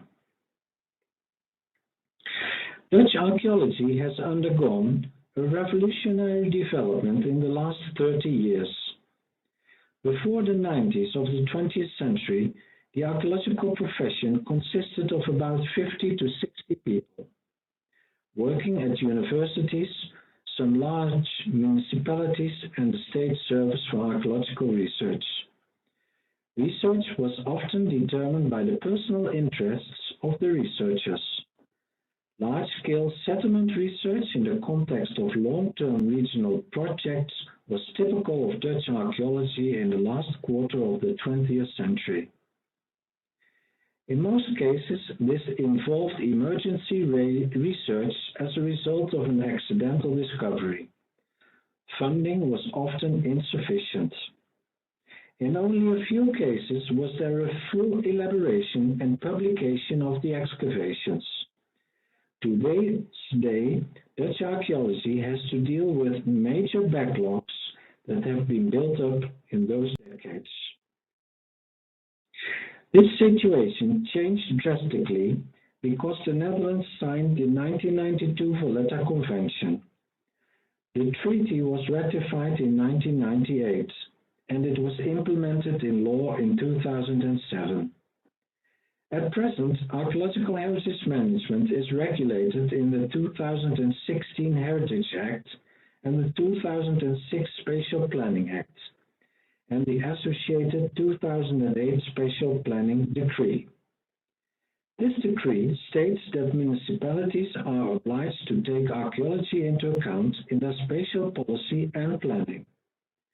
In practice, this means that parties planning to implement a spatial intervention will only receive a building permit from the municipality if they have preliminary archaeological investigations carried out beforehand. Almost all archaeological research in the Netherlands is initiated and financed in the context of spatial developments. The proportion that goes back to knowledge-driven research by universities is, however, very small. Anyone who wants to build something in the Netherlands must have a building permit that is issued by the municipality concerned. The municipalities can attach conditions to the permit, including conditions relating to archaeological research. In most cases, municipalities have inventories of their territory that indicate where earlier finds or excavations have been carried out.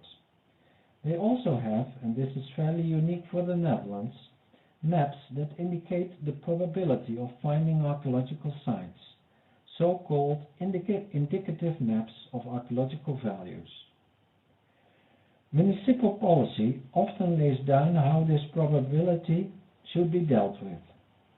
If the probability is low, no archaeological investigation is required, or construction work simply needs to be supervised by a qualified archaeologist. Where the probability is significant or high, the municipality will require the applicant for the permit to have a preliminary archaeological investigation carried out well before the start of the construction work to determine whether or not archaeological remains are present. This can be coring, especially in the western and northern Netherlands, where archaeological remains are often covered by thick layers of clay or sand deposited by rivers or the sea. However, preference is given to research with trial trenches. This is self-evident in the eastern and southern Netherlands because here archaeological remains are often located directly below the plough zone. On the basis of the preliminary investigation, the archaeological company will draw up an advice on how to deal with the remains found. If little is found, no further investigation is necessary. If remains have been found, however, it is recommended to look at options for preservation in situ, or, if that is not possible, comprehensive archaeological excavations. Based on this advice, the municipality takes a selection decision that forms the basis for the archaeological conditions that are attached to the building permit. In the Netherlands, on average, in about 200 cases per year, a full-blown excavation is decided upon. The research is based on a predetermined scientific program of requirements and an action plan. The program must be explicitly based on the National Research Agenda for Archaeology or other available regional and municipal research agendas. Often the program and plan require the approval of the municipality.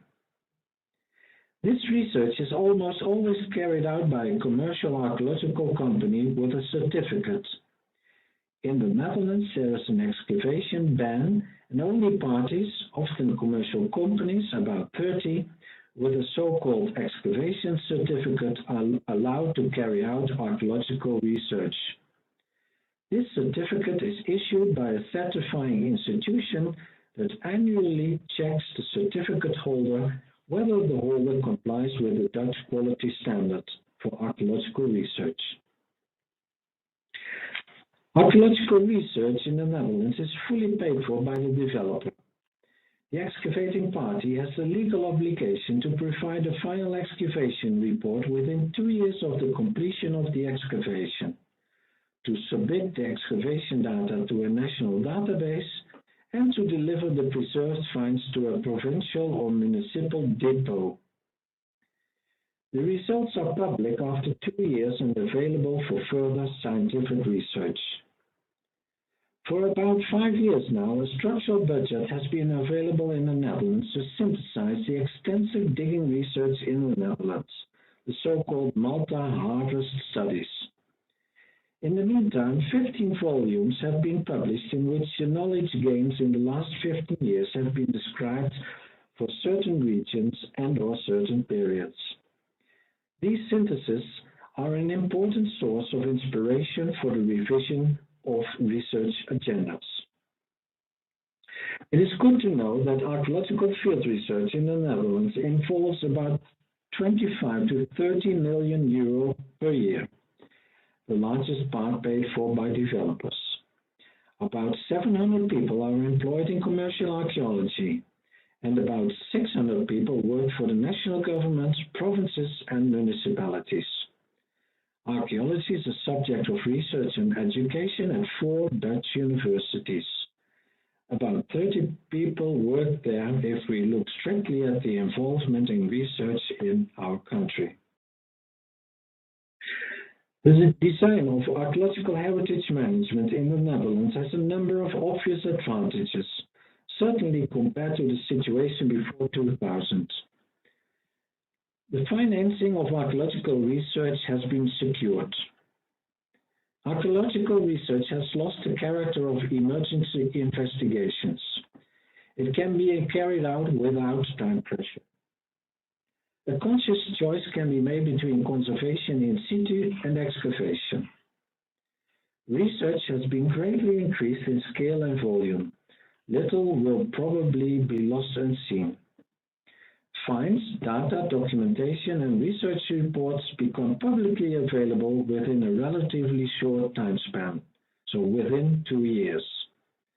Public outreach has increased significantly, and, last but not least, employment in archaeology has increased sharply. Yet there are also major concerns about the functioning of Dutch archaeological heritage management. These concerns are now the subject of research and are central to the ongoing evaluation of the 2016 Heritage Act. The concerns are of various kinds. First, the great special pressure is jeopardizing one of the core values of the Valletta Convention, conservation in situ. The developer's responsibility to bear the costs of research was intended as an incentive to look for alternative construction sites in order to achieve in situ conservation. However, the costs of research appear to be relatively so low that they do not initiate this movement. Second, there are serious doubts about the quality of excavations and site reports. Developers are usually not interested in the results of research and will tender the research for the lowest possible price.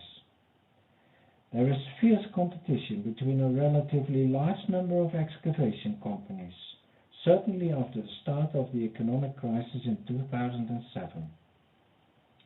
There is a race to the bottom when it comes to the price of archaeological research. This continued well into the period after the recovery of the Dutch economy in recent years. The supervision by municipalities on the quality of research and the character of the quality assurance system in the Netherlands is not such that companies are easily judged on the fact that the quality of research is too poor. Third and last, the competitive relationships in Dutch archaeology are such that this appears to have a major influence on wages. The salaries, the wages of young archaeologists have been very low for many years, a reason for many to decide to leave archaeology. I hope to have given you a brief overview of the archaeological heritage management in the Netherlands. You can always contact me to answer questions. I thank you for your attention.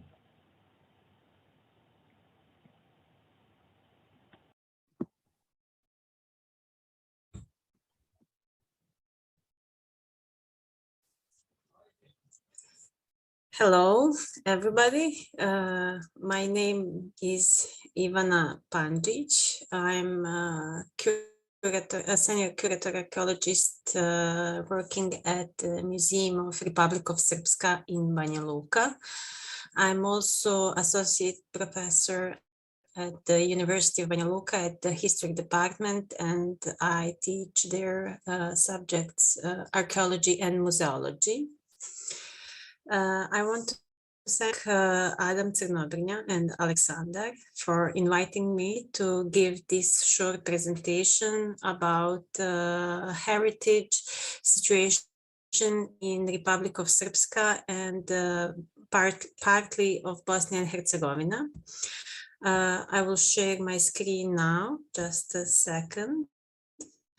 I'm sorry I'm not able to be with you there, even not online. So we are making this video for you. Because we agreed that it will be in English. I left my presentation in Serbian language. So I will speak in English, and you can the rest who don't understand can read it in Serbian. I'll speak about system of protection of archaeological heritage in Republic of Srpska. More or less, I have to explain some things about history of Bosnia and Herzegovina and Republic of Srpska. Firstly, I want to say that already in 1874, there was the first law about protection of cultural heritage, according to which all archaeological activities were under the Ministry of Education, trying to control foreign researchers whose interest in researching in Bosnia and Herzegovina was higher and higher. Even though we had those laws and the institution that worked on heritage protection, the rich heritage of this country was constantly under the attack of people damaging it and selling our goods abroad. At the end of 19th century, when we had, after the Ottomans, we had the Austrian-Hungarian government, we had the first document signed as a legal document about protection of monuments of culture, antiquities, and other objects of cultural historical importance. That is the first signed document during the Austrian-Hungarians. First archaeological research was conducted in 1890s when the Neolithic settlement Butmir near Sarajevo was found, and after which the prehistoric Bosnia and Herzegovina was signed to the prehistoric map of Europe. After Butmir, there was a Glasinac site, also one more important site whose research was conducted in 1888 with beautiful fragments found found in the area, and the first research was conducted 10 years later, 1897, almost 10 years later. The most important things in Bosnia and Herzegovina in 19th century still is the establishment of Museum Society in Sarajevo in 1884, whose mission was to make documents, protection, and study of culture and heritage of Bosnia and Herzegovina. This society grown up to the museum, the building and the opening of the first museum in Bosnia and Herzegovina, called Zemaljski Muzej in Sarajevo, was illustrated best through the new building built in 1908, which was the most expensive public building built in Bosnia and Herzegovina during the 4 decades of Austrian-Hungarians in this area. The museum was a multidisciplinary scientific institution with emphasis to archaeology, history, geography, ethnography, and nature science. After the 2 world wars, first and second, we had, of course, the degree of activity and the stagnation. We had to wait until after a while after the Second World War to have some kind of better situation in general, and that's the period when we have our first scientists working at the Zemaljski Museum. Alojz Benac, Borivoj Čović, Zdravko Marić, Đuro Basler, etc. We have new museums open in all Bosnia and Herzegovina, but we have to emphasize that the Museum of Vrbaska Banovina, today's Museum of Republic of Srpska, where I'm working, was open between two world wars in 1930. Even though archaeology was very important in academic Bosnia and Herzegovina, there was never a department of archaeology at the University of Sarajevo until 2008, when the first study program of archaeology was open. Before that, we had one kind of program, and still there is, at the University of Mostar, with the help of Department of Archaeology and History of Art of University of Zadar in Croatia. Since 2019, there is a Department of Archaeology and History at the Philosophic Faculty of University of East Sarajevo in Pale. With all those mentioned, it means that archaeologists still working in Bosnia and Herzegovina, mostly in the past and even today, have degrees from ex-Yugoslavia, former Yugoslavian republics, mostly from Belgrade and Zagreb, but also from abroad as well. Since 1995, after the Civil War and signing the Dayton Peace Agreement, Bosnia and Herzegovina was separated in two entities, the Republic of Srpska and the Federation of Bosnia and Herzegovina, as well as Brčko district, where every entity and district has their own legal frame. Laws about protection of cultural heritage are based mostly on the law from 1985, while today we have 10 different kinds of documents on site. What is together for all of us is, according to Annex 8 of the Dayton Agreement, on the highest level, there is a Commission for Protection of National Monuments of Bosnia and Herzegovina, which was formed in 2001 as a temporary commission, but nowadays they have grown up to the commission with the full responsibility for protection of heritage, and they work above all the entities and ministries for planning. But we have to say it's more theoretically than legally. Here you can see how it looks like more or less. This is the map of Bosnia and Herzegovina. The light blue is the Republic of Srpska. The number 2 is Brčko district, the light pink, and the rest is the federation. Why the Federation of Bosnia and Herzegovina has so many numbers? It is because it's divided in cantons, and every canton has its own prime minister and ministers, etc. It means that Republic of Srpska has 64 municipalities. It has one prime minister, one minister for culture and education, and one office for heritage protection for whole Republic of Srpska.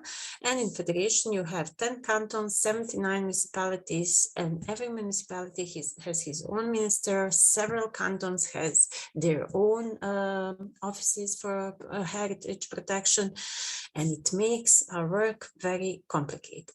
Each of those cantons has their own legal framework for practice the protection of heritage. After the Civil War in 1995, what was very important was the focus of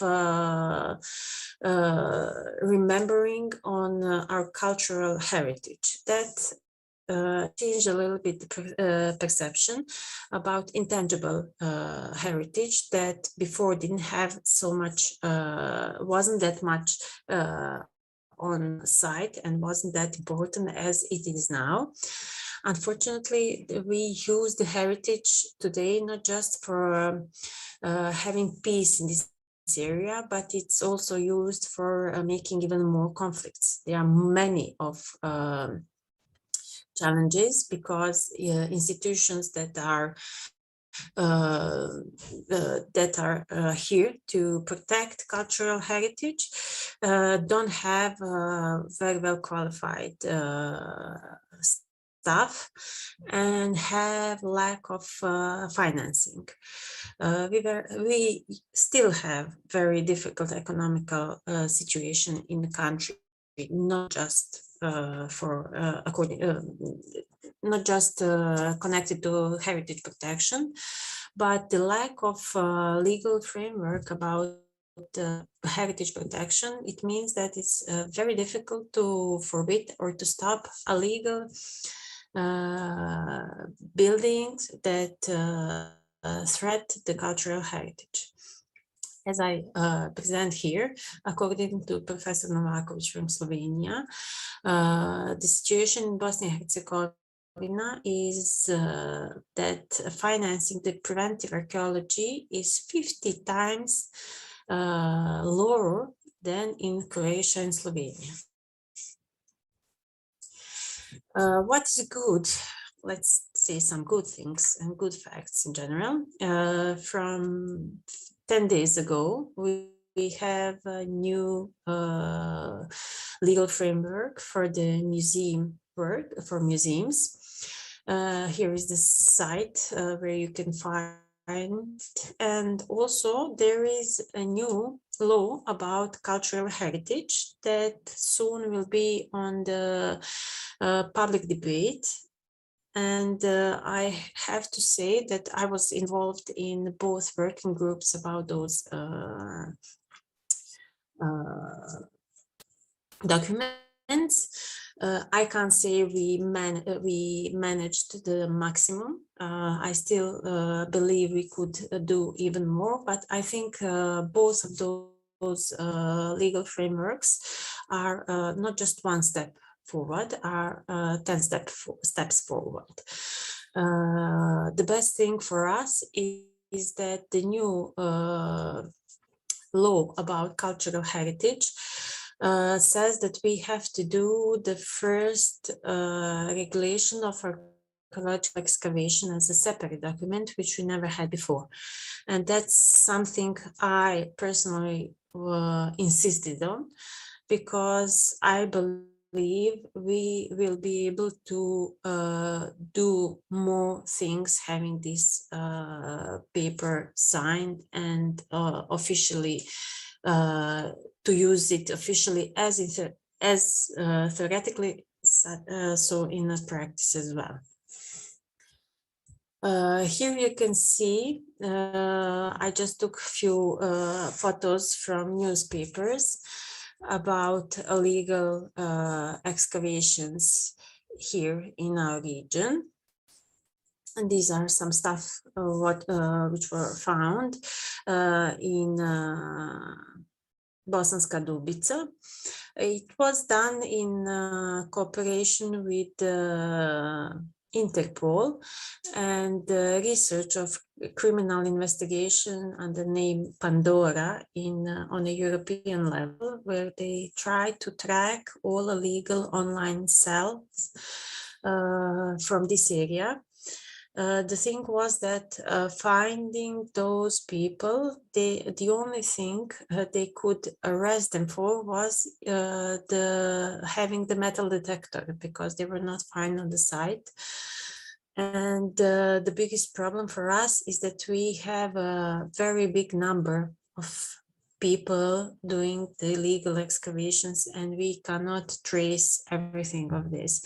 We in the Republic of Srpska have only 15 employed archaeologists in different institutions, which is really not just a small number, it's less than a small number, if I may say so.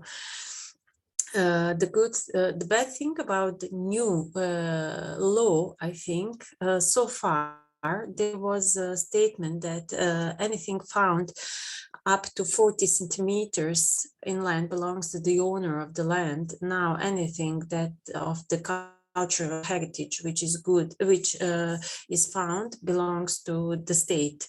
Why I say it's not good? That's because I'm afraid nobody will report they find any cultural heritage at all. We do have connections with people that find some things. They report them. They always ask what's going to happen. We usually take photos. We do the photos ourselves. We take information about the site where it was found, and if that person wants to sell it to the museum, and if we decide it's worth buying it as a cultural heritage, then we do the legal procedures. Otherwise, we just give it back and we keep the information that a certain site has a certain cultural heritage on it. On the other side, we have a good practice as well. It's about last underwater finding, which you may hear about it. It's the today's so-called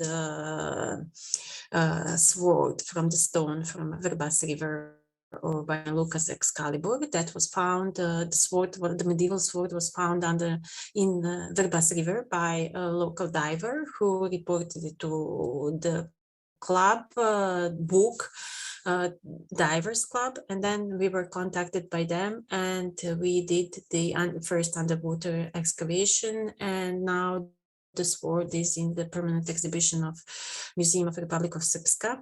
And that's one of the samples of good practice, which we try to emphasize all those 2 years since we started this project.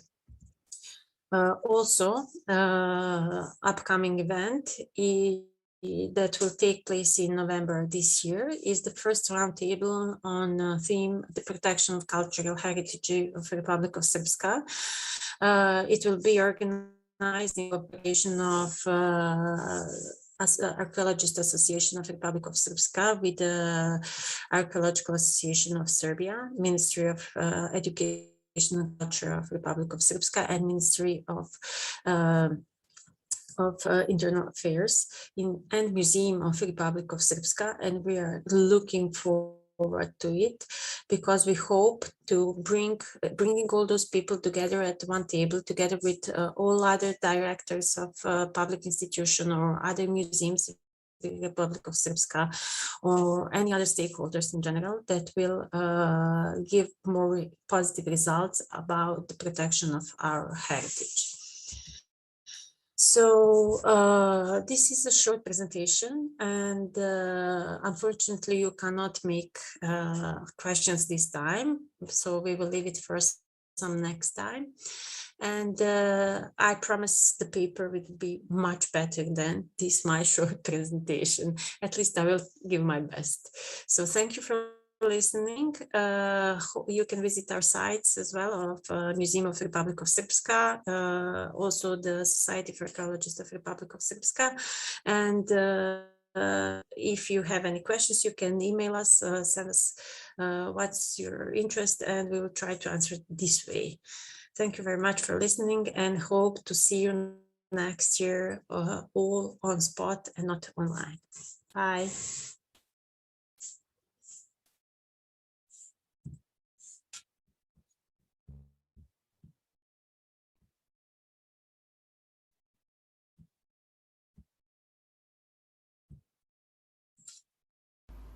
Poštovane koleginici, kolege, kroz moj rad ću vam predstaviti zaštitu arheoloških lokaliteta u Crnoj Gori,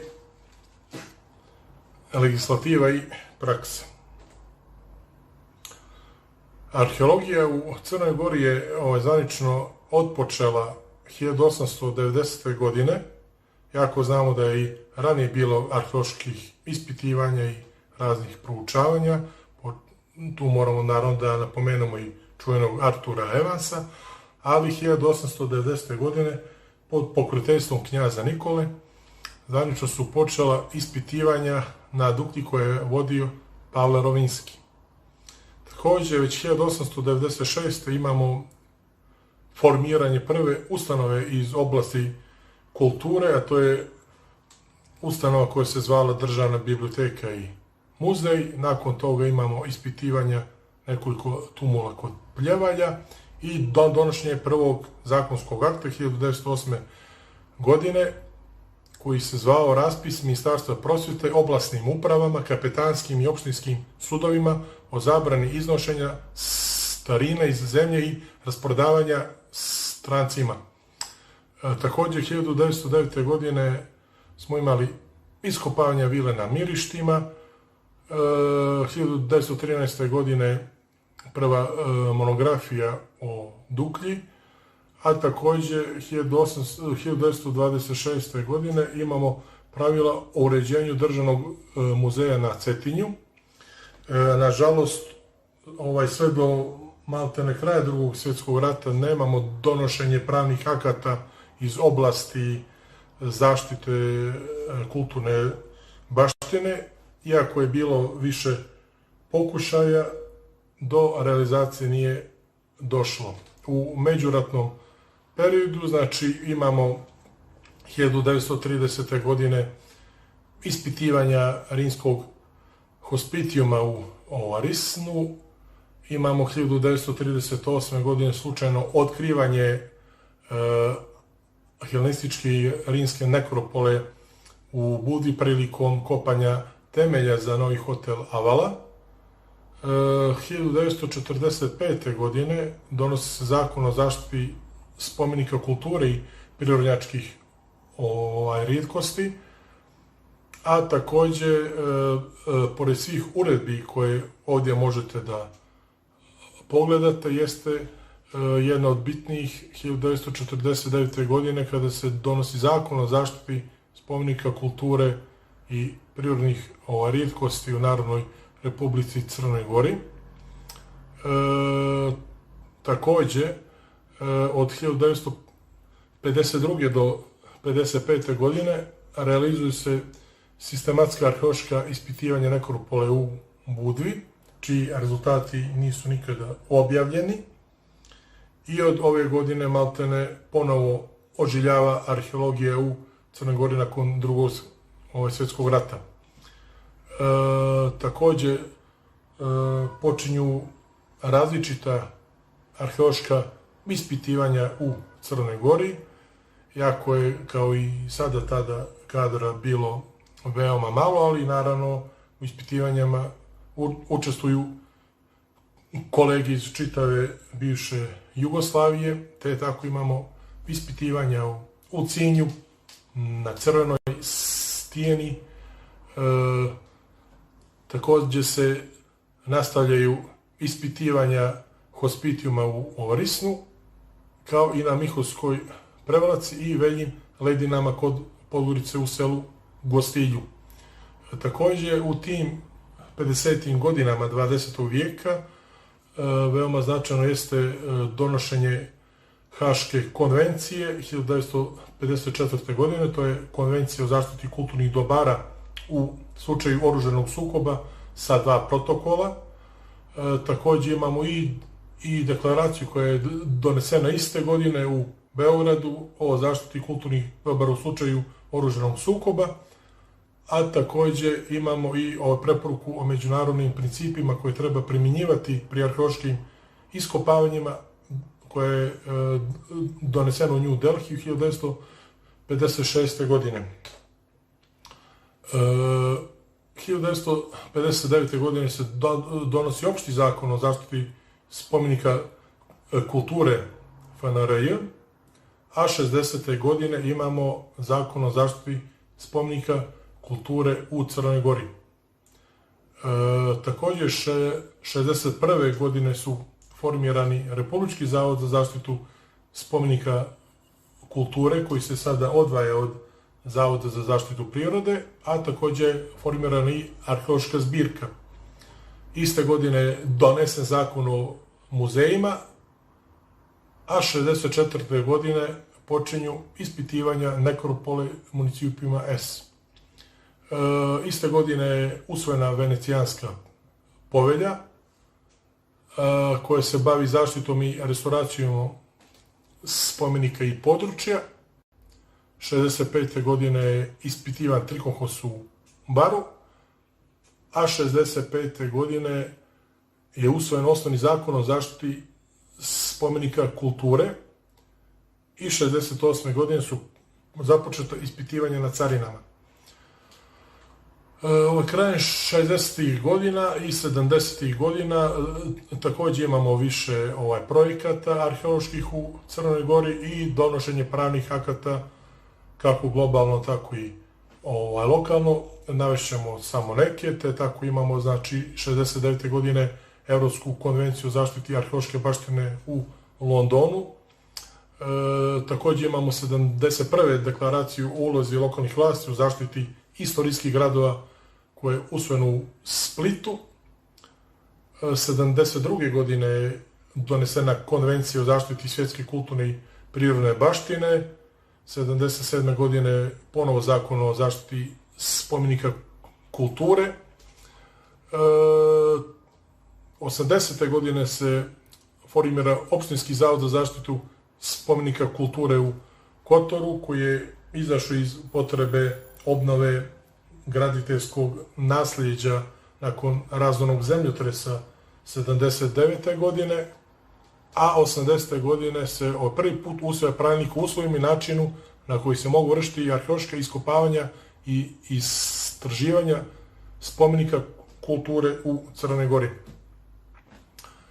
Također, 80. godina imamo niz arheoloških projekata. Ovdje nisu naravno navedeni svi projekti, te tako imamo i donošenje raznih povelja i akata. 81. godine je donesena međunarodna povelja o konzervaciji, restauraciji spomenika i mjesta u Rimu. Također imamo tih godina ispitivanja ponovo budvanske nekropole, Mališine pećine, tumula u Lisijevom polju, Svača, Potkapine kod Bioča, na carinama u Risnu, tumula u selu Kuće Rakića, tumula Velika Gruda, Samograda. Dakle, vidimo da tih godina se isto realizuje veći broj arheoloških projekata. 90-ih godina isto imamo donošenje raznih akata, te tako imamo 90. godine povelju o zaštiti i menadžmentu arheološke baštine u Lozani. Također, 90. i 91. godine su realizovana prva podvodna rekognosiranja u akvatorijumu opštine Herceg-Novi na prostoru Crne Gore. Također imamo ponovo zakon o zaštiti spomenika kulture sa dopunama i opštinski zavod 92. godine prerasta u regionalni zavod za zaštitu spomenika kulture za teritoriju opština Kotor, Herceg-Novi i Tivat. Iste godine donesen pravilnik o uslovima i načinu na koji se mogu vršiti arheološka istraživanja i iskopavanje spomenika kulture, a iste godine imamo i Evropsku konvenciju o zaštiti arheološke baštine revidiranu u Valeti. Imamo i zakon o nacionalnim parkovima sa dopunama koji se također tiče i kulturnih dobara i nismo naveli da je 1991. godine formirano više lokalnih institucije kao što su Polinski muzej u Beranama, Zavičani muzeji u Rožajama i Herceg-Novom kao i Kotoru. Također, narednih godina imamo donošenje akata poput zakona o geološkim ispitivanjima sa dopunama, koji je također obratio pažnju na kulturna dobra, i uredbu u oblastima naučnih i drugih istraživanja značajnih za odbranu zemlje i o postupku i uslovima za izdavanje odobrenja za vršenje tih istraživanja zajedno sa stranim licima ili za potrebe njihove. Također imamo prvo podvodno sistematsko arheološko ispitivanje kod rta Kabala 96. godine, arheološka zbirka 98. godine postaje centar za arheološka istraživanja Crne Gore. Iste godine su posle dugo godina nastavljena sistematska ispitivanja Duklje. 2000. godine imamo zakon o izgradnji objekata, a 2001. godine su započeta sistematska arheološka ispitivanja u Orisnu, koja traju i danas, sa prekidima zadnje 2 godine zbog opšte globalne krize zbog koronavirusa. Takođe imamo narednih godina ispitivanja poput tumula Boljevića gruda, imamo ispitivanje Neškove grude, a takođe i više akata kao što su prostorni plan područja posebne namjene za nacionalni park Skadarsko jezero. 2001. je donesena konvencija o zaštiti podvodne kulturne baštine u Parizu. Imamo više uredbi, a takođe imamo i zakon o morskom ribarstvu sa dopunama, krivični zakonik sa dopunama i 2004. godine je donesena Mostarska deklaracija sa dopunama.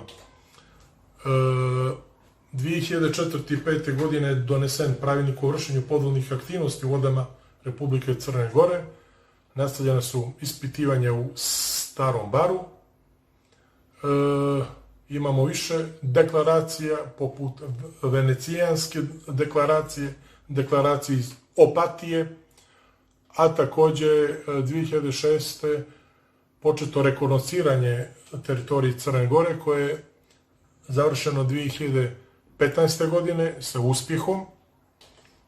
Narednih godina imamo ponovo nova zakonska akta koja obuhvataju i kulturna dobra. Takođe se ponovo radi municipium S, odnosno prvi put u gradskoj zoni 2007. i 2008. godine. 2010. godine imamo novi pravilnik o ispitivanjima, zakon o zaštiti kulturne baštine kao i zakon o kulturi koji je donesen 2008. godine, a veoma značajno jeste i ta transformacija glavnih institucija u oblasti zaštite kulturnog nasleđa koja se desila 2011. godine, od kojih sada imamo Upravu za zaštitu kulturnih dobara i Centar za konzervaciju i arheologiju Crne Gore.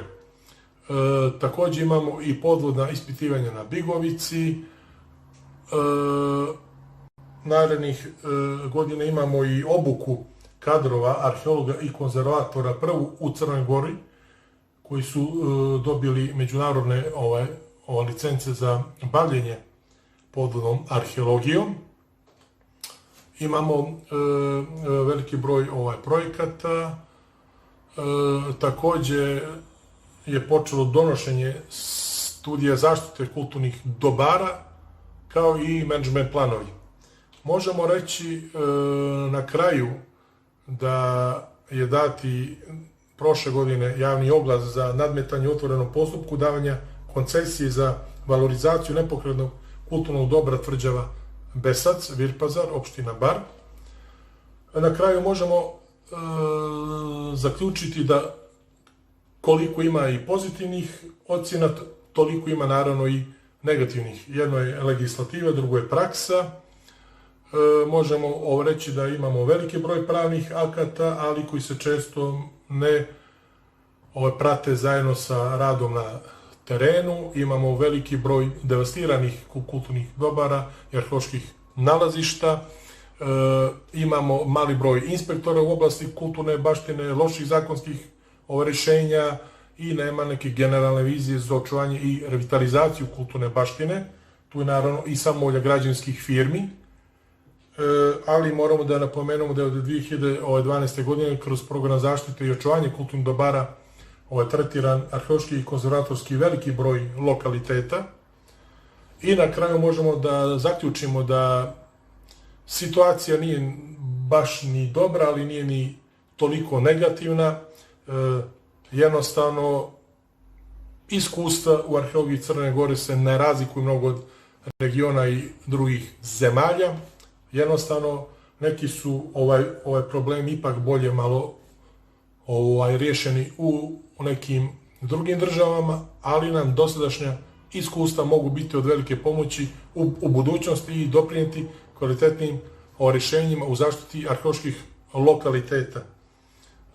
Također mogu da kažem da će u radu koji će biti objavljen ova tematika biti podrobnije obraćena.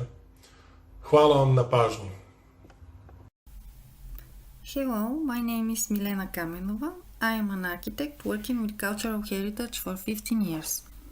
I'll talk about preventive archaeology and archaeological heritage system in Bulgaria according to changes in legislation and regulations. There are two main reasons for the increasing of the preventive archaeology in the last 5 years. The mandatory preparation of the general development plans for all 266 municipalities and major infrastructure projects.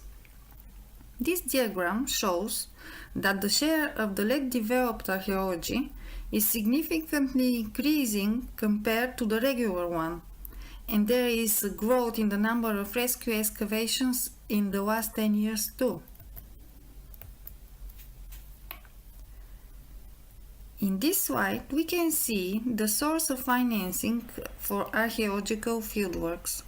There's growth in the sums from the state developers for the rescue excavations because of the large infrastructure projects related to gas pipelines and highways.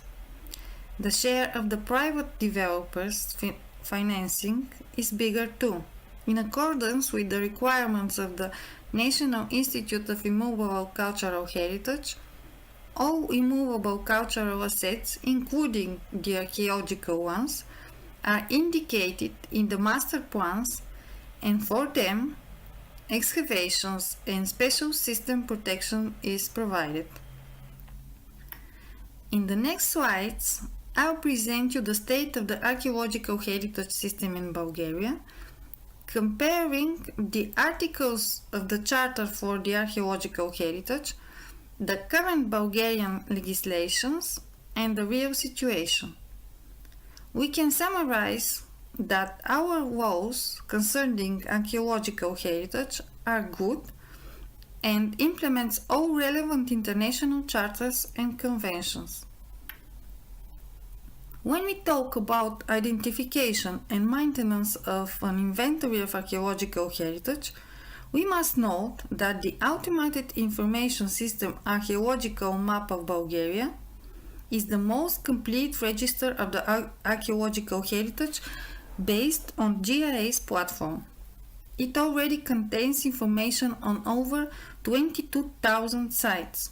Archaeological Map of Bulgaria is a key guide in the process of preserving archaeological heritage and one of the most important sources of information on the new spatial development plans of the municipalities. The public national register of the immovable cultural assets in our Institute of Heritage is still in process of updating and digitalization. The system of cultural heritage protection is working not only for the 33 archaeological reserves in Bulgaria, but there are special regimes for each archaeological site, which at the time of its declaration is already an immovable cultural heritage of national importance and becomes under the Defense of Cultural Heritage Act and the Spatial Development Act. All the points in the article for preservation of archaeological heritage and the scientific significance of archaeological research work in the Charter are included in the Ordinance for Performing Field Archaeological Excavation and Cultural Heritage Act. The permission for the excavations is obtained by a commission with certain requirements. Non-destructive research methods are increasingly applied and that often leads to resource saving.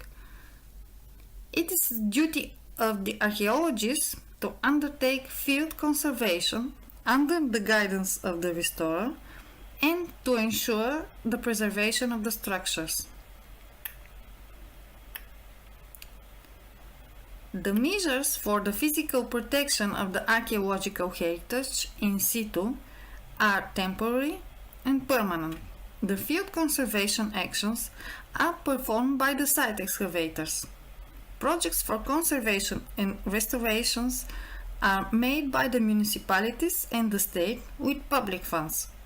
For that purpose, land ownership must be state or municipal.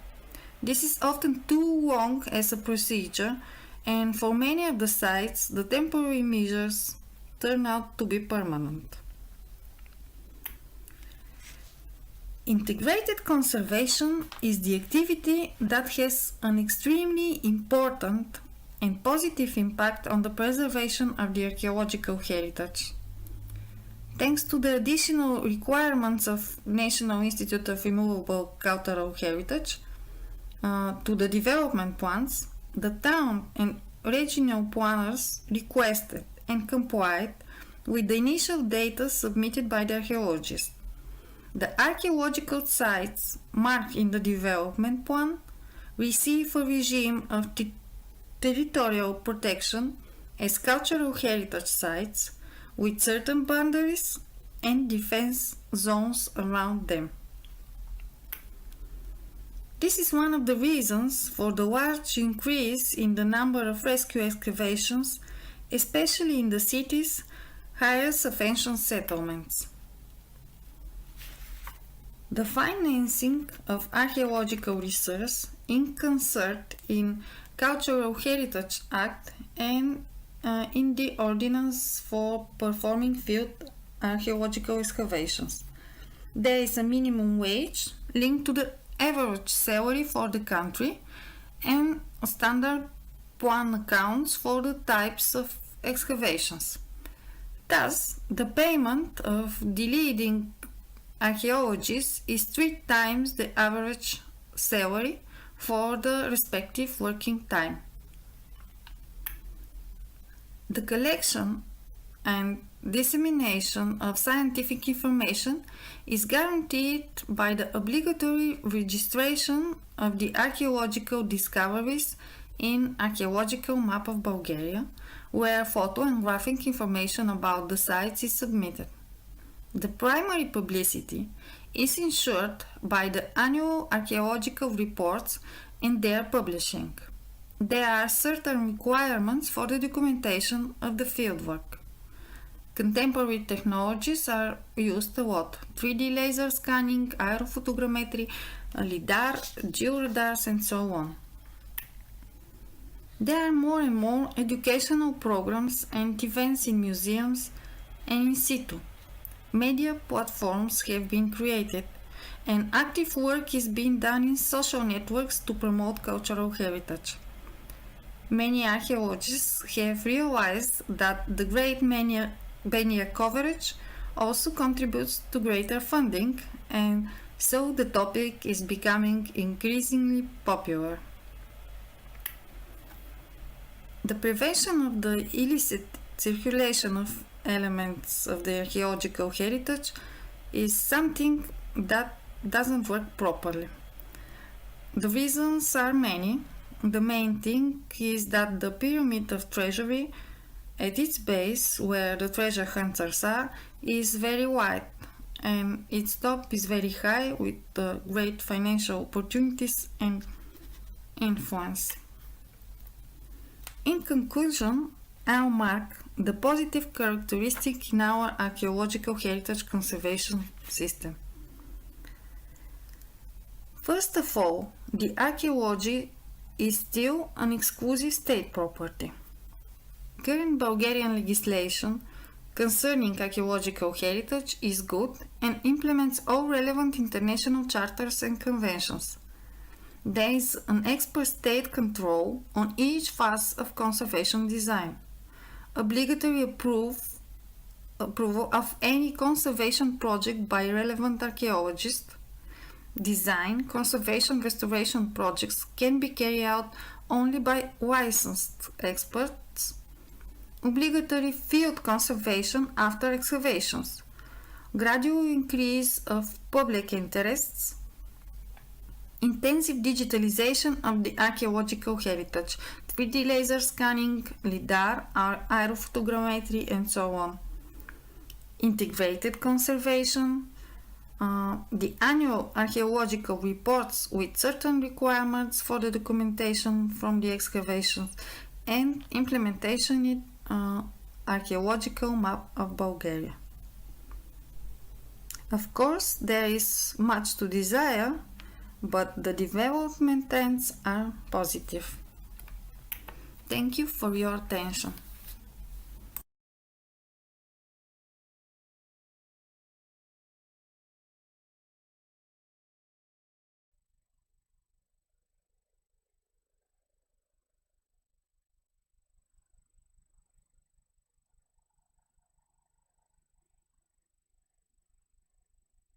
And that was our final video presentation for today and for our thematic session.